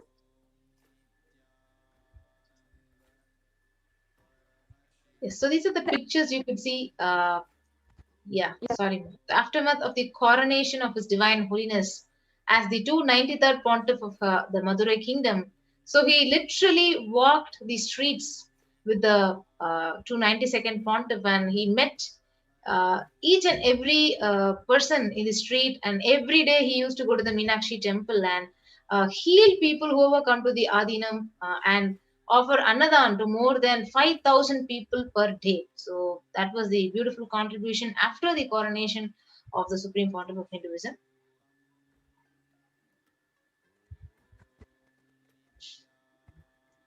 Yes, and as we can see here, the Supreme Pontiff of Hinduism, after having been coronated, is visiting the Madurai temple with the 292nd Guru Mahasanidhanam. And after this, he had done so much to revive and to bring back life into the Madurai Adinam, whether it is the reconstruction of the reconstruction and repair work around the Madurai Adinam, around this ancient heritage, or giving free food every single day, or reviving the ancients, such as the Jnanapal. With Atmapriya Swami, would you be able to even tell, I think even yourself, you had served as one of the doctors in the medical camps that were going on. Could you tell a little bit more about what kinds of services that that the Supreme Pontiff of Hinduism was spearheading there, and how was the reaction? How many people came to Madurai Adinam, came to the SSJP or the Shamala Pita Sarvagnipitam every day? And what was, like, if you can give us a picture, like what was a day in the life of Madurai when Swamiji was there? Yes, so when the Supreme Pontiff of Hinduism was there in Madurai, so literally in terms of Annadan, I could see around more than 200 volunteers were staying in campus in the Shamalapita Sarvagnipitam, and we were cooking and serving pure sattvic organic food in the Madurai Adinam, and per day, like for one meal. So we used to give 3 meals 24/7. So it is not only limited to 3 meals. Anytime anyone walks in, they can actually have a full meal, a fulfilled meal. So minimum 1,000 to 2,000 people, they enter the campus and they have a fulfilled meal. And the beauty was the crime rate. So the local police officer, he came one day to have the darshan of Supreme Pontiff of Hinduism, and he said that literally the crime rate of the whole area had reduced because the theft, the robbery was the high level in that area just because they didn't have food.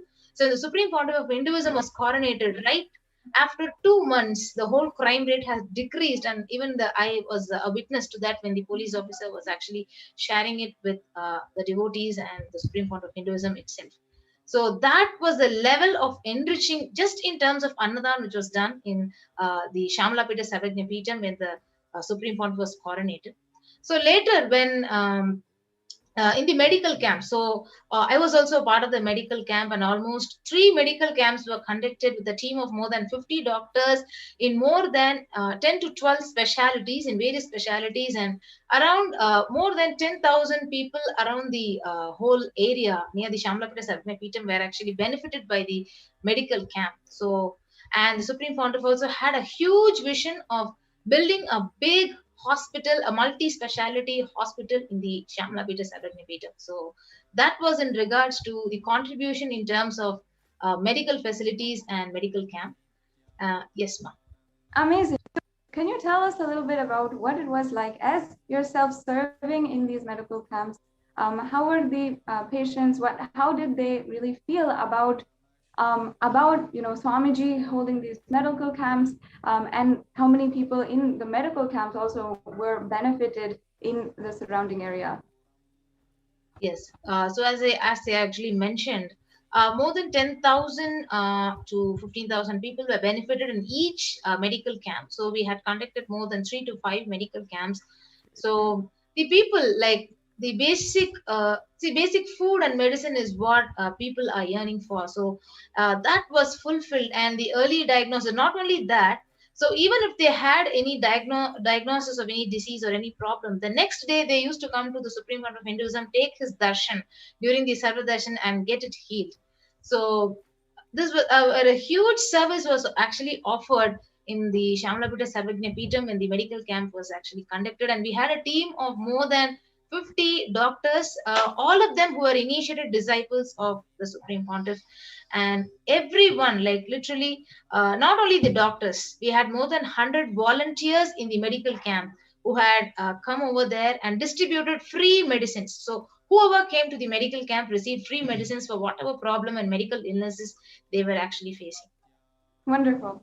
So actually, in addition, as you can see here, the Supreme Pontiff of Hinduism had gone and visited so many of the surrounding temples, and the Madurai Adhinam actually being one of the oldest heritage adhinams and monastery complexes of this entire area, was in charge, if I'm right, of different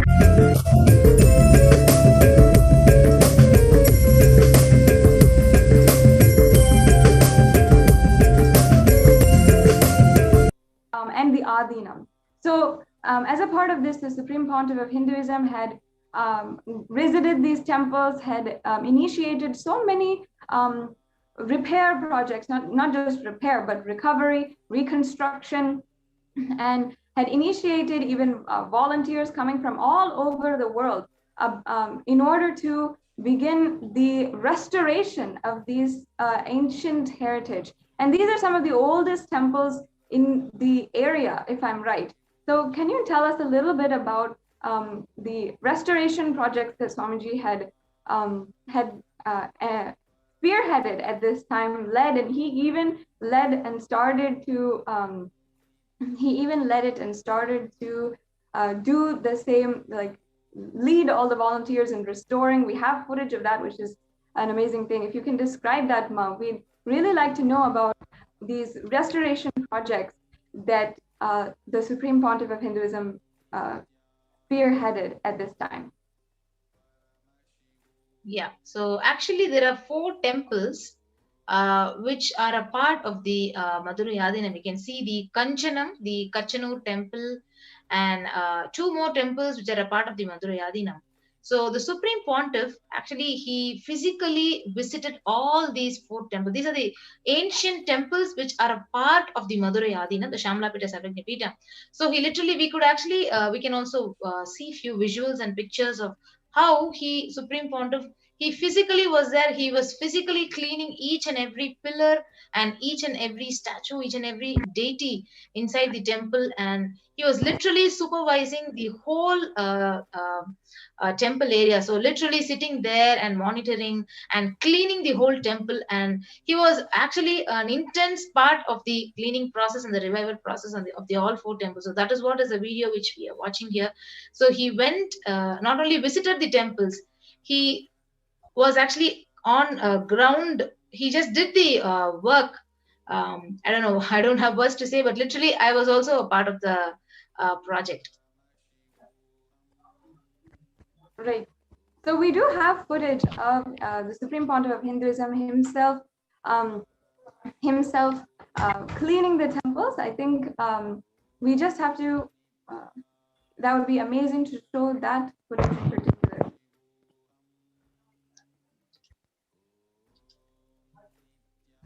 Yes. I think now we have to stop the screen share and then we can start. Yes, we can just show that video of the Supreme Pontiff of the Supreme Pontiff of Hinduism himself spearheading the project of restoration in Madurai. And we're doing this, we're understanding about this is because the Supreme Pontiff of Hinduism had literally gone, visited temple by temple, had literally shown so many different heritage sites to the whole world, brought the Shamalapita Sarvagnapitam to the international audience.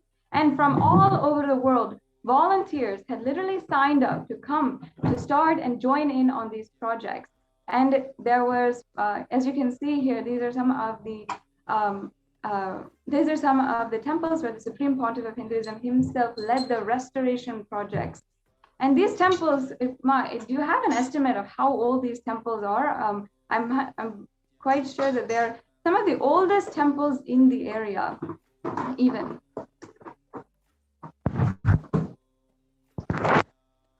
These temples, such as the Kanjanur temple and in Kanchanam, the temples there are some of the oldest temples that are in the area, as well, of course, as and are all under the purview, under the responsibility of the Madurai Adinam itself. So that's why, as the Supreme Pontiff of Hinduism, he himself went and not even visited, he himself went to these temples, led the projects, led these massive restoration projects. As you can see here, the Supreme Pontiff of Hinduism himself directing the whole team for the restoration of this temple, and he himself cleaning, going and cleaning the deities, going and cleaning the cobwebs off of the temple pillars. All of this really shows the amount of contribution that the Supreme Pontiff of Hinduism was determined to do, and not only that, what he was successfully doing. These temples for hundreds of years did not even see how the basic running, and were not even able to meet in many ways the basic levels of running and sanitation, cleanliness, and many of the temples were many of the temple constructions were slowly falling apart due to so much of air pollution, due to so much of different effects of time happening on the temple construction. And due to this, the Supreme Pontiff of Hinduism saw it necessary, absolutely necessary, to ensure that these projects are underway and happening, and therefore he himself went and cleaned these temples, as you can see here. Now, the very why we are showing this, and the very astonishing fact is then, despite having contributed so much, shown in so many different ways, the amount of restoration he was doing, the amount of contribution he was doing, how, as Mahatma Priya Swami had mentioned before, literally the crime rates in the surrounding area of the Kailasa Shamalapita Sarvagnapitam had decreased, and 10,000 people in the surrounding areas were continuously being benefited. It's not a joke to be able to do this kind of good to the people. And people around Madurai were celebrating the Supreme Pontiff of Hinduism continuously, always visiting the temple, visiting Madurai temple when the Supreme Pontiff of Hinduism had graced and received the blessings of Devi Meenakshi. Every single morning there would be a procession to the Devi Meenakshi Madurai, the main temple of Madurai, and both the 292nd Guru Mahasannidhanam and the Supreme Pontiff of Hinduism as the 293rd Guru Mahasannidhanam would go to the temple to receive the darshan of Devi Meenakshi. And at that time, literally crowds of people would be gathering around just to have a glimpse, the blessings, and seek the guidance of the Supreme Pontiff of Hinduism. So in this way, the Supreme Pontiff of Hinduism has given so much has contributed so much to the Madurai Adinam, to Madurai itself. It's not a joke to be able to say that 10,000 people in the surrounding areas were continuously being benefited. As you can see here, as I mentioned, the Pontiff of Hinduism going to the temple to receive the darshan, and like this, going to every single temple. And not only that, the programs that were being offered. When Mahatma Priya Swami joins us back, we'll see how the programs that were ongoing continuously in the Madurai and in the surrounding areas were also benefit people. Programs about how to live a conflict-free life, how to overcome anxiety and fear, and how to really be able to live life powerfully.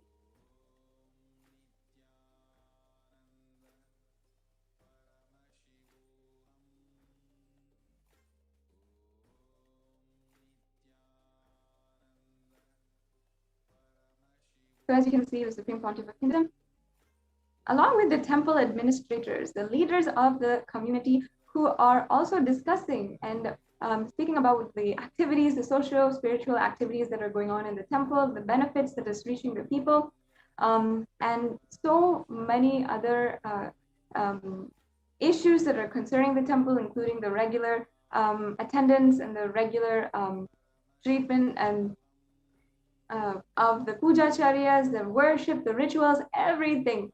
The Supreme Pontiff of Hinduism would be consulted for his guidance by the temple administrators and the leaders of the surrounding area.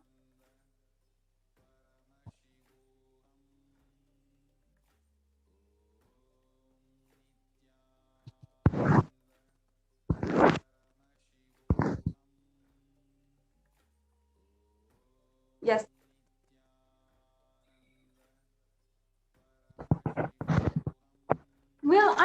We'll be understanding next.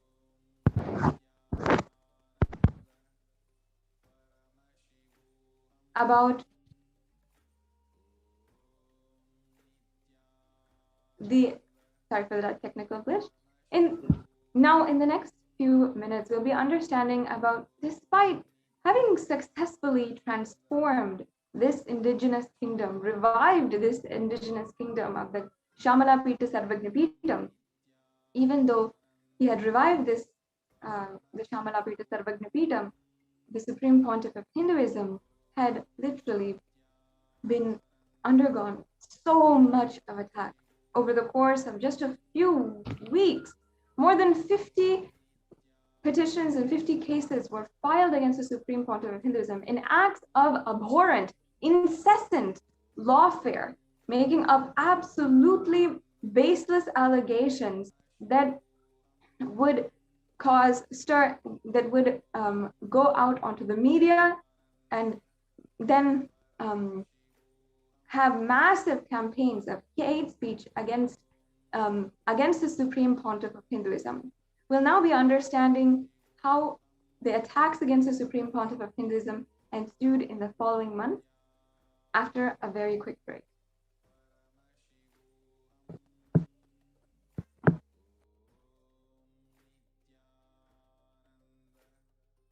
Paramashivoham.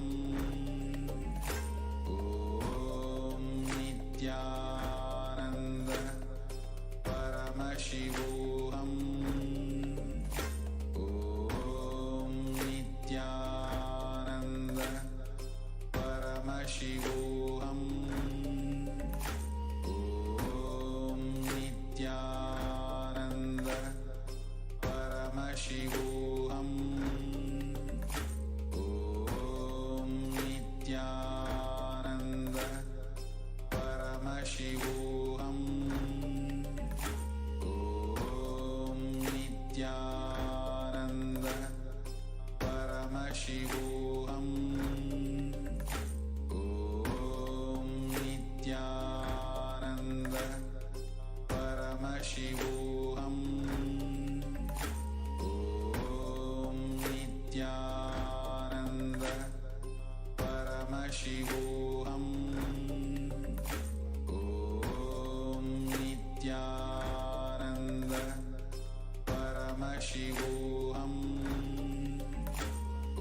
Om Nithyananda Paramashivoham. Om Nithyananda Paramashivoham. If you are interested in enlightenment, we will immediately bring this to you If you are not interested, we will explain the whole science, inspire you and make you interested in enlightenment science. We need to cater this enlightenment science to the whole world wherever they are. Because enlightenment is the birthright of all human beings. Kailasa is responsible to provide that to all human beings.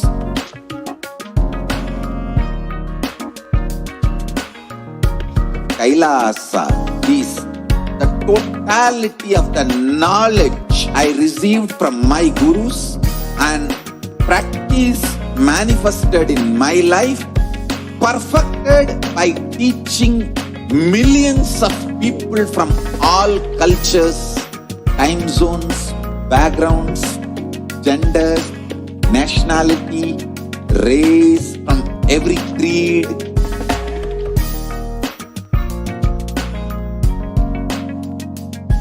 So this absolutely perfected knowledge available to you, served to you in your home without even you moving out of your couch, free of cost.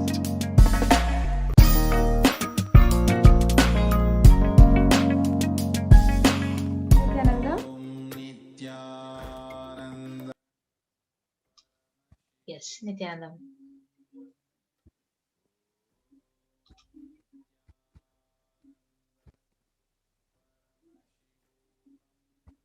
Nithyanandam, once again, welcome back to all of the viewers.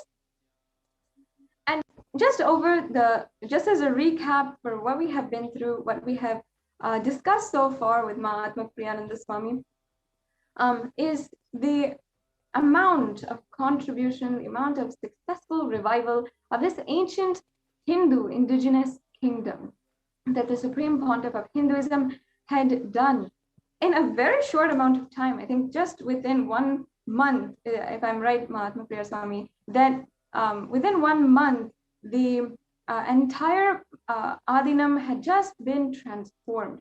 And again, whether it is the Annadam, the medical camps, the restoration projects, not only inside of the Madurai Adinam, but also in temples across this area. So in just a short amount of time, immediately after the Kailasa Shamanapita Sarvagnapitam, the coronation that happened on the 29th of April in 2012, immediately after that, in record-breaking amount of time, there was so much activity, so much celebration, so much of good that was happening for the area, for the people, and ultimately for Hinduism. And it was, and even now seeing the pictures, as you can see, there are all of these different projects, all of these different, even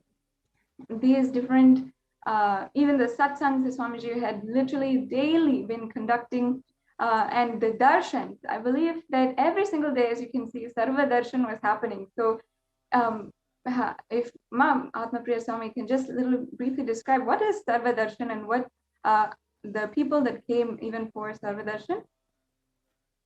Yes, so all the localites of the Madurai kingdom, so who are living in and around the temple, and all the people, the local public, they literally used to visit the Madurai Adinam. So earlier, before the Supreme Pontiff of Hinduism was before coronation, so all of them used to come to the temple, but it was after when Supreme Pontiff of Hinduism was coronated, literally around every day, around 1,000 people used to come take the darshan. The Sarva Darshan is the darshan with the Supreme Pontiff used to actually meet the public.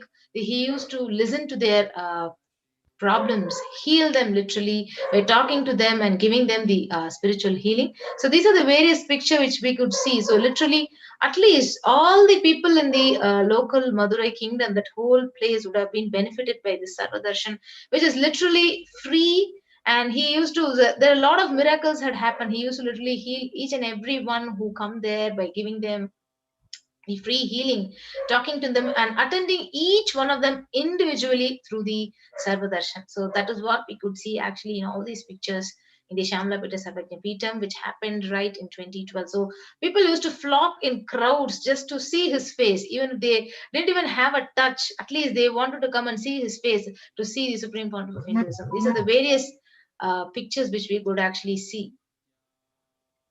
And also here, the tradition of Jnanapal that the Supreme Pontiff of Hinduism had revived. Can you explain a little bit about that, about how, what was the tradition and how the Supreme Pontiff of Hinduism revived it? Yes, actually, in the Hindu tradition, in the Vedic heritage, it is a symbolic offering of the wisdom to people. So that is when it started with the great saint Jnana Sambandar, when he had the breast milk of Devi Parashakti, and he literally experienced that oneness, the superconscious breakthrough in him. The same tradition was actually revived by the Supreme Pontiff of Hinduism, and you can see those pictures in Shamalapita Sarvajnapeetham offering the enlightening milk, which is called as the Jnanapal, to all the visitors, to all the pilgrims, to all the devotees who visited the ashram here. Both the 292nd and the 293rd pontiffs are actually having the enlightening milk, and they're distributing it to their visitors and the pilgrims. So it is a symbolic offering of wisdom to all the people. So that is the heritage and the tradition of the Shamalapita Sarvajnapeetham. Yes, and amazing. As you can see, so it's not just the amount of things he was contributing, the Annadan, the medical camp, but even the sacred traditions, the revival of these sacred traditions that were lost so many thousands of years ago, that the Supreme Pontiff of Hinduism was reviving and distribute and giving to the public. And that just that sacred sentiment, literally once again, is like Meenakshi was living among them again, living in Madurai once again. And as you can see in the photos and everything, it literally how Queen Meenakshi attended to her people in her kingdom. The Supreme Pontiff of Hinduism was attending every single day and reviving the community, reviving this ancient indigenous Hindu community, Hindu kingdom.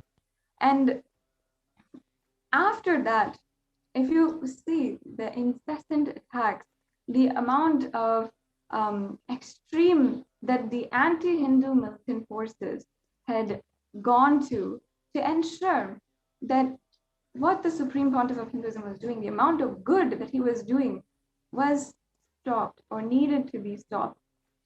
And even though today we can say that the Supreme Pontiff of Hinduism has now started again the amount of contributions that he's doing in an absolutely new breakthrough way. No, at that time in 2012, there was an onslaught of attacks against the Supreme Pontiff of Hinduism by anti-Hindu militant forces that had really been invested in ensuring the Supreme Pontiff of Hinduism needed to be eliminated.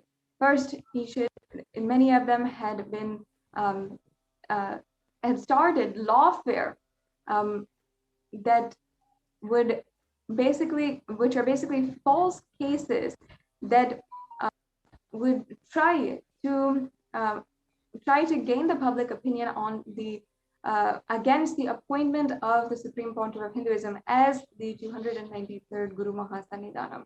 So in so many different ways, they're literally making up lies, making up just out of thin air, making up lies about what's going on inside of the Adinam, portraying that using the media, which they own, the anti-Hindu forces own the media, using the media in order to portray that to the public and to illegally move their lawfare cases against the Supreme Pontiff of Hinduism.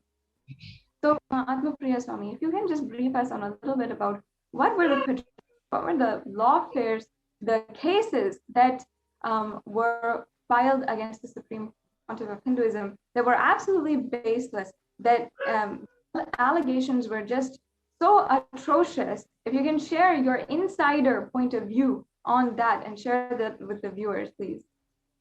Yes, so actually you could see here after the coronation of the Supreme Pontiff of Hinduism, around the Hindu leaders from more than 53 organizations, they had actually pledged their support to the Supreme Pontiff as the 293rd Pontiff.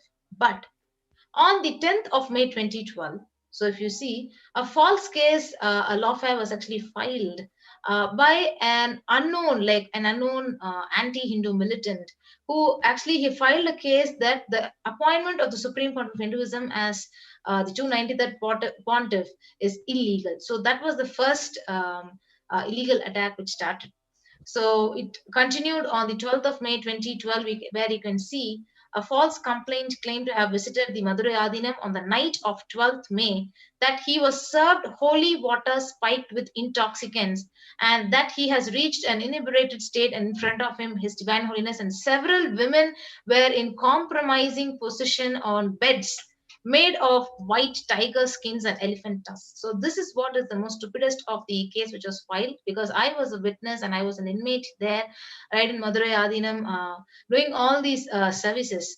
So this was a brutal false case which was filed against, stating that women, like all the women are dressed inappropriately inside there, and they are seen in compromising position on the beds with men, and there is a tiger skin and elephant tusk there in the Adinam, and women are doing prostitution. And one of the guys called Sole Kannan, he said he had seen all these things happening right in front of his eyes there inside the Adinam. So this was the atrocious attack, especially saying calling all the sannyasis by names as prostitutes.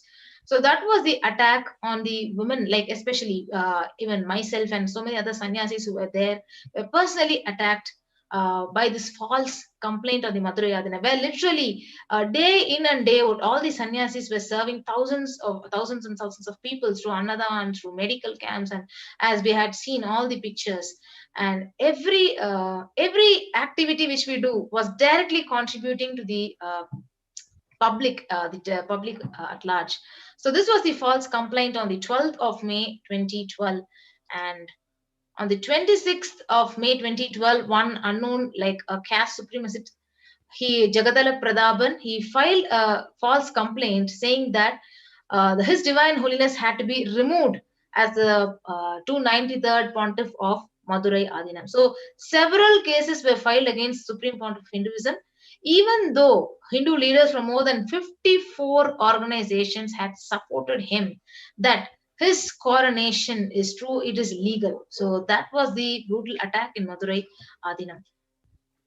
And yeah, I would like to point out several things here. One, this is an example of how the anti-Hindu militant forces use the sexual objectification of women, and they use that in the media, like trying to show in the media that women are prostitutes, that there's prostitution going on inside of a monastery where we have taken up vows of sannyas, where we've taken up vows of chastity and of service to the whole world, but completely twisting that and portraying that in the media and sexualizing us, objectifying us, and making it an absolute opposite. When a woman stands up to do service to the whole world, volunteers and wants to do service, this is how they portray in the opposite way. And not only file cases, but also portray in the media, so that the public view is an absolutely opposite frame or image that is portrayed to the whole world, thus literally assassinating the character of the Supreme Pontiff of Hinduism and all of the women sannyasis. And it's like, and thus all after that, then justifying the attacks that they do, the rapes and assault that they do against the women, just with this, just with the media,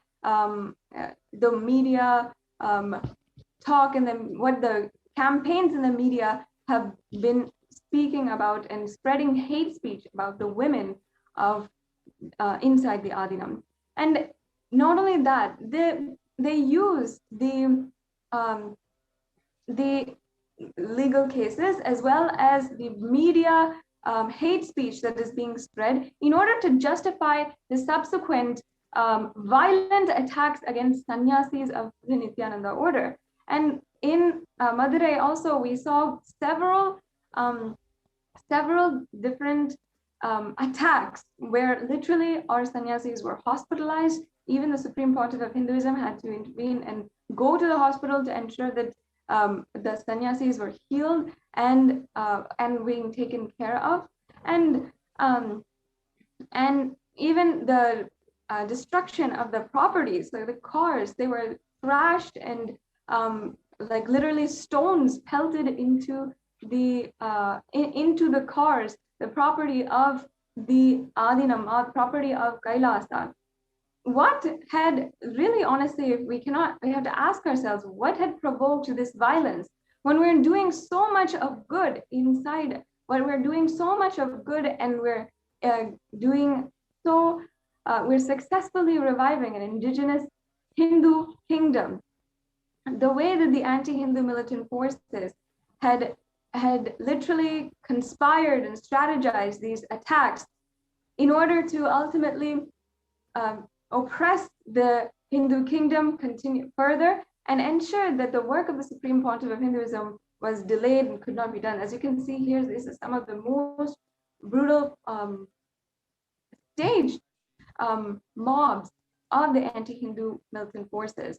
They literally send these henchmen and these people to attack the sannyasis, and then in the media they'll try to portray as if there is hatred, there is so much of public outcry in quotes against the sannyasis, whereas the truth is they sent their henchmen and they're hired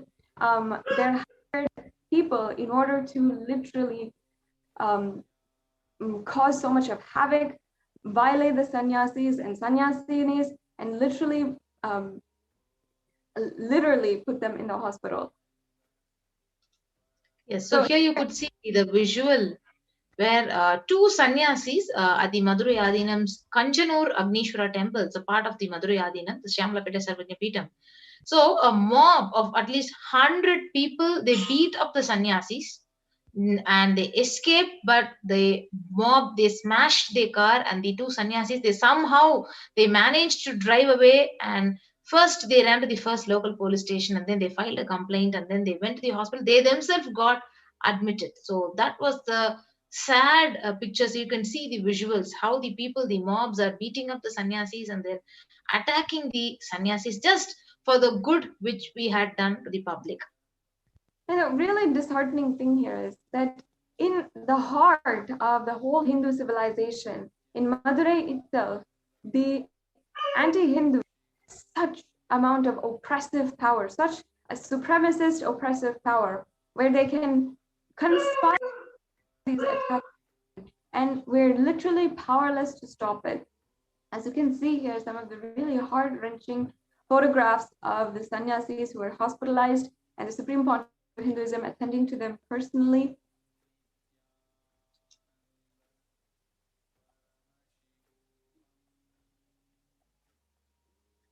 Yes, this is on the 30th of May 2012 when His Divine Holiness and the 292nd Pontiff they were traveling back from the same Kanjanur temple, and literally before the attack happened, they had confronted their vehicle, and the police actually, they pretended to stop the mobs, but the assassins, they dragged the devotees, though these were two devotees, they were named Senthil Kumar and Muthu Krishnan, out of the escort vehicle. They beat them brutally, while His Divine Holiness and Second Supreme Pontiff of Hinduism and the 292nd Pontiff had literally just escaped from the attack.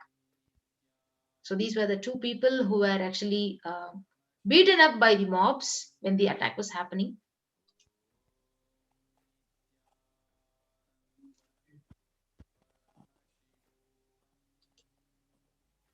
And would it be possible, Mahatma Priyaswami, if you can share a little bit about what was going on inside of the Adinam? Were all of you afraid of what's going to happen next, of a different raid? I know you yourself personally have been through the attacks in 2010, and you know the power that these anti-Hindu militant forces have, and they will go to any extent to make sure that what they want is done. So can you share a little bit about what was going on inside as a woman, as a female sannyasi what was happening inside of the Adinam.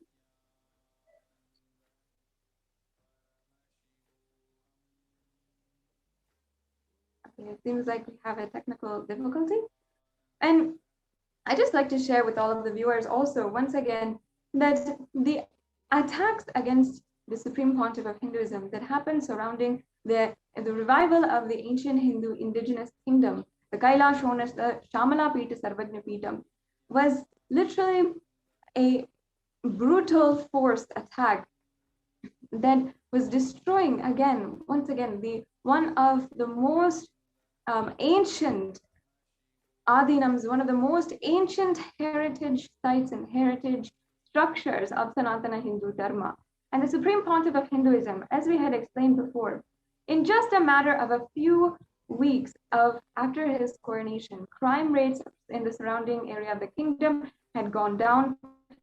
The restoration of temples had started. The people were being fed free food every single day. Medical camps were going on. A surrounding population of 10,000 people was being attended to, and they were feeling so uplifted by the presence of the Supreme Pontiff of Hinduism. Yet there was so much of brutal onslaught that the Supreme Pontiff of Hinduism had to undergo. Why does this have to happen? What were the intentions of these anti-Hindu militant forces? And not only that, they have specific agenda against Hinduism. If you even see in the writ petitions that they have filed, and just previously we had seen the writ petitions that they had filed, how they were attacking specific Hindu rituals, Hindu traditions, saying that the holy water that we are distributing, that we are offering to the divine, and also then distributing as prasada, taken and drunken immediately, the holy water was mixed or spiked with alcohol. Can you imagine if this was said against any other religion? If this was said in any other circumstance, this is a direct, just hurting the religious sentiments. How can they take something so pure, something so sacred as a Hindu sacred ritual that is ongoing, the offering of waters to the feet of the Guru and the feet of the deity, and then taking that as prasada? But they abused that, and they literally twisted that and made it seem as though there was some crime happening there. This is what we have to address in the entirety, in the fights that in the entire persecution against the Supreme Pontiff of Hinduism, that it's directly because the Supreme Pontiff of Hinduism is reviving Sanatana Hindu Dharma. It's directly against the Hinduism and against Hinduism as an entirety. It's not just the Supreme Pontiff of Hinduism that they want to attack, but entire Hinduism in as a whole, that they want to demolish and they want to eradicate completely.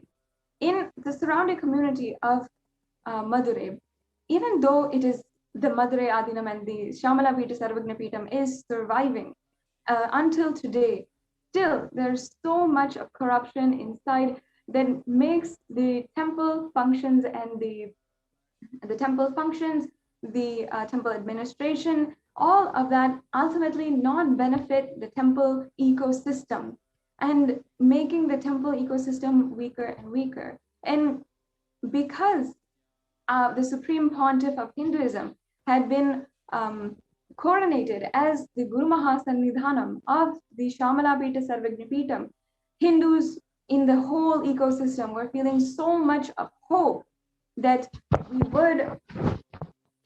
finally there would be some hope that Madurai could be the civilization that it once was. And that there was hope that that there was going to be so much of revival of the sacred Hindu practices and the ecosystem of Madurai. However, we have seen continuously how this attack against the Supreme Pontiff of Hinduism has only worsened and worsened. Now today, The Supreme Pontiff of Hinduism has revived the Shamala Pita Sarvagna Pitam despite so much of attack, again in Madurai, and the services are continuing today as the Shamala Pita Sarvagna Pitam. Many of you know, and you can even see the activities continuously being shared across on social media and being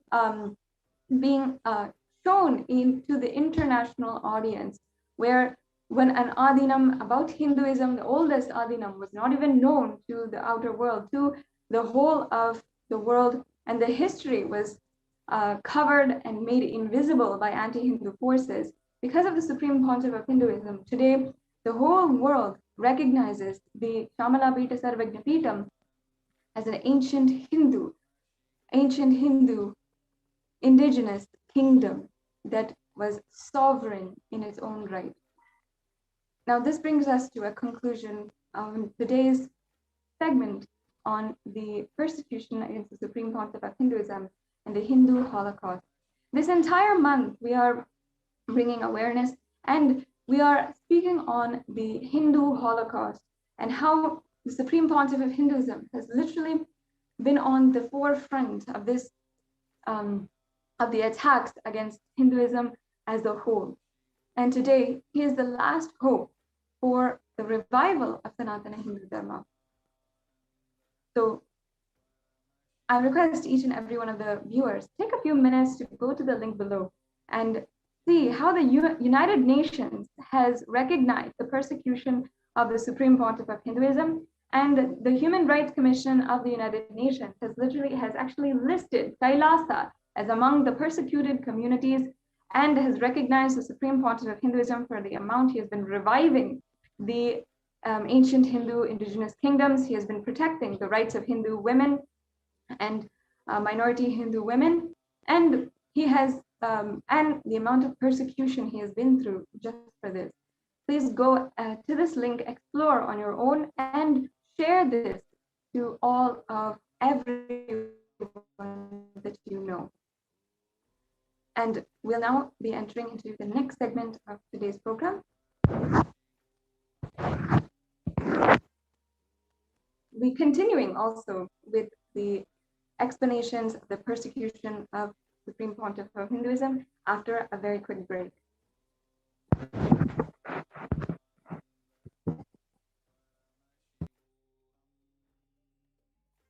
Om Nithyananda Paramashivoham. Om Nithyananda Paramashivoham. Om Nithyananda Paramashivoham. Om Nithyananda Paramashivoham. Om Nithyananda Paramashivoham. Om Nithyananda Paramashivoham. Om Nithyananda Paramashivoham. Om Nithyananda Paramashivoham. Om Nithyananda Paramashivoham. Om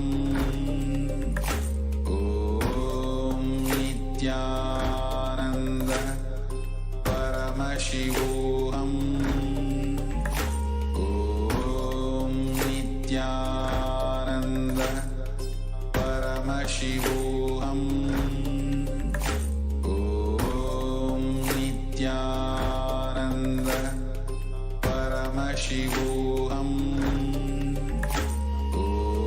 Om Nithyananda Paramashivoham. Om Nithyananda Paramashivoham. Om Nithyananda Paramashivoham. Om Nithyananda Paramashivoham. Om Nithyananda Paramashivoham.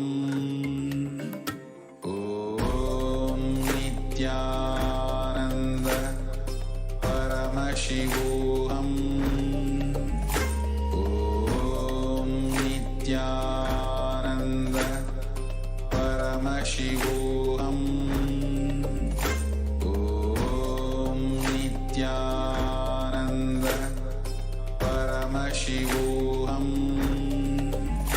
Om Nithyananda Paramashivoham. Om Nithyananda Paramashivoham. Om Nithyananda Paramashivoham. Om Nithyananda Paramashivoham. Nithyananda?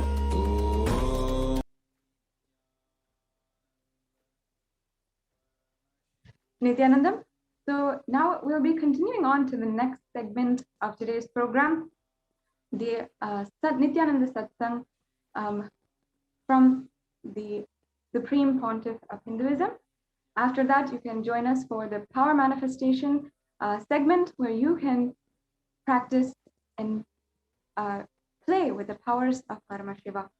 So now, thank you for attending to this program. We'll now be continuing into the next segment of today's program, the Satsang by the Supreme Pontiff of Hinduism. And then we'll be concluding today's program. Thank you, Nithyananda.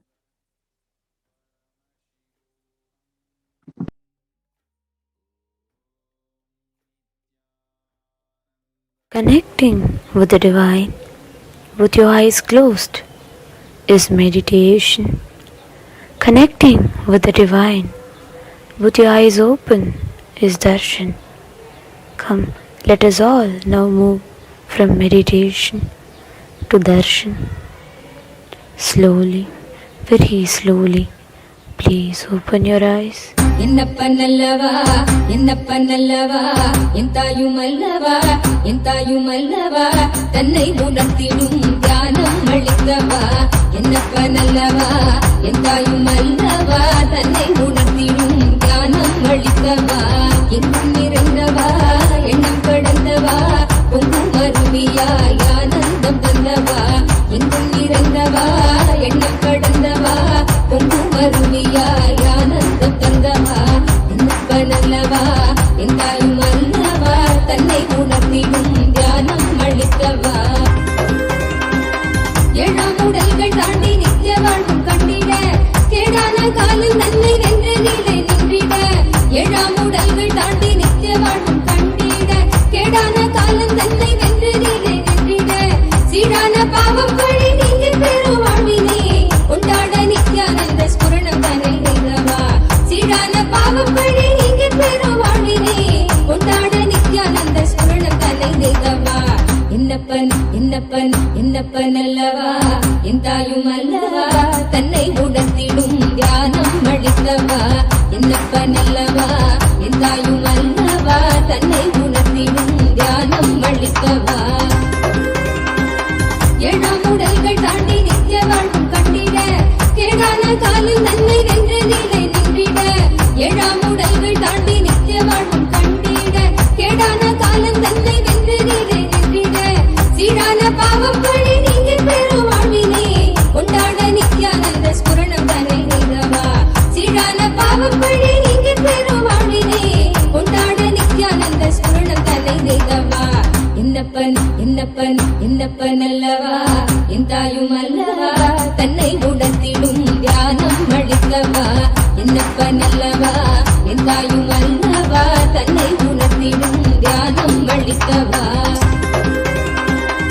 ஏழாம் உடல்கள் தாண்டி நித்திய வாழ்வும் கண்டிட கேடான காலில் நன்மை வென்ற நிலை நின்றிட ஏழாம் உடல்கள் தாண்டி நித்திய வாழ்வும் கண்டிட கேடான காலம் தன்னை வென்ற நிலை நின்றிட சீரான பாவம் பழி நீங்க பெரும் வாழ்வினே கொண்டாட நித்யானந்த ஸ்புரணம் தன்னை நிகவா சீரான பாவம் பழி நீங்க பெரும் வாழ்வினே கொண்டாட நித்யானந்த ஸ்புரணம் தன்னை நிகவா என்னப்பன் அல்லவா என் தாயும் அல்லவா தன்னை உணர்த்திடும் தியானம் அளித்தவா என்னப்பன் அல்லவா என் தாயும் அல்லவா தன்னை உணர்த்திடும் தியானம் அளித்தவா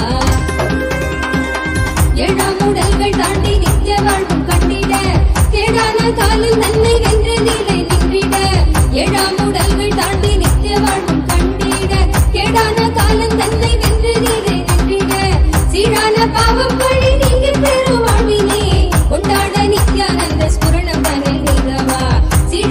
பாவப்பழி இங்கே பெருவாழினே கொண்டாட நித்யானந்த ஸ்மரணம் தன்னை செய்தவா என்னப்பன் என்னப்பன் என்னப்பன் அல்லவா என் தாயும் அல்லவா தன்னை உணர்த்திடும் தியானம் அளித்தவா என்னப்பன் அல்லவா என் தாயும் அல்லவா தன்னை உணர்த்திடும் தியானம் அளித்தவா என்னப்பன் அல்லவா என் தாயும் அல்லவா தன்னை உணர்த்திடும் தியானம் அளித்தவா என்னப்பன் அல்லவா என் தாயும் அல்லவா தன்னை உணர்த்திடும் தியானம் அளித்தவா எங்கும் நிறைந்தவா எண்ணம் கடந்தவா பொங்கும் அருவியாய் ஆனந்தம் தந்தவா எங்கும் நிறைந்தவா எண்ணம் கடந்தவா பொங்கும் அருவியாய் ஆனந்தம் தந்தவா என்னப்பன் அல்லவா என் தாயும் அல்லவா தன்னை உணர்த்திடும் தியானம் அளித்தவா என்னப்பன் அல்லவா என் தாயும் அல்லவா தன்னை உணர்த்திடும் தியானம் அளித்தவா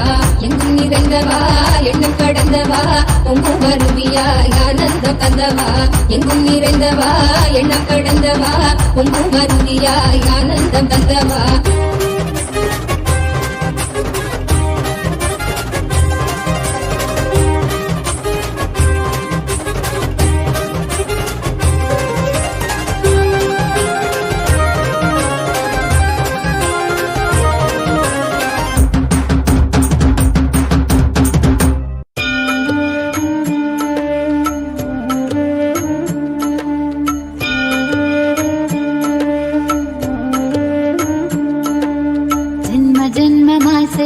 தவமோ உற்ற நண்பனாய் நித்யானந்தன் வந்து உதித்தான்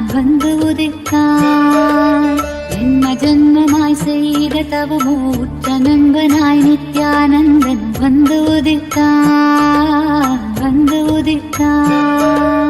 காக்கும் இறையே நட்டின் உருவாய் வந்த களிப்பால் கட்டு கடந்தா மகிழ்வு கொண்டே மலை போல் வரும் துயர் யாவையும் நொடிப்போதினில் கொடியாக்கிட புயலாய் வருவான் துணையென வருவான் ஜென்ம ஜென்மமாய் செய்த தவமோ உற்ற நண்பனாய் நித்யானந்தன் வந்து உதித்தான் ஓம் நித்யானந்தேஸ்வர பரமசிவ சமாரம்பாம் நித்யானந்தேஸ்வரி பரமசக்தி மத்யமாம் அஸ்மதாச்சார்ய பர்யந்தாம் வந்தே குரு பரம்பராம்.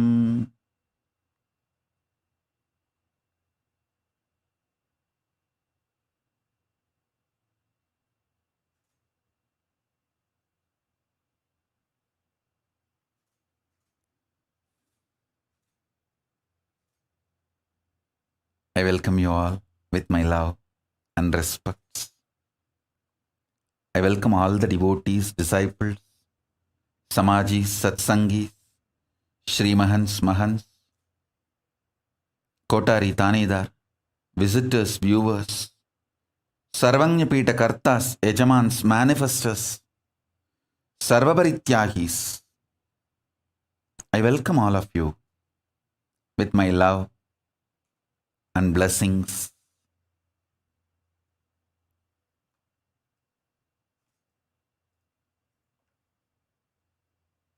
Paramashiva's message directly from Kailasa. Listen.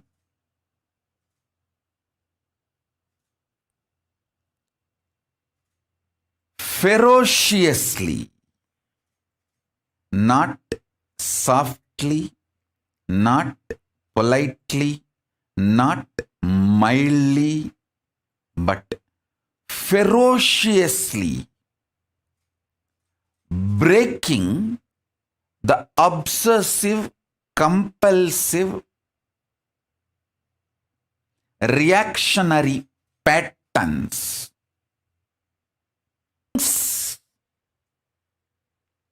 Ferociously reactionary pattern. Very carefully.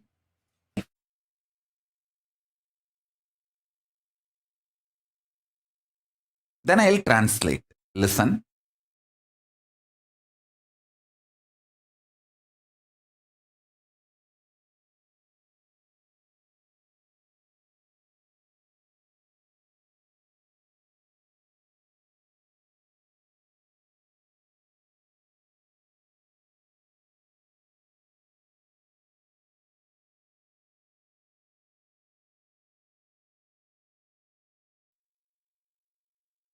முதல்ல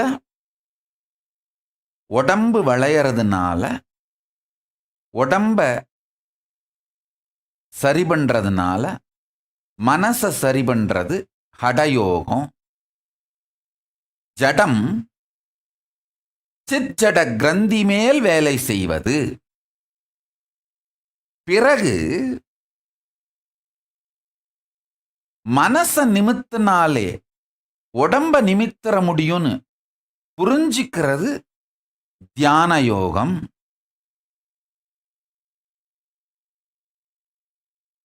சித்தோட பவரை, சக்திய கிரந்தி மேல செலுத்தி ஜடத்தை மாற்றுவது.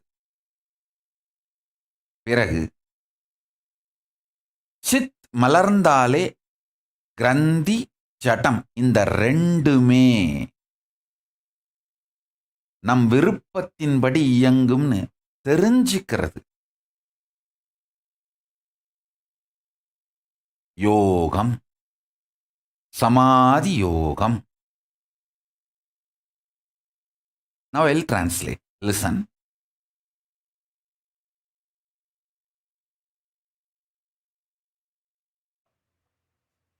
First, initially bending the body. By bending the body, you can bend your mind.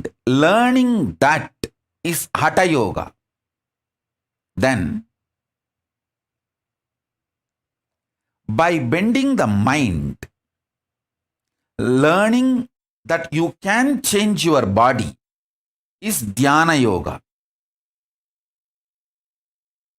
Then, realizing by bending your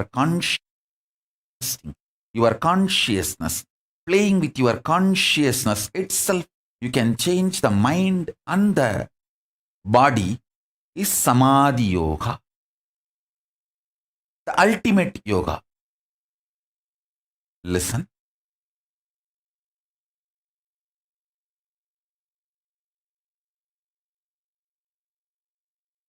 Then, after a few days, I had the opportunity to have darshan of Arunagiri Yogeshwara. That time, I was asking him some clarification. Beautifully, Arunagiri Yogeshwara explained to me. I'll repeat again the exact statement.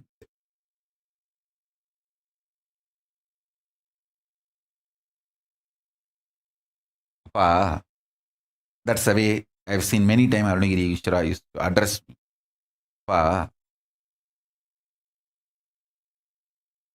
படிப்படியா பண்ணா சாத்தியங்கள் மலரும்பா, ஒரேடியா உடைச்சாத்தான் சக்திகள் மலரும்பா. I'll translate this word. Listen. See, if you break your patterns step by step, slowly, you will achieve the great possibilities. But if you break the patterns ferociously, only then you manifest powers.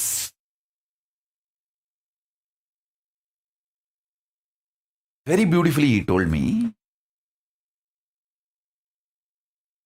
See, if you do yoga every day, one day you do 10 Surya Namaskar, next day you make it into 25, then you make it into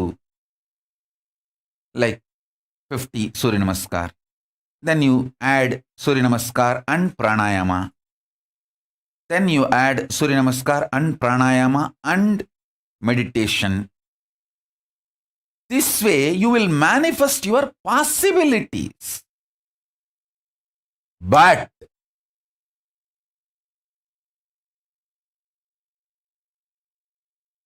if you break the patterns, not step by step, just in one stroke, ferociously, you manifest powers, not just possibility. See, body flexibility, muscle building, able to do rope yoga, pole yoga, all these are possibilities. But straight levitation is a power, not just possibility. There's a difference between possibility and power. Listen. Every time you break your patterns step by step, you manifest possibilities. Whenever you break your patterns ferociously, you just manifest powers. You just manifest power. Listen, I tell you. Please listen, I tell you.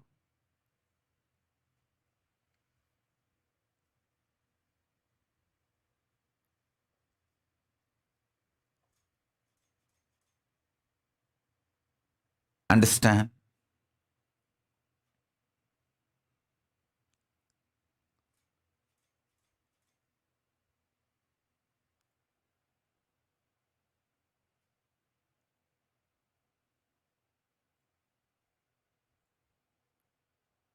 I'll repeat now.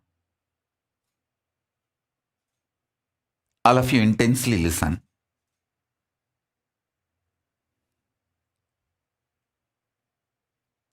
For example,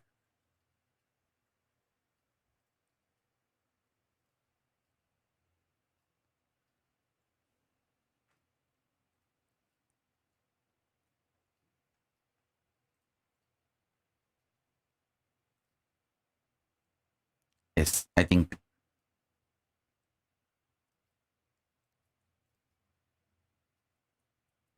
people are able to see and hear. Let me repeat now. Whenever you break your patterns, the obsessive, compulsive, reactionary patterns, whenever you break those patterns in you ferociously, you manifest powers. I tell you, this really happened. One person came to me with rheumatoid arthritis problem. It was very severe. The fingers have started getting twisted, and the effect of the disease is seen even physically, not just in the form of pain alone. The body started getting distorted.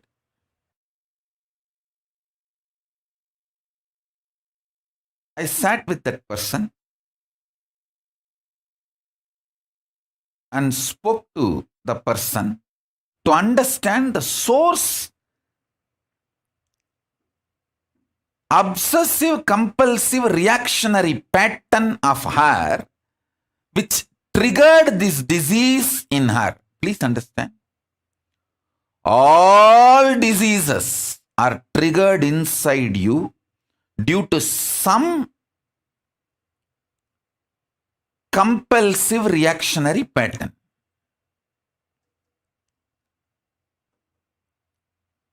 So I wanted to study for 10 minutes her anger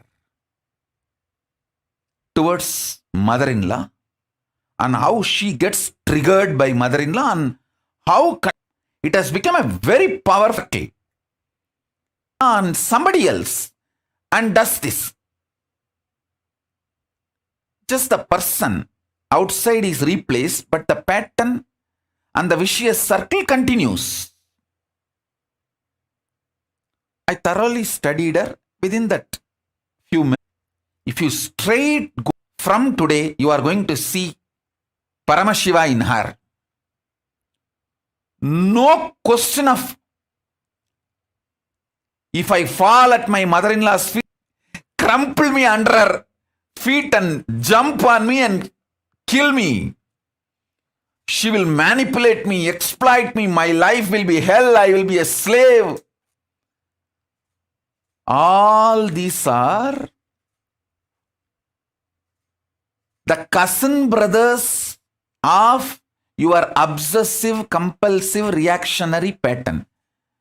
Please understand, this obsessive, compulsive, reactionary pattern, when it gets cultured in you, it creates its own fears, insecurity, jealousy, guilt, self-harms. It becomes literally like a Brahma Rakshas, ghost possessing you. And naturally, if you have to go and fall at the feet of mother-in-law and surrender, you will feel, no, she is going to exploit me. The death is much. Fears, emotions, insecurities, self-doubt, self-denial. So much will come up. But if you are capable of breaking all of that, I told her, think levitation. I asked, or levitate you want for me? I said, I'm too devoted. See, there are some devotees and disciples.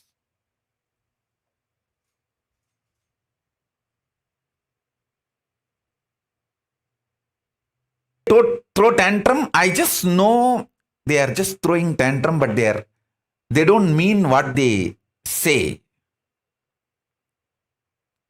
I'll give you one or two examples.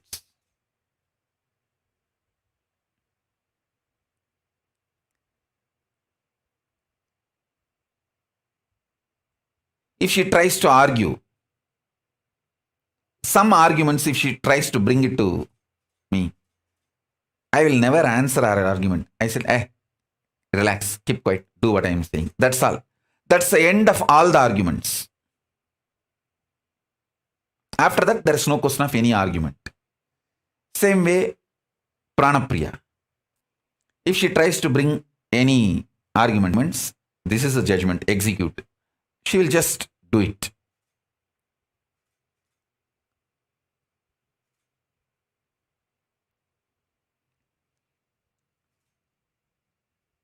A frog which got 1 rupee coin newly wanted to check the power of the money it got.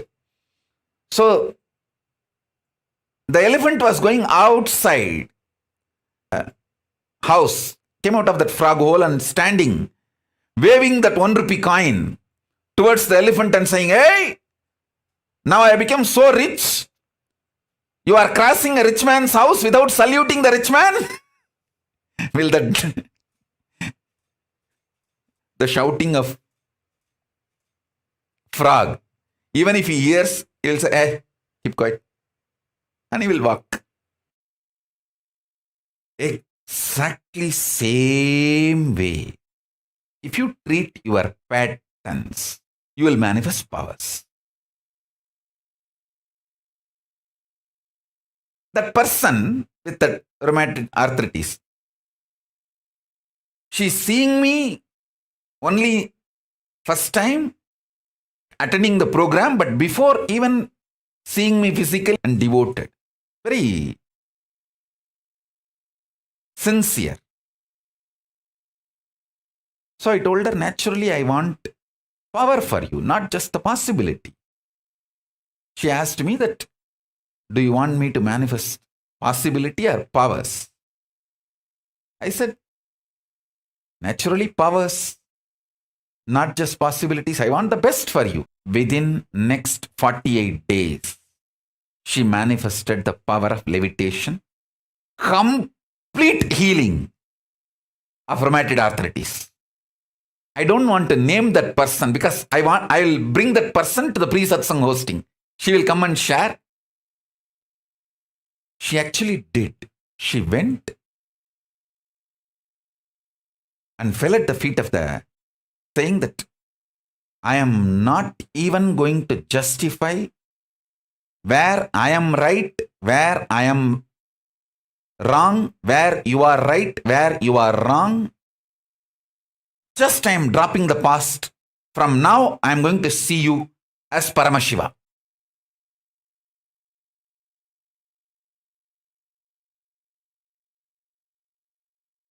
See, if she went and did completion with her mother-in-law, body,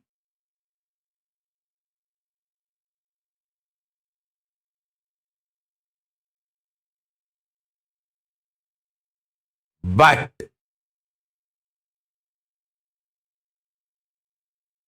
when she broke that obsessive, compulsive, reactionary pattern with all its self-hatred, self-denial, everything,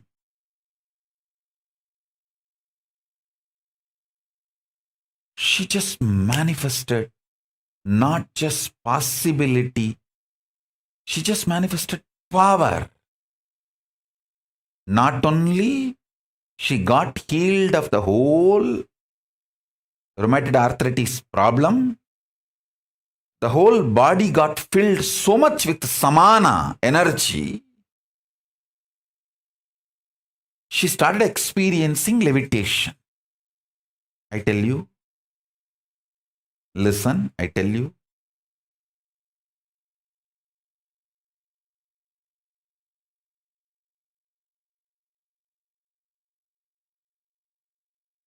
this one statement, take it very sincerely.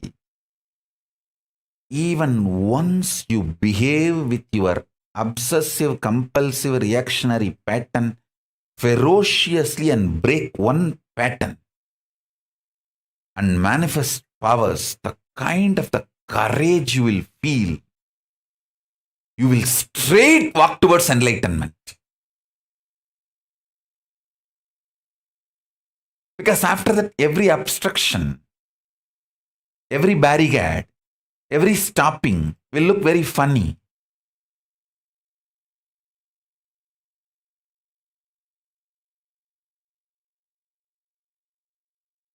It look very funny.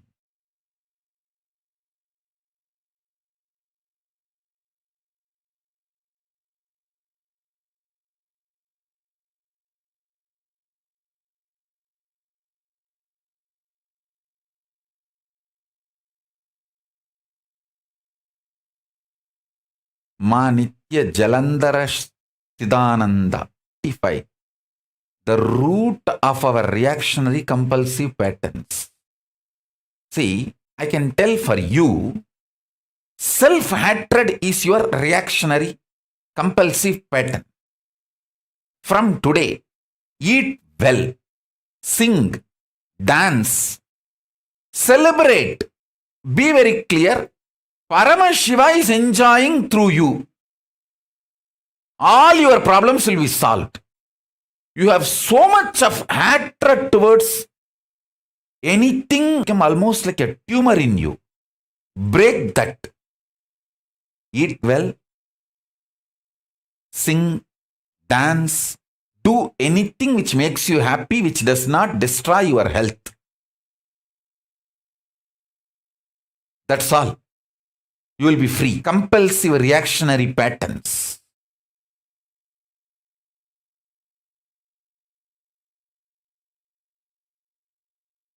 This answer is for her.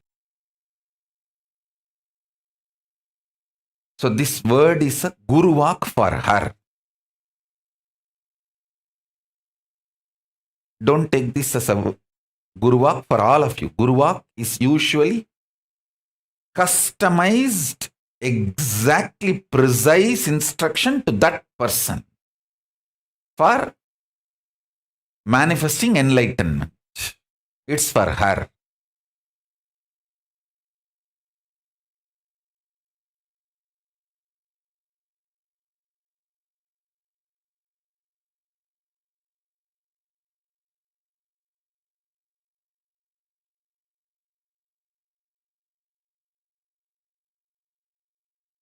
Swati MN is asking, Swamiji, what about all the wrong they have done? All the pain they have caused? Can forgive but can't forget. Listen carefully. Listen carefully.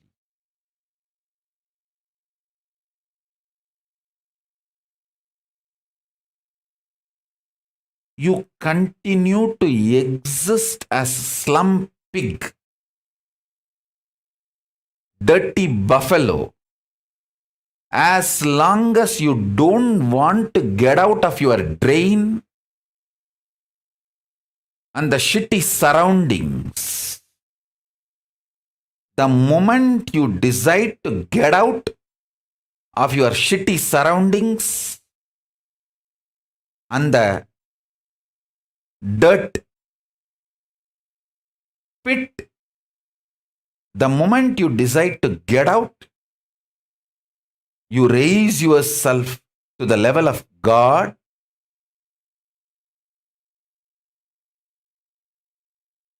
If you decide to forgive, that is enough to liberate yourself. You are not expected to forget. I am not expecting you to forget. Even if you decide to forgive, that is enough. When internally, consciously you change, simply the other person's action, reaction, everything changes in just few days. The other person will feel insecure that you may start getting back to your anger, violence. So just till the other, see, when you go and surrender to your mother-in-law, I am giving you this example. She may have 1 or 2 days insecurity. No, now she is behaving like this. I don't know, maybe this woman is drugged. And after a few days, she may become same old daughter-in-law. Who knows? That insecurity she may be having, and that few days she will be reluctant. But once she is convinced you are changed, simply she will be changed. That is the way I won many wars in my life. I tell you. Many people who declared war on me, I won in all those wars just by not declaring war on them back. Just through that. Simple only forgiving, not even forgetting, forgiving. I won many wars in my life. So if you just forgive honestly with integrity, you will manifest powers.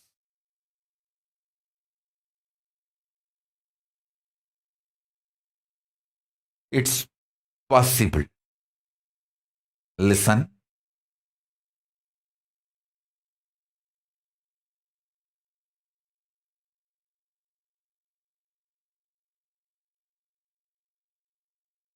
In the example I gave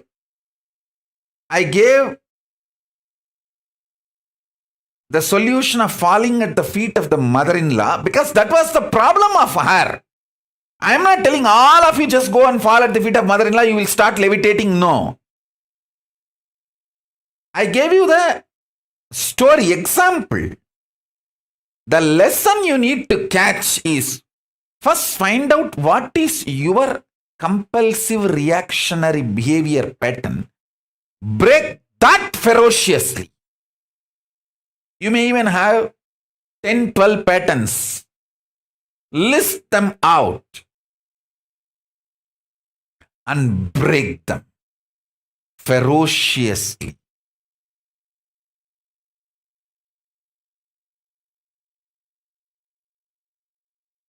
That's it. That's it. Listen.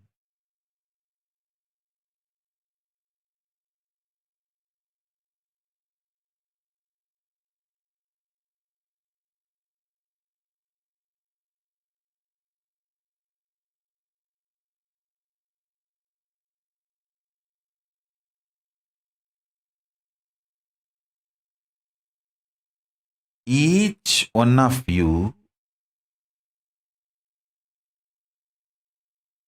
is literally my extension. The life which is in all of you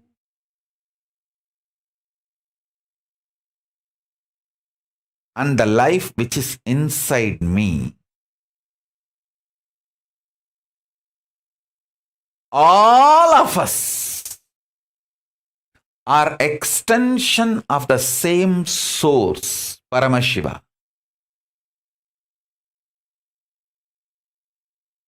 With the tremendous love from the oneness. It's like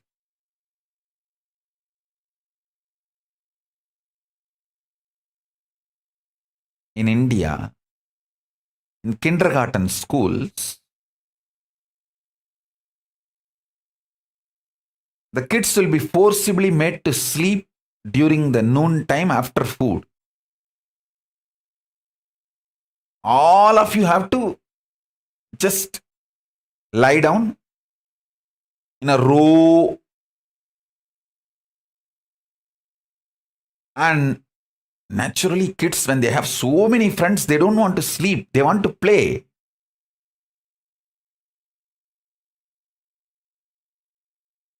But kids have to rest. It's a rest time.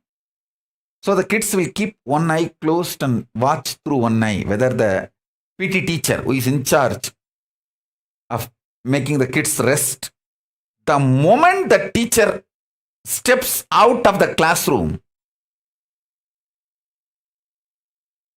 one kid will get up and wake all the other kids. And they will all have fun, jump, make the whole classroom upside down. Because they know the teacher will take at least half an hour to go and have her lunch and come back. That half an hour, these kids will have fun, make the whole classroom upside down.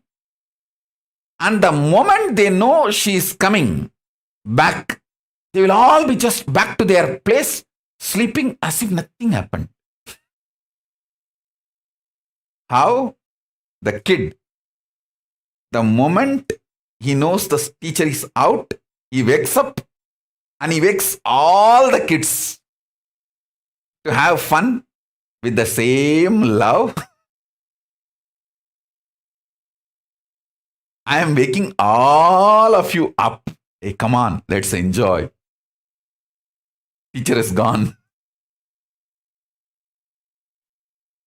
All your patterns, obsessive, compulsive, reactionary patterns, are not worthy. Life, Paramashiva's powers are only worthy to manifest, celebrate, enjoy. Listen carefully. Listen intensely.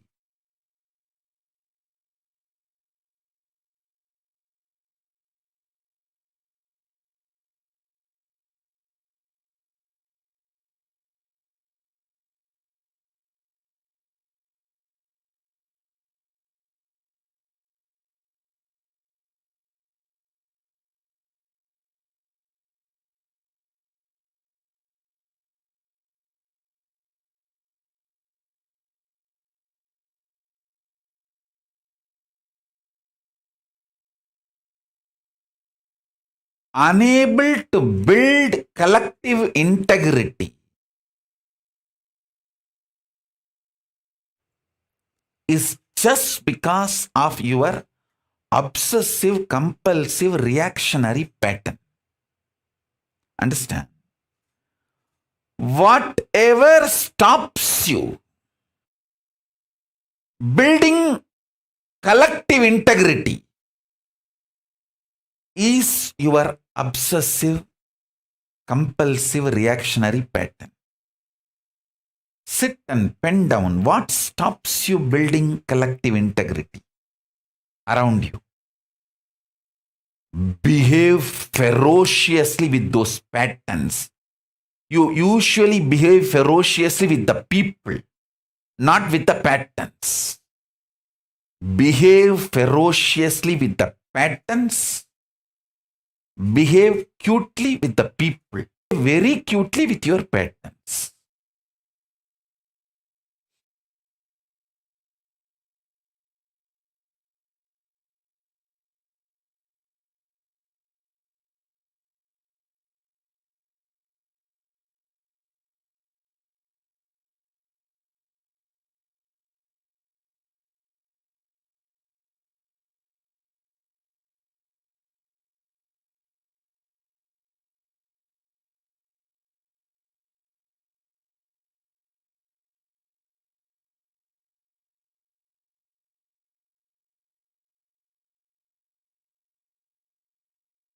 Every time you behave ferociously with your patterns and break, you manifest at least one power of Paramashiva. Listen.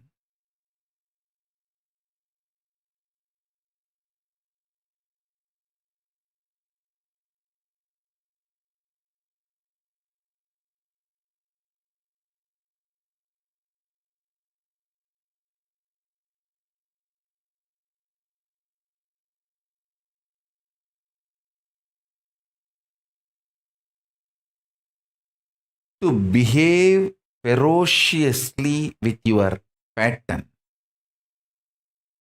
you don't need anything other than feeling connection or trust on me,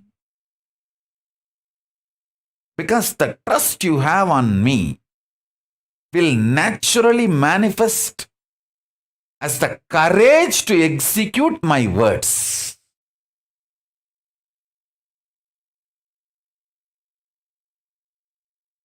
That is the way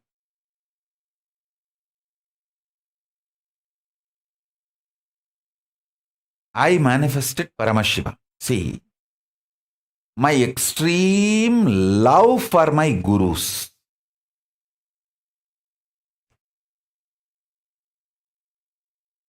my extreme love for my gurus,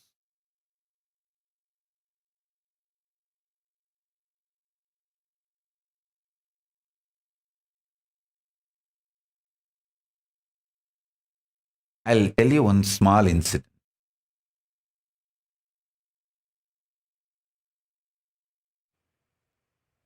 One day, I took lunch for Arunagiri Yogeshwara. He ate,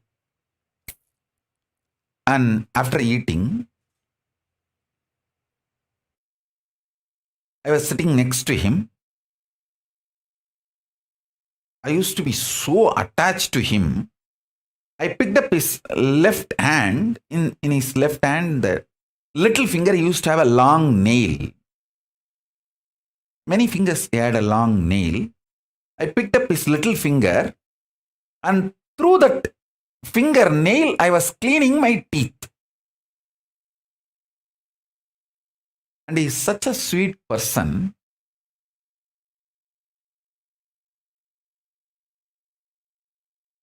Not only he did not stop me, and not even showing any irritation or any difficulty in his face. I was just having his left hand in that little finger, that nail I was using, and cleaning the teeth.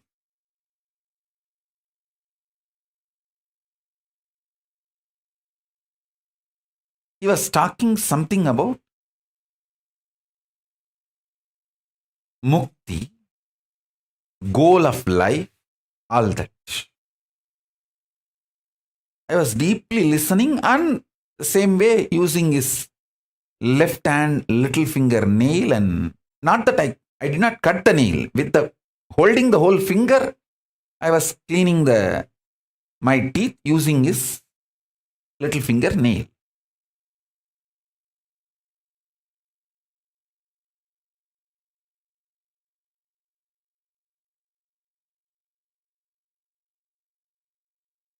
I'll try to exactly repeat the whole flow of the information from Akashic records so that all of you can understand.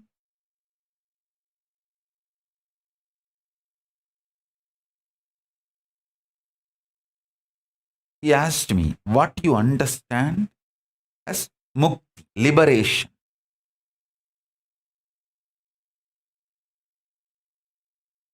Because he was teaching me about goal of life is mukti, liberation.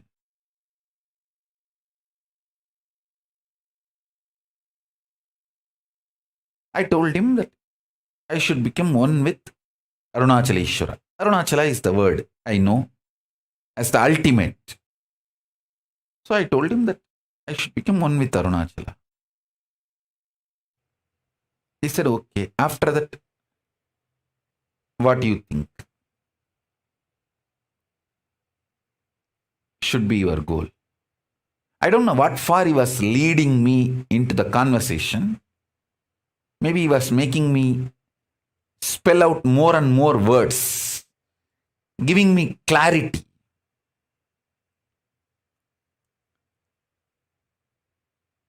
So I told him that if I become one with Arunachala, whoever remembers me will be naturally remembering Arunachala, so they will also get liberated. Because Smaranat Mukti Arunachalam. At the time when I uttered this, he had a wide smile in his face. I was holding his left hand and cleaning my teeth and talking and cleaning, and with the right hand, with his right hand, he just held my cheeks. How the kids, we hold the cheeks of the kids and conjify. He held and shook my face and said, Tatastu, Tatastu, Tatastu. Blessed me. And I could see very clearly that very blessing entered into the whole being and started manifesting. Not only as my liberation, me becoming one with Paramashiva, Arunachaleshwara, and liberated. Anyone remembers me, remembers Arunachaleshwara. So I am only just a symbol of Arunachaleshwara. I am just one stone of Arunachala hill, that's all. Or one small tree. We should not even say small tree. Anything in Arunachala is great, uncomparable. One tree or one small, so I should not even, again, I should not use the word small. A stone or a tree or sand, dust of Arunachala, that's all.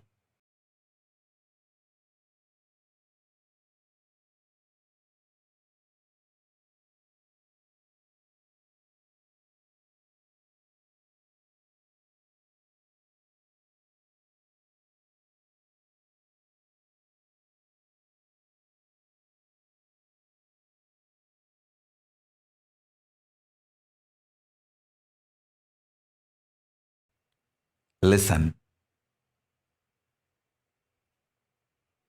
My love and feeling connection with my Guru and Guru Parampara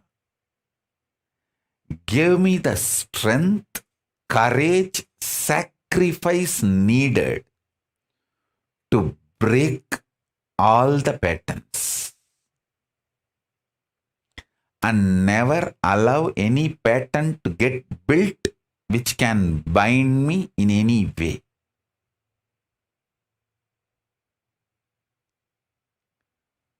Guru Bhakti as a direct utility value. I tell you,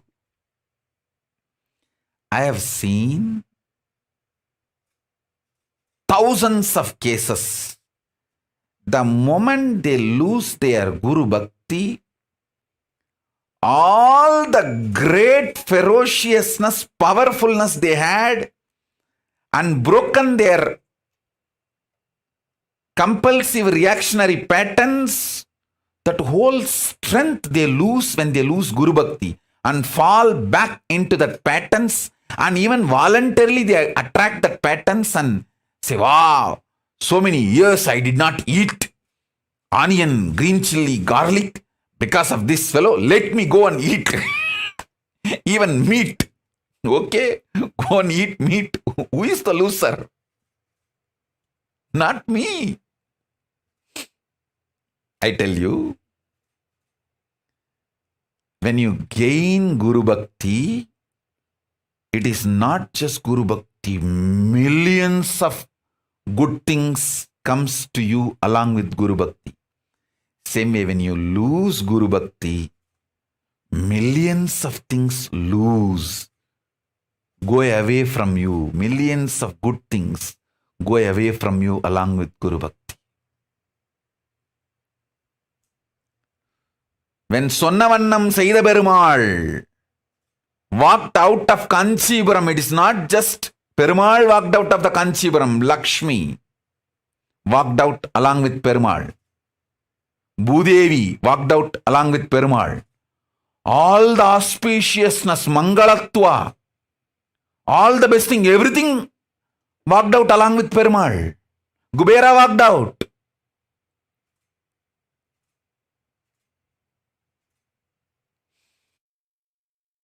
I tell you.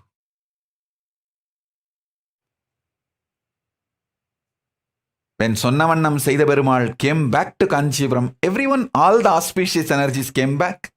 When he walked out of Kanchipuram, all the best things walked out. Same way. Listen. When Guru Bhakti comes to you, all the best things in the life comes to you. When Guru Bhakti leaves you, all the best things in the life leaves you.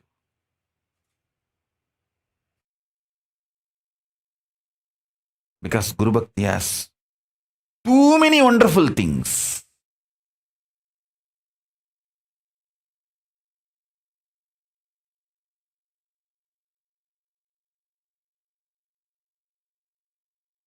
Guru Bhakti is not just Guru Bhakti, it is Paramashiva Shakti. It is Jnana Yukti.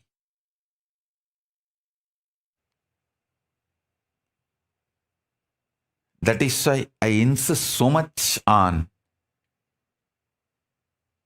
reading Guru Gita and chanting Guru Gita. Because reading Guru Gita and chanting Guru Gita gives you the intense Guru Bhakti and all the other auspiciousness, good things associated with Guru Bhakti. See, people with Guru Bhakti will not have any problem in breaking their compulsive reactionary patterns. For example, many people come to me and say that I have this eating disorder. I eat like anything. And then suffer. Again, eat.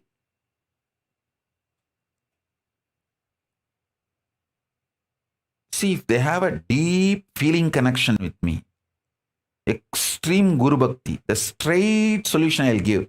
Start dry fasting. Eat only one meal a day. Only when you have that one meal, you can drink water. only once a day you will open your mouth for food and water. After that, full other 23.5 hours, do the dry fasting. But I will not give the same solution for a common visitor, for this curiosity monger, or who try to poke, who try to do this trial and error with me. All these games, let me see whether he works out for me or not. No dating. I am not available for any dating. No.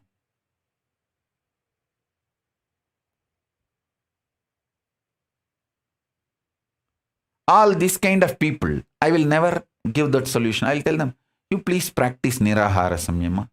Slowly, you reduce 10 meal into 9.5 meal. And after 1 month, you reduce 9.5 meal into 9 meal. And after 1 month, you reduce 9 meal into 8 meal. By the time bloody, you will lose all inspiration and go back to 12 meal. So that is your fate. What can I do?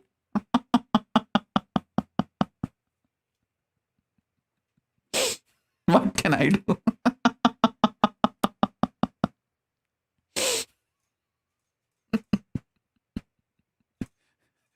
Salali, jalali. You walk. What can I do?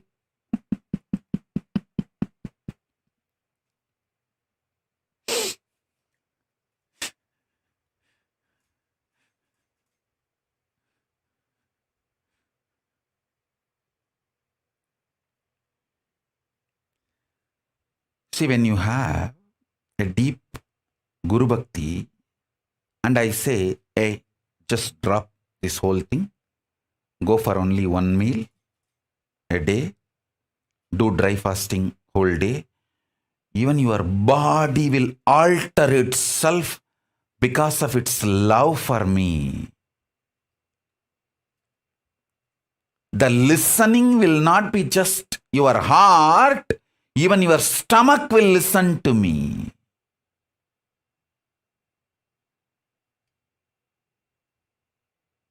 Even your stomach will listen to me. Not just heart. I tell you, in my life, I have seen 200 people living more than 100 years. In all the 200 people, a common practices, few practices I have seen, the Jain food lifestyle. Jains eat very little. That also only when the sun is up, not after sunset. The Jain food lifestyle. And Lingayats food lifestyle. Veerashaiva Lingayats, they eat only once a day after the puja. Many of the great Lingayat sannyasis I have seen in my life. Only once a day they will eat after the puja. After that, neither water nor food. Many people whom I have seen in my life who lived more than 100 years have this pattern of less food habit.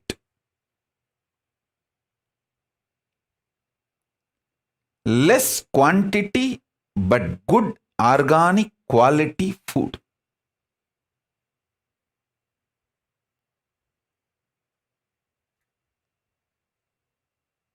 I tell you,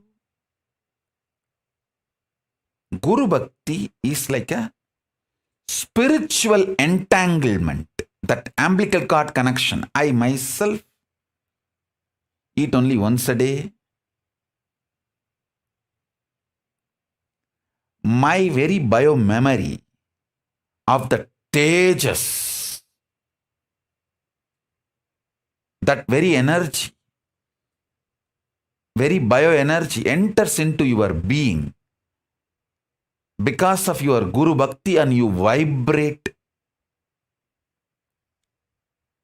in that same high frequency, and simply that becomes too easy for you also.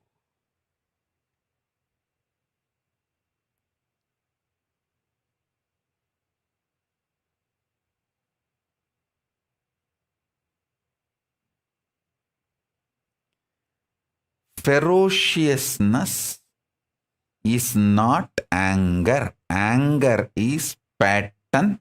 Ferociousness is power.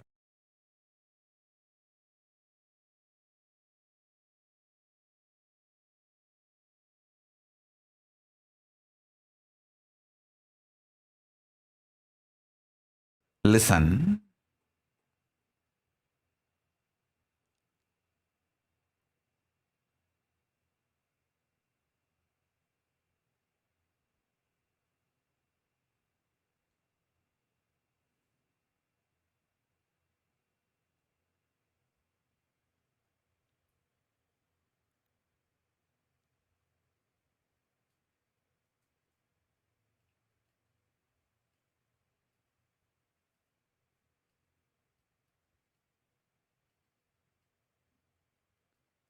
I expressed so many different thought currents in yesterday's satsang.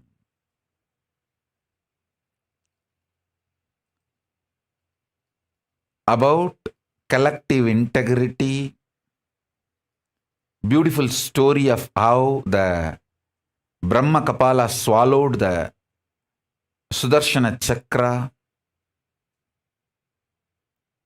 and how the Kala Bhairava wearing the skull mala, Brahma Kapala mala. I explained various concepts.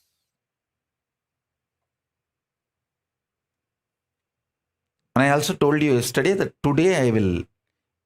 today's satsang, I'll explain how the collective integrity,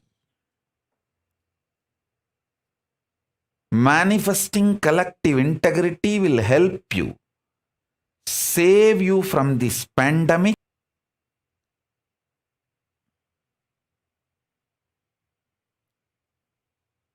I remember once, one of my guru, Narayana Swami Tata, all the unresolved crimes by the police, the main town police station, all the office, 30 years before, they know this Narayana Swami Tata whom I am talking about.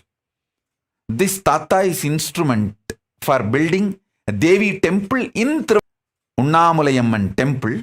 Devi, this Swami, Narayana Swami, was responsible for it. And that is a separate story. I'll tell that story later. Now, you listen to this Narayana Swami Tata's Leelas and few things. All these police people will come to him for resolving all the unresolved crimes.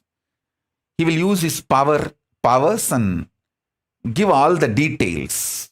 Where that criminal is hiding, where that thief is sitting, where that...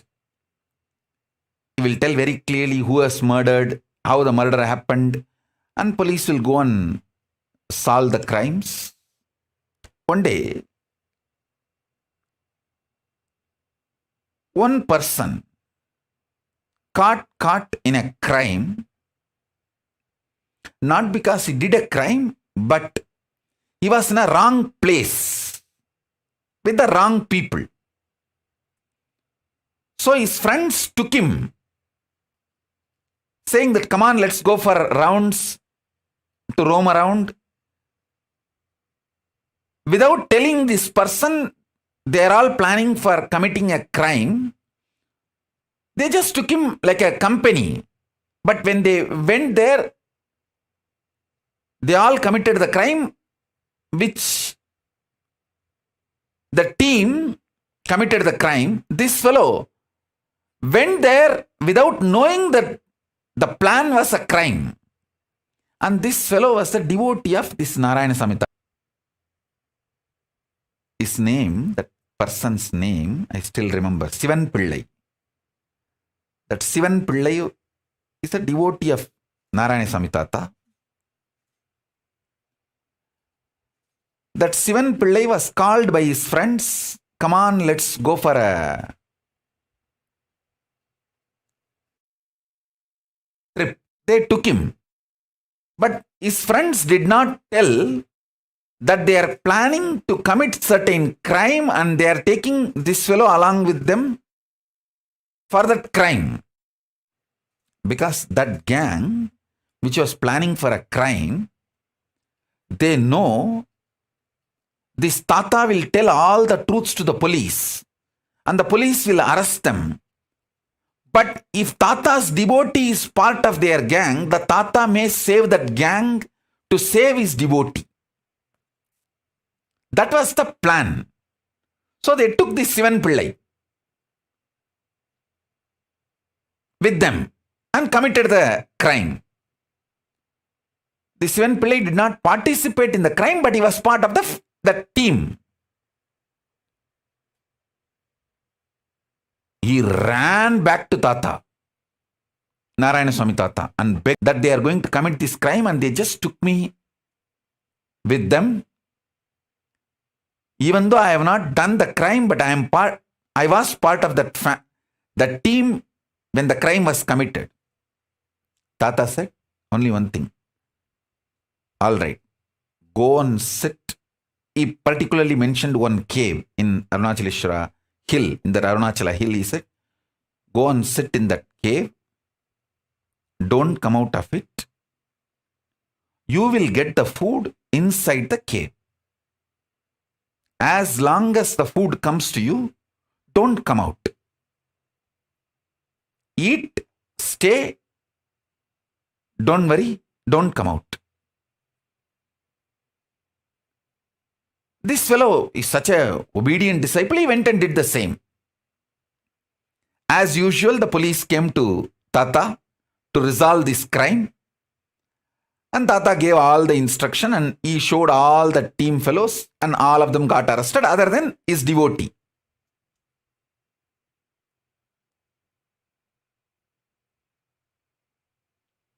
Those fellows got arrested and put in jail. I was seeing the whole scene, means when the devotee Sivan Pillai came and cried to him. I think that Sivan Pillai must be still alive in Tiruvannamalai. Because at that time he was 30 maybe. So now he may be 70 or 60s. He may be still alive. I'll tell our autobiography team to go and interview him and bring him to pre-satsang hosting if he is still alive. He can narrate the whole incident. Police came and reported the crime and he resolved the whole crime and everything.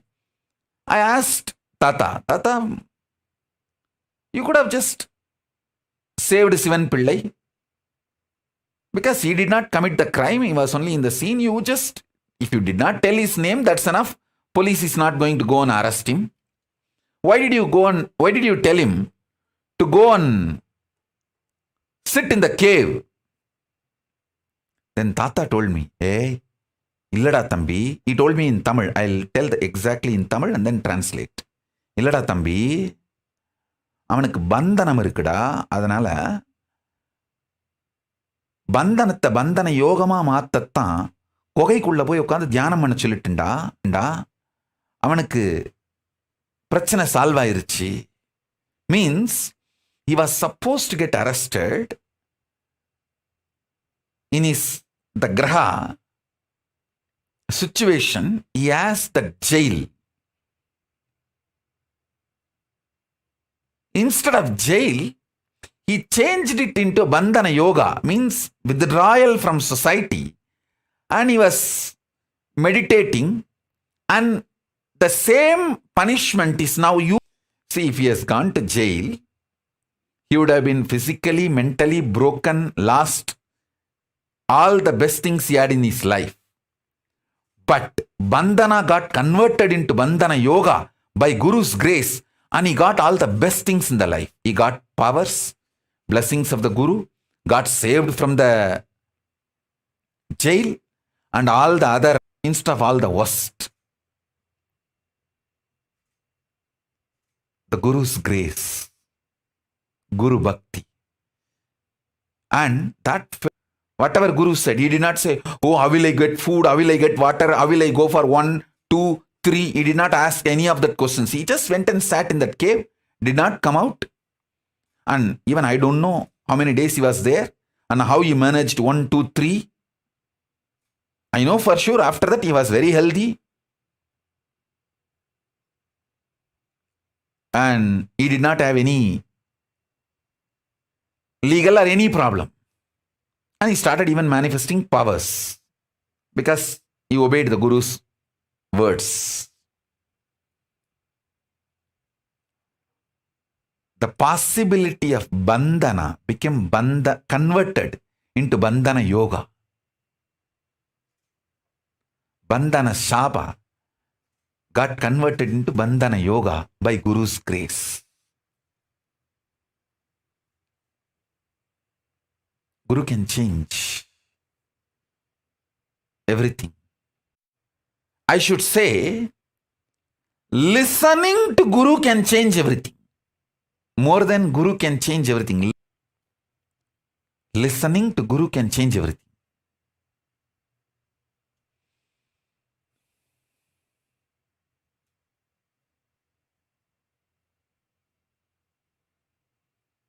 From Tiruvannamalai, if he is still alive, he can share exactly that crime number, exact year when that crime happened, and how he got saved, all the details. More details he can give.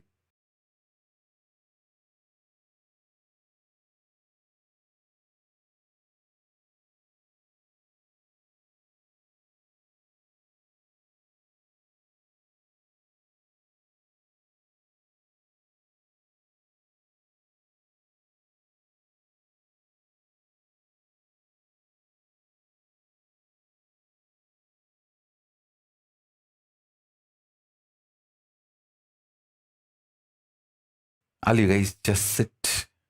After attending that Arunachala Smaranam, I am feeling that intense samadhi manifesting. Just sit and enjoy Arunachala. I'll sit with you guys for some time. Enjoy Arunachala Smaranam, and experience liberation.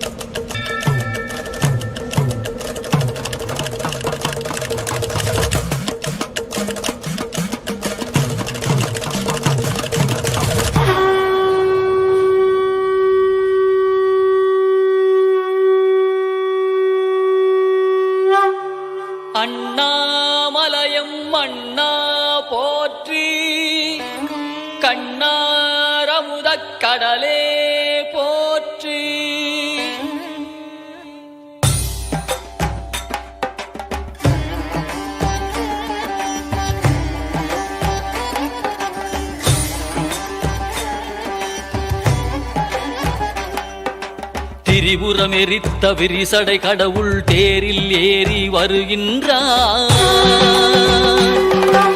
திருவண்ணா அருளுரு ஆயிரம் காட்டிய நாதன் அம்மையப்பனாய் வருகின்றான். கைலை மேவிய உமையொரு பாகன் அருளை வாரி தருகின்றான். அண்ணாமலையான் வருகின்றான்.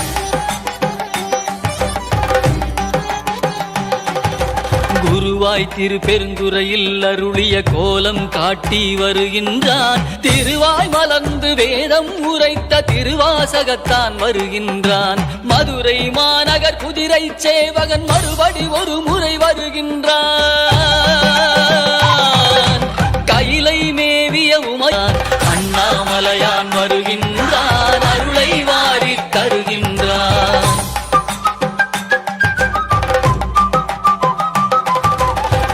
பாட்டுக்காசை பட்ட கூலியான் பாதம் பதித்திட வருகின்றான். பாட்டுக்காசை பட்ட தம்பிரான் பார்வதியுடனே வருகின்றான்.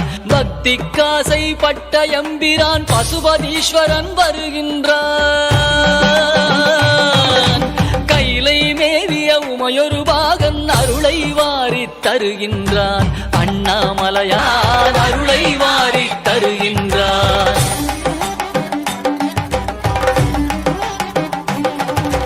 பன்றிக்கன்று தாய்முலை தந்த பரமதயாளன் வருகின்றான். பன்றிக்கரியை உண்டு மகிழ்ந்த குடுமித்தேவன் வருகின்றான்.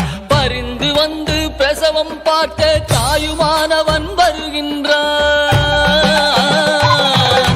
கைலை மேவிய உமையொரு பாகன் அருளை வாரி தருகின்றான். அண்ணாமலையான் வருகின்றான். அருளை வாரி தருகின்றான். அண்ணாமலையான் வருகின்றான். அருளை வாரி தருகின்ற வீதி விடங்கன் வருகின்றான். அமர் நீதிக்காக அடியார் கோலம் பூண்டவன் மீண்டும் வருகின்றான். திருவிளையாடல் பல புரிந்தவன் திருவீதி வலம் வருகின்றான். கைலை மேவிய உமையொரு பாகன் அருளை வாரி தருகின்றான். அண்ணாமலையான் வருகின்றான். அருளை வாரி தருகின்றான். அண்ணாமலையான் வருகின்றான். அருளை வாரி தருகின்றான்.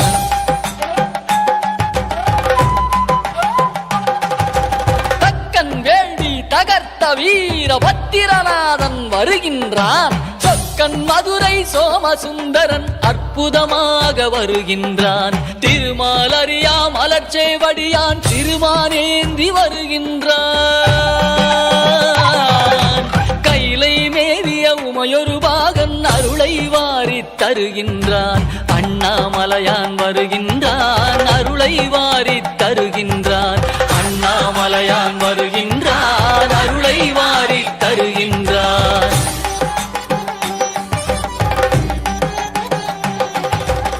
ஆலமுண்ட திருநீலகண்டன் உமைபாகனாக வருகின்றான். ஆலால சுந்தரன் பாடியவாறே காலகாலனாய் வருகின்றான். கருவேர் அறுத்து கருணை பொழியும் கைலையம்பிரான் வருகின்றான். கைலை மேவிய உமையொரு பாகன் அருளை வாரி தருகின்றான். அண்ணாமலையான் வருகின்றான். அருளை வாரி தருகின்றான். அண்ணாமலையான் வருகின்றான். அருளை வாரி தருகின்றான்.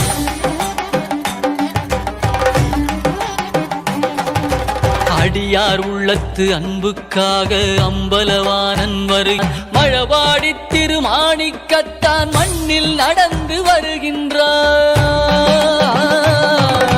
கைலை மேவிய உமையொரு பாகன் அருளை வாரி தருகின்றான். அண்ணாம்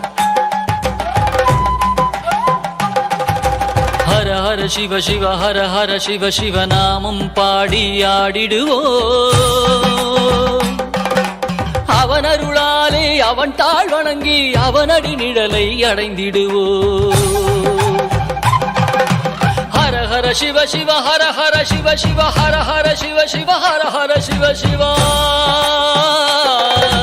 ஹர ஹர சிவ சிவ ஹர ஹர சிவ சிவ ஹர ஹர சிவ சிவ ஹர ஹர சிவ சிவ ஹர ஹர சிவ சிவ ஹர ஹர சிவ சிவ ஹர ஹர சிவ சிவ ஹர ஹர சிவ சிவ ஹர ஹர சிவ சிவ ஹர ஹர சிவ சிவ ஹர ஹர சிவ சிவ ஹர ஹர சிவ சிவ ஹர ஹர ஹர சிவ சிவ ஹர ஹர சிவ சிவ ஹர ஹர சிவ சிவ.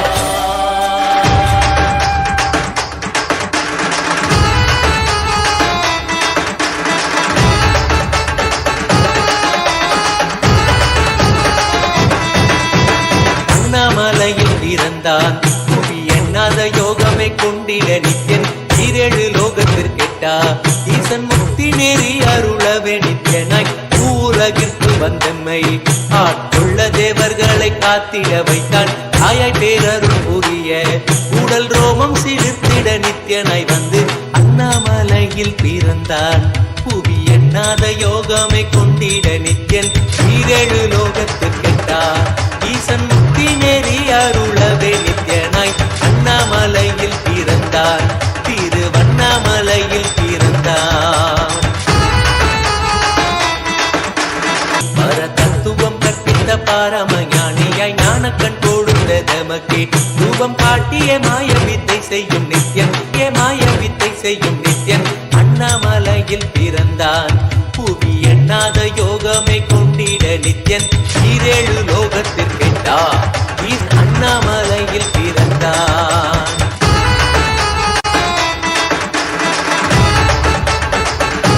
விளங்கும் தாண்டும் சிவசக்தியாக ஐம்பொறிகளுக்கும் புலனாகின்ற நித்யன் மெய்ப்பொருளான நித்யனை ஆழ்ந்து சிந்திக்க ஐயனின் ரூபம் விளங்கும் யாண்டும் சிவசக்தியாக ஐம்பொறிகளுக்கும் புலனாகின்ற நித்யன் அண்ணாமலையில் பிறந்தான் புவி எண்ணாத யோகமை கொண்டிட நித்யன் ஈரேழு லோகத்திற்கெட்டா ஈசன் முக்தி நெறி அருளவே நித்யனாய் அண்ணாமலையில் பிறந்தான் திருவண்ணாமலையில் பிறந்தான்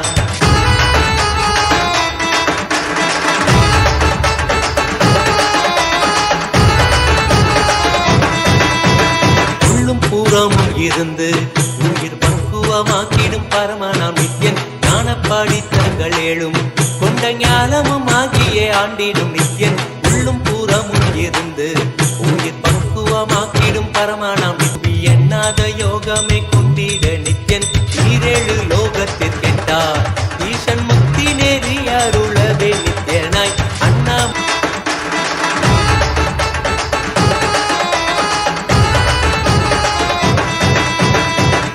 வாக்கியங்களான அருள் கவிதை ஒன்றிடும் நித்யன் அப்த வாக்கியங்களான அருள் கவிதைகள் நித்யனின் மகிமை சொல்லிடும் மகிமை அர்ப்பித்த பின்னே நித்யன் ஈரேழு லோகத்திற்கெட்டா ஈசன் முக்தி நெறி அருளவே நித்யனாய் அண்ணாமலையில் பிறந்தான் திருவண்ணாமலையில் பிறந்தான்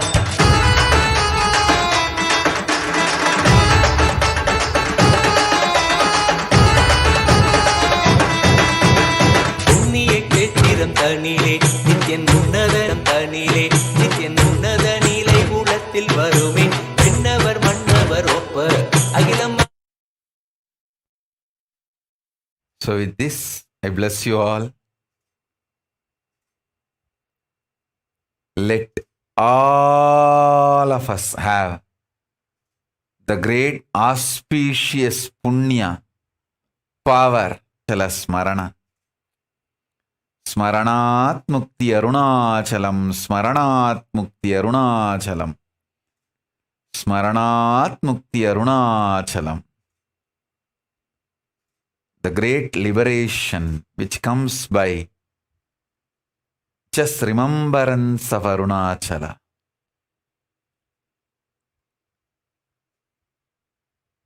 So with this collective integrity and authenticity and responsibility and enriching causing, living Paramadvaitam, the Shuddhadvaita cyber consciousness and Kailasa of Paramashiva. Paramashivoham, Om Nithyananda Paramashivoham, the eternal bliss Nithyananda. Thank you. Be blissful.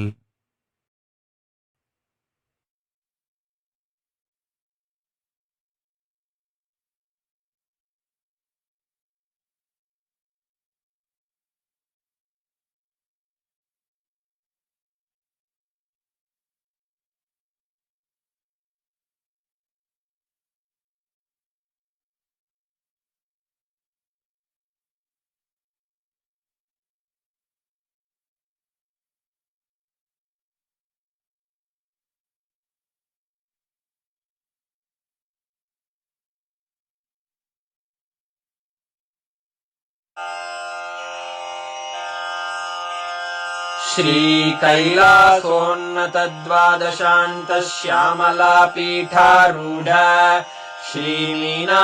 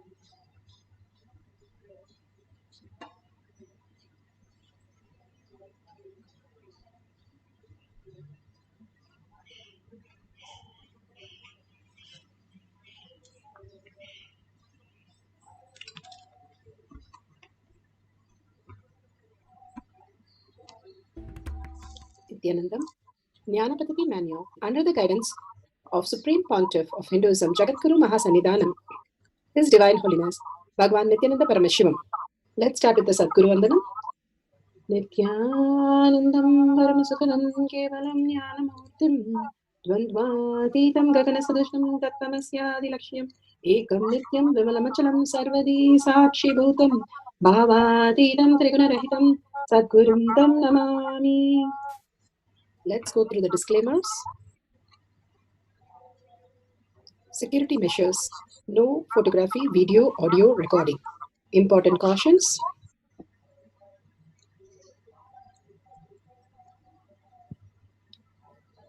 Please be aware of the important cautions.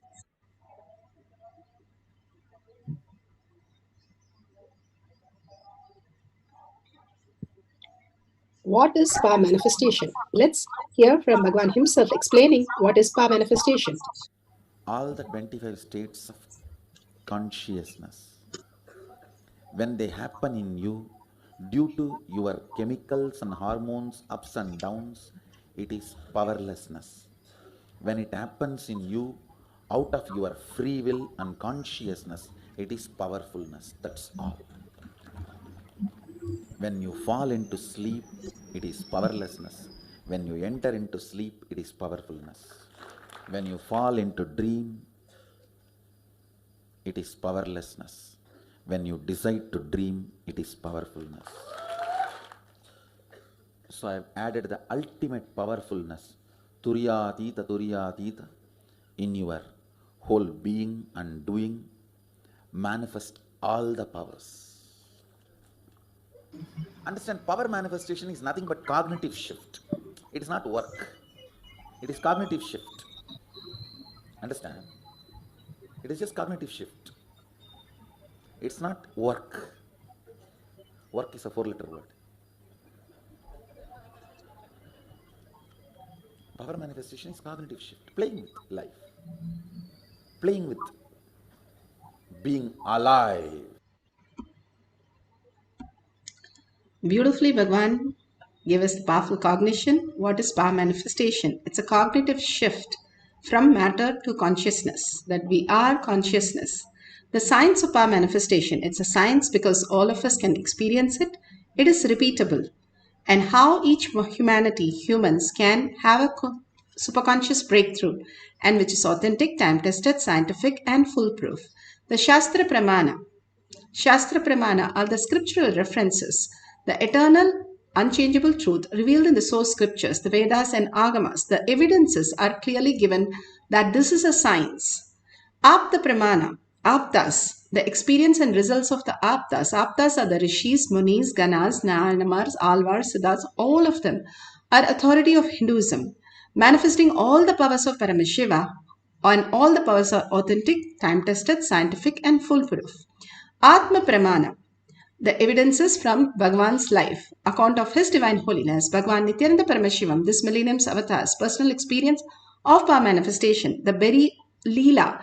The Leelas are to show us a human can experience the superconscious breakthrough and experience the Paramashiva in each of us. Bhagwan's blessing for the whole humanity. Shakshi Pramana, experience of the millions of disciple, devotees, followers all around the world manifesting the powers of Paramashiva. Bhagavan beautifully has said, whoever comes to my Kailash courtyard manifesting powers, simply I will be there, my presence can be felt and manifest as powers. How Harunagiri Yogeshwara trained Bhagavan, and so beautifully he experienced the Smarnatha Mukti with Arunachala himself. Same way, each one of us, for us to experience that, Bhagavan has given us the breakthrough through the power manifestation session. Pratyaksha Pramana, the scientific study measuring the effect of being in the enlightened state. The thoughtless space that everybody can experience, that we can experience and live without thoughts and without the identity that we are carrying for so long. We can live and experience the higher consciousness, and it is already happening in us. All that we need to do is just experience that we are manifesting it. That's all is the beautiful space that Bhagavan is making us and aware of what we are. The Guru's beautiful space to show us who we are, the Paramashiva space in us. Now let's go to the Shastra Pramana. The Shastra Pramana are the eternal unchangeable truth revealed in the source scriptures. Vijnana Bhairava Tantra. Vijnana, consciousness, Bhairava, one who experiences consciousness beyond the mind, and Tantra is the method. Here Bhagavan gives us the method for us to experience the consciousness, the Paramashiva, the Arunachala space in each of us, Bhagavan space in each of us as our reality. So beautifully, Bhagavan gives us the Shastra Pramana for the power of consciousness over matter. Dharana 95.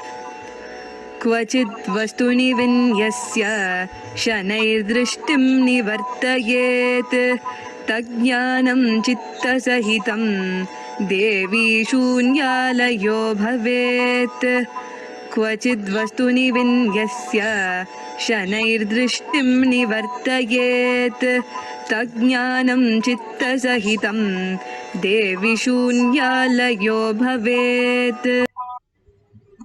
Vijnana Bhairava Tantra, Sutra 120, Dharana 95, Bhagavan Paramashiva says, having once fixed one's eyes on a particular object, Vastu, withdraw the sight from the object, as well as shortly eliminate the knowledge of the object. Along with it, the thoughts and the impression of the object. Then, O Devi, one abides in Sunya, where there is nothing that other than this exists, which is the state of all inclusiveness or infinity. We become the infinite source of oneness, the ultimate space of oneness. Beautifully, Ramakrishna Paramahamsa, once he wanted to teach how he trained Vivekananda. So beautiful that he told Vivekananda to bring Ashtavakra Gita and to him and to read. Ramakrishna Paramahamsa that time did not agree to that, and he did not believe anything other than what mind can perceive. So he said, okay, I will read, but I don't believe it. So he started reading, and he started reading. The Ashtavakra Gita is full of Advaita philosophy. So it starts with a pot, water, and you all are Brahman. Everything is Brahman. When he started reading, he said, this cannot be true, and he kept the book and walked off. And he said, this is not possible. And so beautiful, Ramakrishna Paramahamsa just touched him a little bit.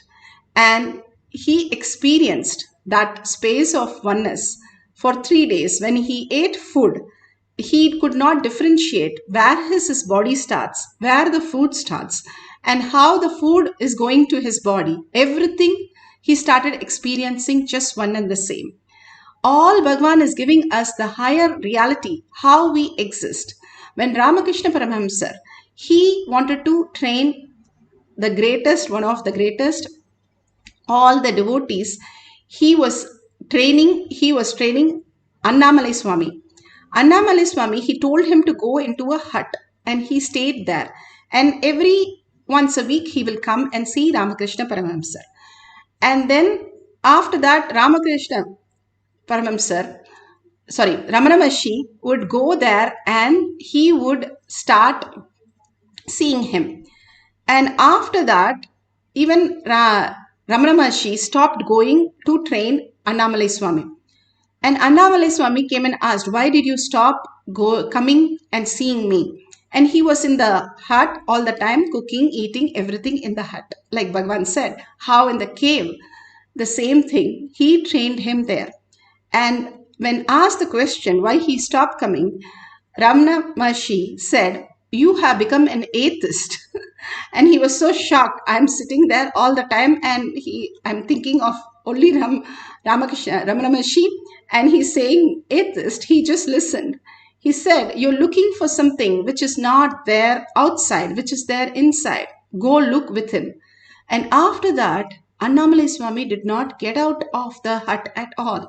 Even when Ramakrishna Paramahamsa left his body, he did not get out of this place. He sat and sat. Only Ramakrishna Paramahamsa, Ramana Maharshi's ashes was given for him to apply on his body, and he sat there and sat there.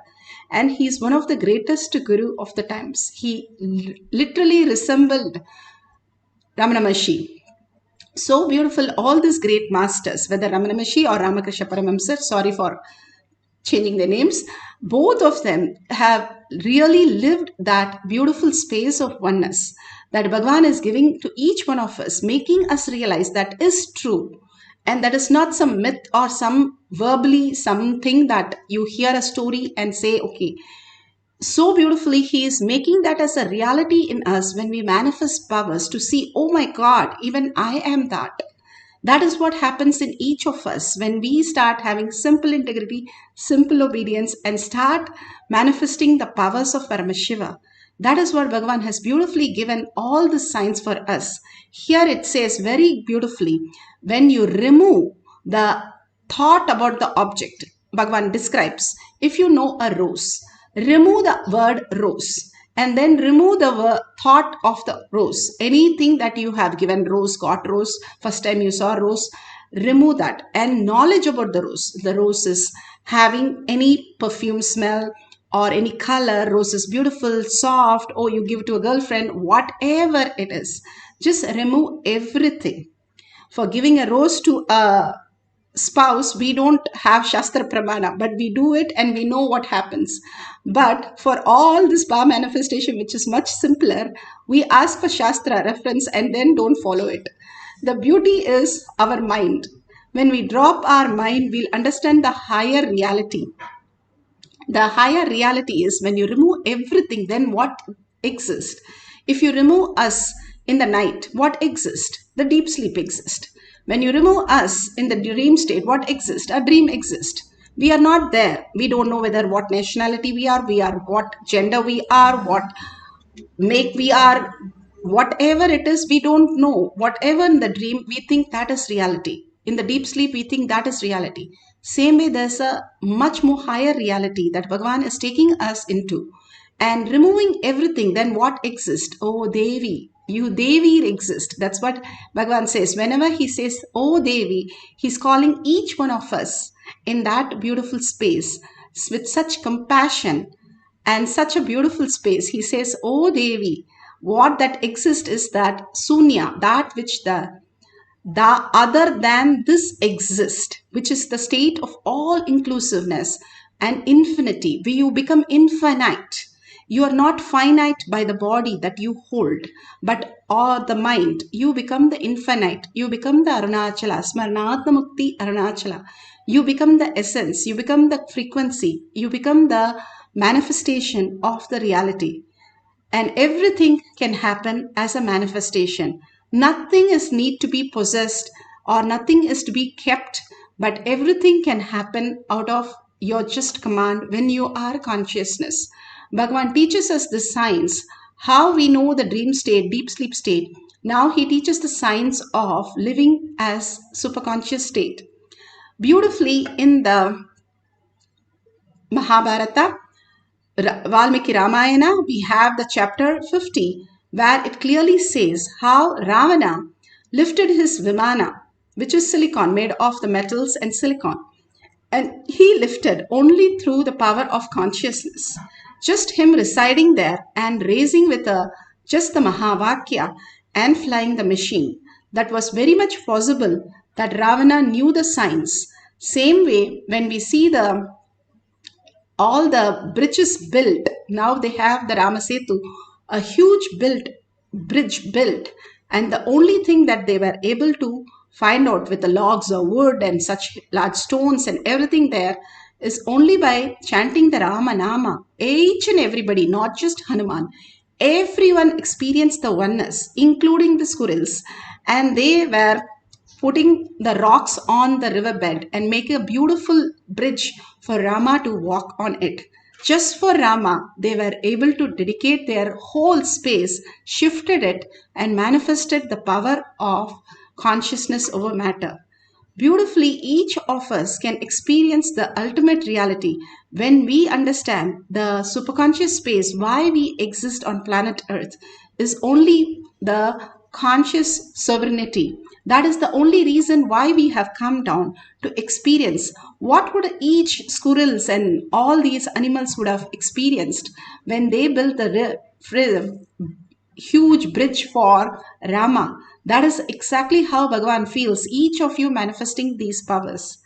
Beautifully, one Ramana Maharshi was meditating with so many people in a hall, and then one monkey came. A monkey came and tried to take the banana, and Ramana Maharshi always initiated his disciples through just a sight, just his eyes. So when he looked at the monkey, when the monkey took the banana, 5 minutes, it was a recorded space, 5 minutes, the monkey did not move from that place. It kept looking at Ramana Maharshi, and Ramana Maharshi kept looking at him. After 5 minutes, the monkey took the banana and he gives a Mahavakya for it. He says very clearly, what on earth is there for you to hold more than this space? And then the monkey leaves. That is to make us understand our mind is like monkey, but monkey itself can stay 5 minutes without movement. We can experience much greater truth just being in the oneness with Paramashiva. Beautifully, Bhagavan here gives us how the Vimana Shastra can be really brought into the reality. Bhagavan says, today I am mapping the Vimana Shastra super science, and I discover chemicals released in the human body during the flight takeoff release certain chemicals in our body and create certain subtle bioenergy. The same energy is only used as a fuel in the Vimana. Once we are able to rebuild the Vimana structure as per the Hindu Shastra, we won't need any external fuel, Just you need to sit in the Vimana, visualize you are flying, and the chemical released in your body and bioenergy fuel the Vimana, and in the Vimana, and it takes off. It is so wild to see how just thoughts and feelings can operate huge machines like Vimana. I also feels humanity need to put more time and energy and study the super science to understand more about Vimana and human consciousness possibility. Please share with all. Bhagavan is giving us in the Nitya Satsang, March 19, 2019. Beautifully, he has said how he is creating the Vimana Shastra as reality for all of us. All this great science is going to be truthful. Bhagavan beautifully said how human beings will be flying across the place. And it has been recorded in Tirumular also. Konakar Chandra Nadi is also referring to the same thing, how people in 2030 will be flying and floating in air, and all the great science of humanity will be unfolded really in reality, and the whole world changes into a next conscious breakthrough of reality. Now Bhagavan himself speaks on consciousness. House, Saraswati is the decider. In Vaishnava's house, the lady keeps the whole wealth under the control. In Shaivite's house, off, energy. It's a thought current and lifestyle.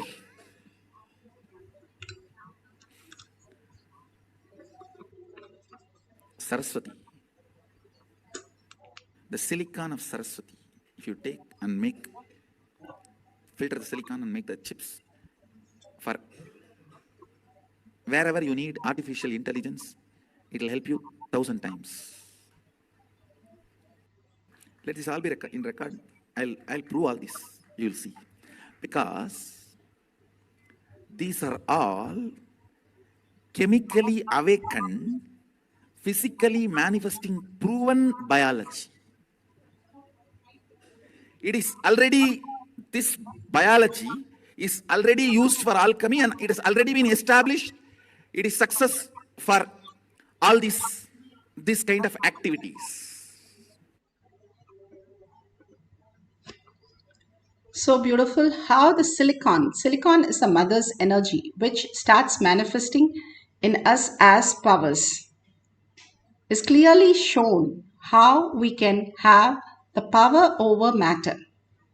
Here you can see from Shakshi Pramana, from a devotee who has shared the video. This tab is completely off and they have placed a coconut. Coconut is pretty heavy object. And you can see the coconut moving, not just, it's just sliding, but it is turning the angle and beautifully moving on the silicon. Coconut is also something we relate to ourselves very much. How we are made 70% water. The coconut also same thing. And a hard shell that we have is the ego that we hold. And same way it has a very hard shell but very soft inside. Beautifully you can see how the power manifestation unfolds here. And all of us now can experience the same oneness. To experience, it is not sliding, that's what they want to show. It's a flat surface, there is no slant or there is nothing. It's a very flat surface, and how beautifully the coconut moved across. And the tab is completely switched off. There's no vibration or any features on the tab. Now all of us can experience consciousness over matter on silicon. So you can take a coconut or something which is not slippery, which is very stable, and switch off the silicon tab. Silicon is sand and the mother energy and what we are made of, the matter. If we understand that all is one and the same, the Paramashiva space in all of us, the quantum entanglement happens, we will simply be able to command everything as we move. Bhagavan, how beautifully he says, if I can move my hand, I can move the air around it. If I can move the air around it, I can move the stone around it, the air. And that is the Arunachala hill also moves and merges into oneness. If they can move a mountain, moving an object is simply possible.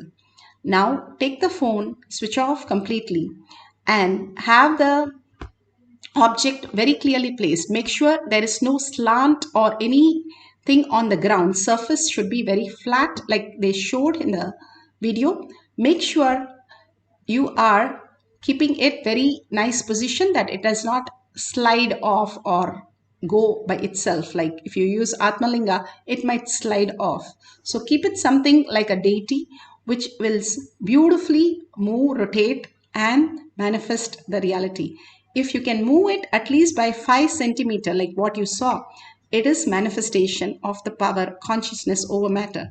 Moving these things, what do I gain? You can move all the blocks out in your inner space. The obsessive compulsive reaction patterns gets off, moved, and you experience that is not you. You are consciousness. Whatever you're experiencing, the incompletions in you is not you. Is all the parasites and microbes which are sitting in the body, which is reacting to whatever is there. Bhagavan says the lower 3 chakras, if you have vairagya, you can go beyond that and experience the oneness. All that we need to do is detox the body, starting from the puja and the yoga and the detox, whatever, haritaki, neem juice. Completely your body becomes healed for the higher consciousness to manifest as reality. If you have Jnananjan in your Kantamala, you can apply in your third eye and your temples. If you do not have, you can have the Basma and Kumkum so that you can experience the oneness and detox the third eye. Any Basma or Vibhuti Kumkum from your temple nearby is perfectly fine, Bhagavan says, as a Aushadha. So turn on your camera. Many have recorded these things, and when they close the eyes, the object moves, and when they open the eyes, it is back to normal. And it's so shocking to see that how it has manifested, but they missed recording. And so don't miss recording, especially for consciousness over matter. So let's get it ready with the instruction. Sit straight with your head, neck and spine in a straight line and continuously hold Paramashiva, his beautiful words, his boons, his blessings, his initiations. Only that, and how he said Arunachala Mukti, Smarnatha Mukti, Arunachala. Just hold that again and again in your inner space.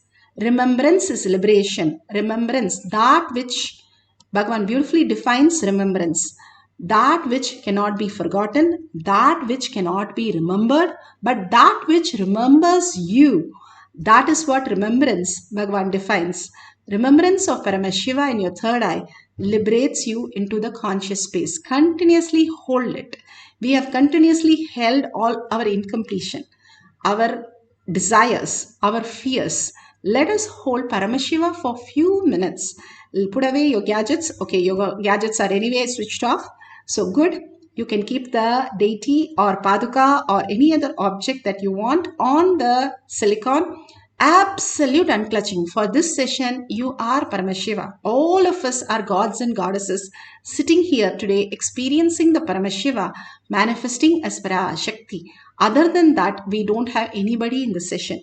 Hold only that space. All are Paramashiva, Parashakti, with 25 heads and 75 eyes and 50 hands, bringing so much of awareness in you.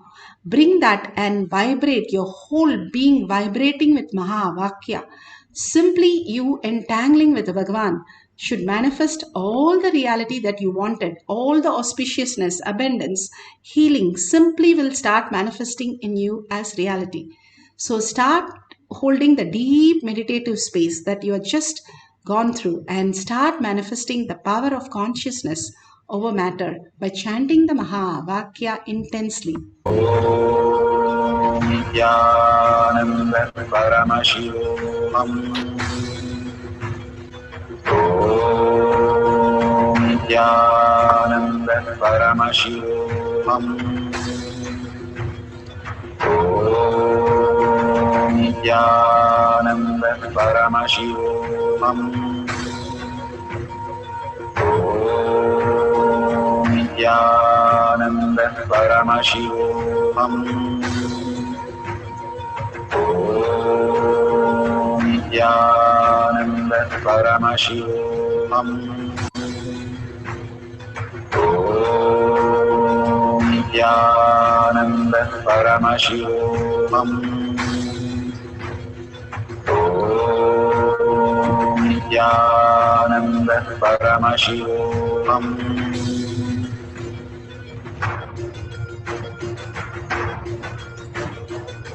Paramashivoham. Paramashivoham. Let Paramashiva's third eye manifest in all our third eyes. Let the Amrita pour, let the Varni open up, manifest in all of us. Paramashivoham. Paramashivoham. Paramashivoham. Paramashivoham. Let Paramashiva overflow, manifest the powers in all our third eyes. Om Nithyananda Paramashivoham. Om Nithyananda Paramashivoham. Om Nithyananda Paramashivoham. Om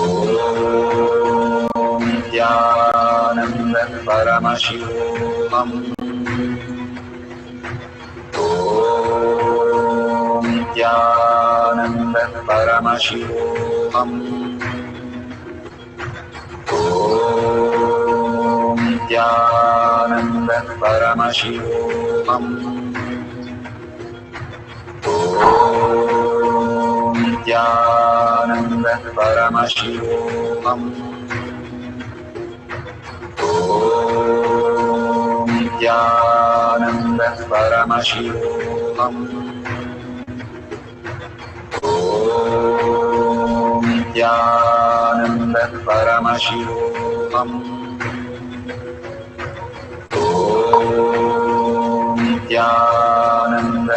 Paramashivoham. Om Nithyananda Paramashivoham.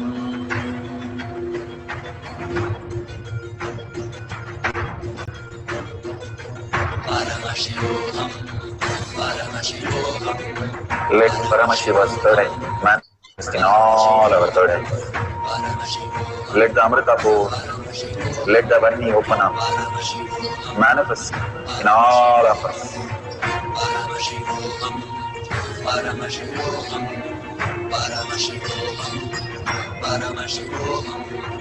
Let Paramashivoham overflow, manifest the powers in all our third eyes. Om Nithyananda Paramashivam. Om Nithyananda Paramashivam. Om Nithyananda Paramashivam. Om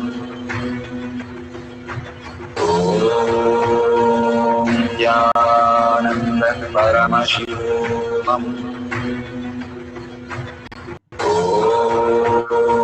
Nithyananda Paramashivoham.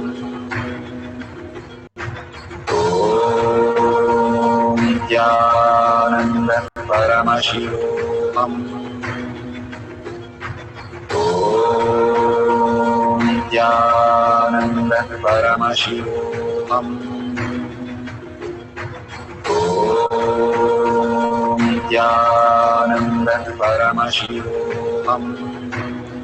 Om Nithyananda Paramashivoham. Om Nithyananda Paramashivoham. Om Nithyananda Paramashivoham. Om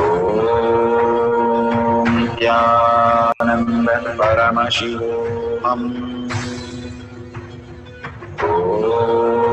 Om Nithyananda Paramashivoham.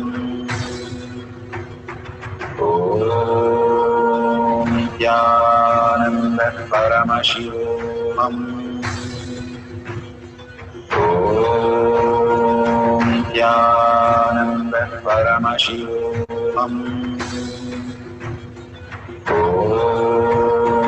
Nithyananda Paramashivoham. Om Nithyananda Paramashivoham. Om Nithyananda Paramashivoham. Om Nithyananda Paramashivoham. Om Nithyananda Paramashivoham.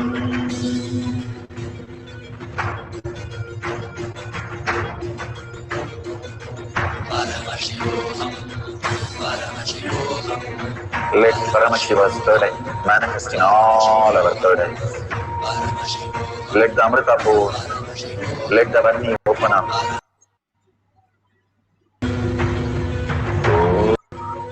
Om Nithyananda Paramashivoham. Om Nithyananda Paramashivoham. Om Nithyananda Paramashivoham.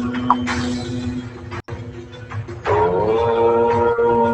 Nithyananda Paramashivoham.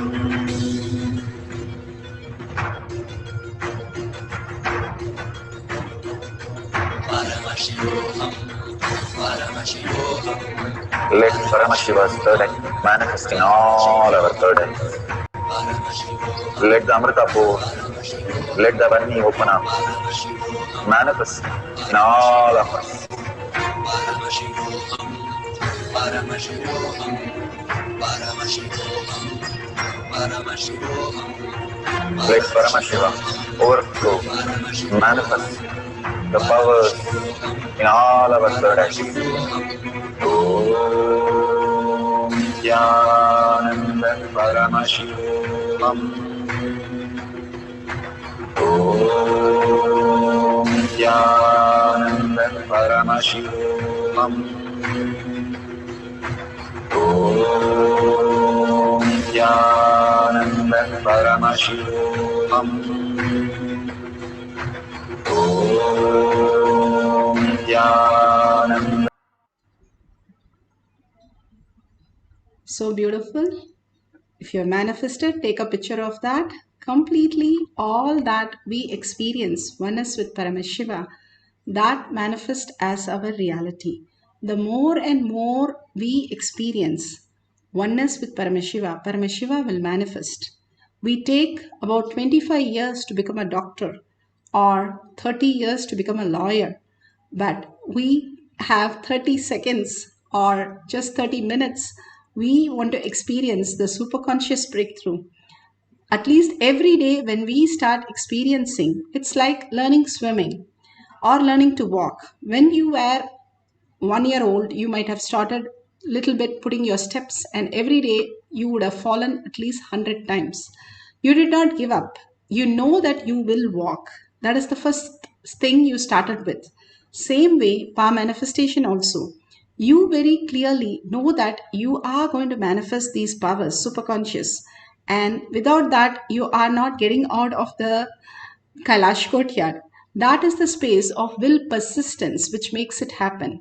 The same thing as swimming. First, you might feel like you're drowning, you're not swimming, and whatever, it takes some time. But if you keep seeing others, it will not still happen. But once you start doing it, you will start understanding that simply you can manifest your reality. Each of these powers is not just moving something on a silicon, but moving all the unconsciousness out and all the blocks out and manifesting our reality. All these power manifestation is not some kid's game, but it's a conscious shift that happens in us and manifest as reality. The higher space, how it exists. When Agastya wanted to create, he just created Lopamudra. When Angambumbai, just from the ashes, the whole space she was created, Angambumbai was created. The whole science is available for all of us. And we just need to create that reality by holding that oneness space with Paramashiva. So let's start chanting the Mahavakya, have another cycle, and intensely entangle with Bhagwan and hold only Bhagwan's words and Bhagwan's visualization as our reality. Let's start chanting for the second cycle and manifest the powers of consciousness over matter. Om Nithyananda Paramashivoham. Om Nithyananda Paramashivoham. Om Nithyananda Paramashivoham. Om Nithyananda Paramashivoham. Om Nithyananda Paramashivoham.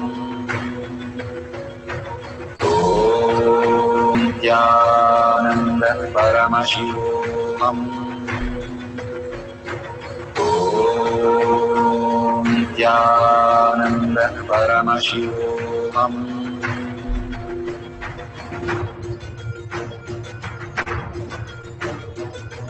Paramashivoham, Paramashivoham. Let Paramashiva's third eye manifest in all our third eyes. Let the Amrita pour, let the Varni open up, manifest in all of us.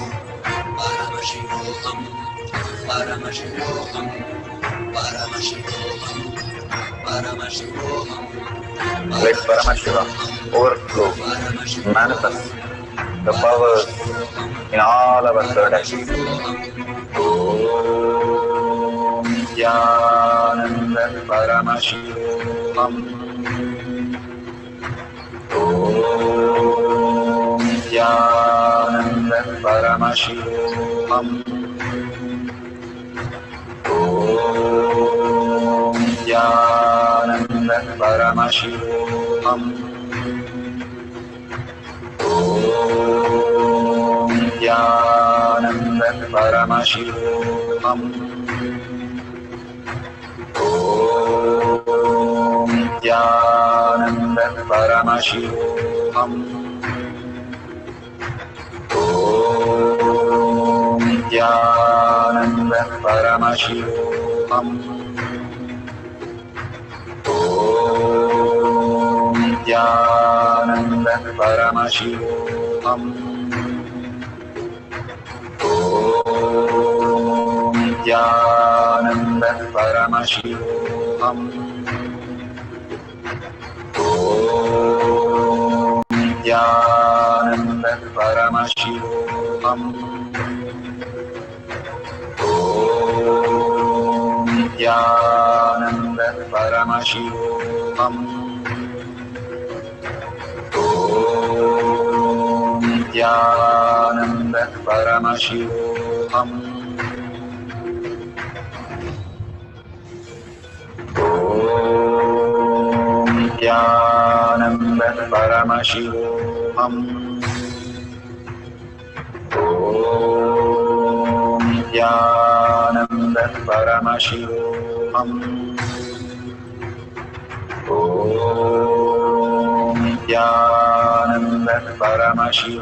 Om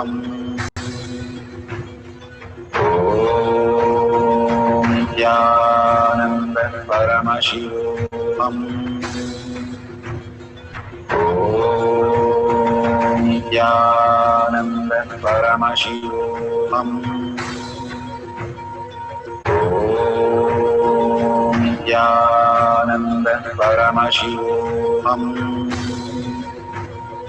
Om Nithyananda Paramashivoham. Om Nithyananda Paramashivoham. Om Nithyananda Paramashivoham.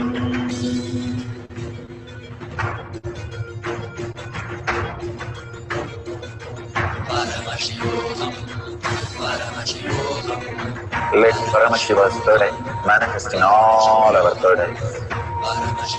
Let the Amrita pour, let the Om Nithyananda Paramashivoham. Om Nithyananda Paramashivoham. Om Nithyananda Paramashivoham. Om Nithyananda Paramashivoham. Om Nithyananda Paramashivoham. Om Nithyananda Paramashivoham. Om Nithyananda Paramashivoham. Om Nithyananda Paramashivoham. Om Nithyananda Paramashivoham. Om Nithyananda Paramashivoham.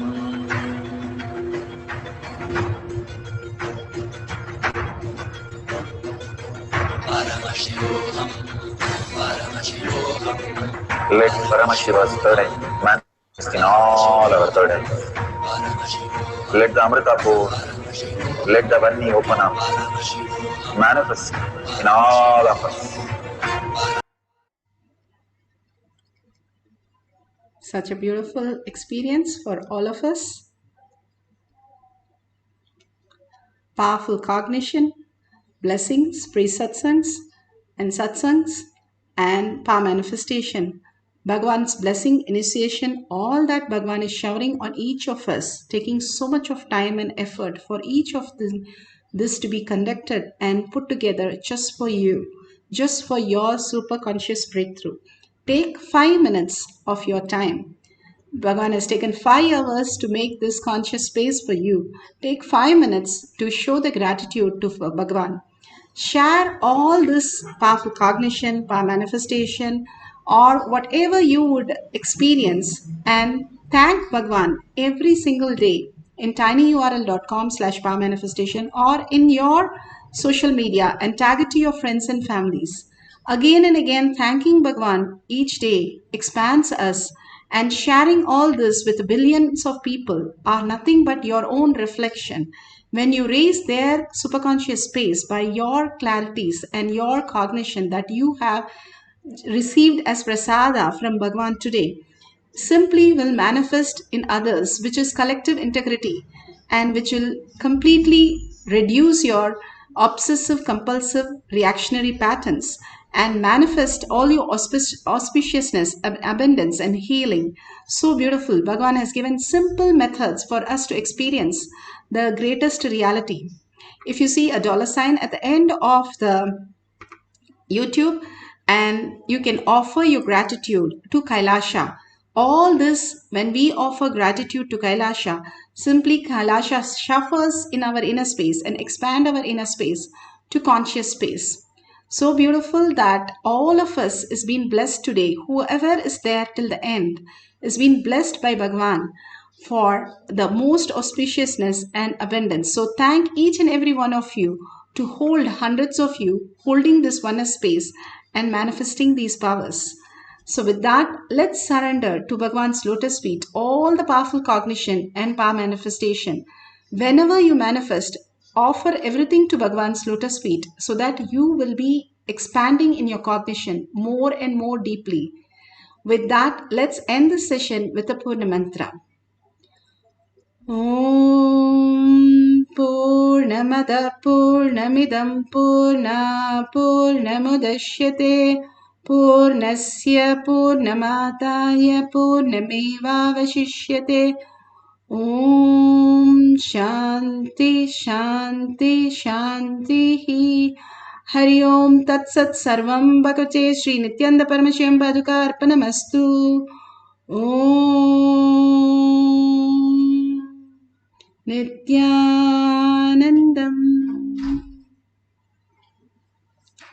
Thank you so much. See you all again after the next satsang and next darshan. We'll have the Kailash Kotiyar. See you then. Till then, thank you, Nithyanandam.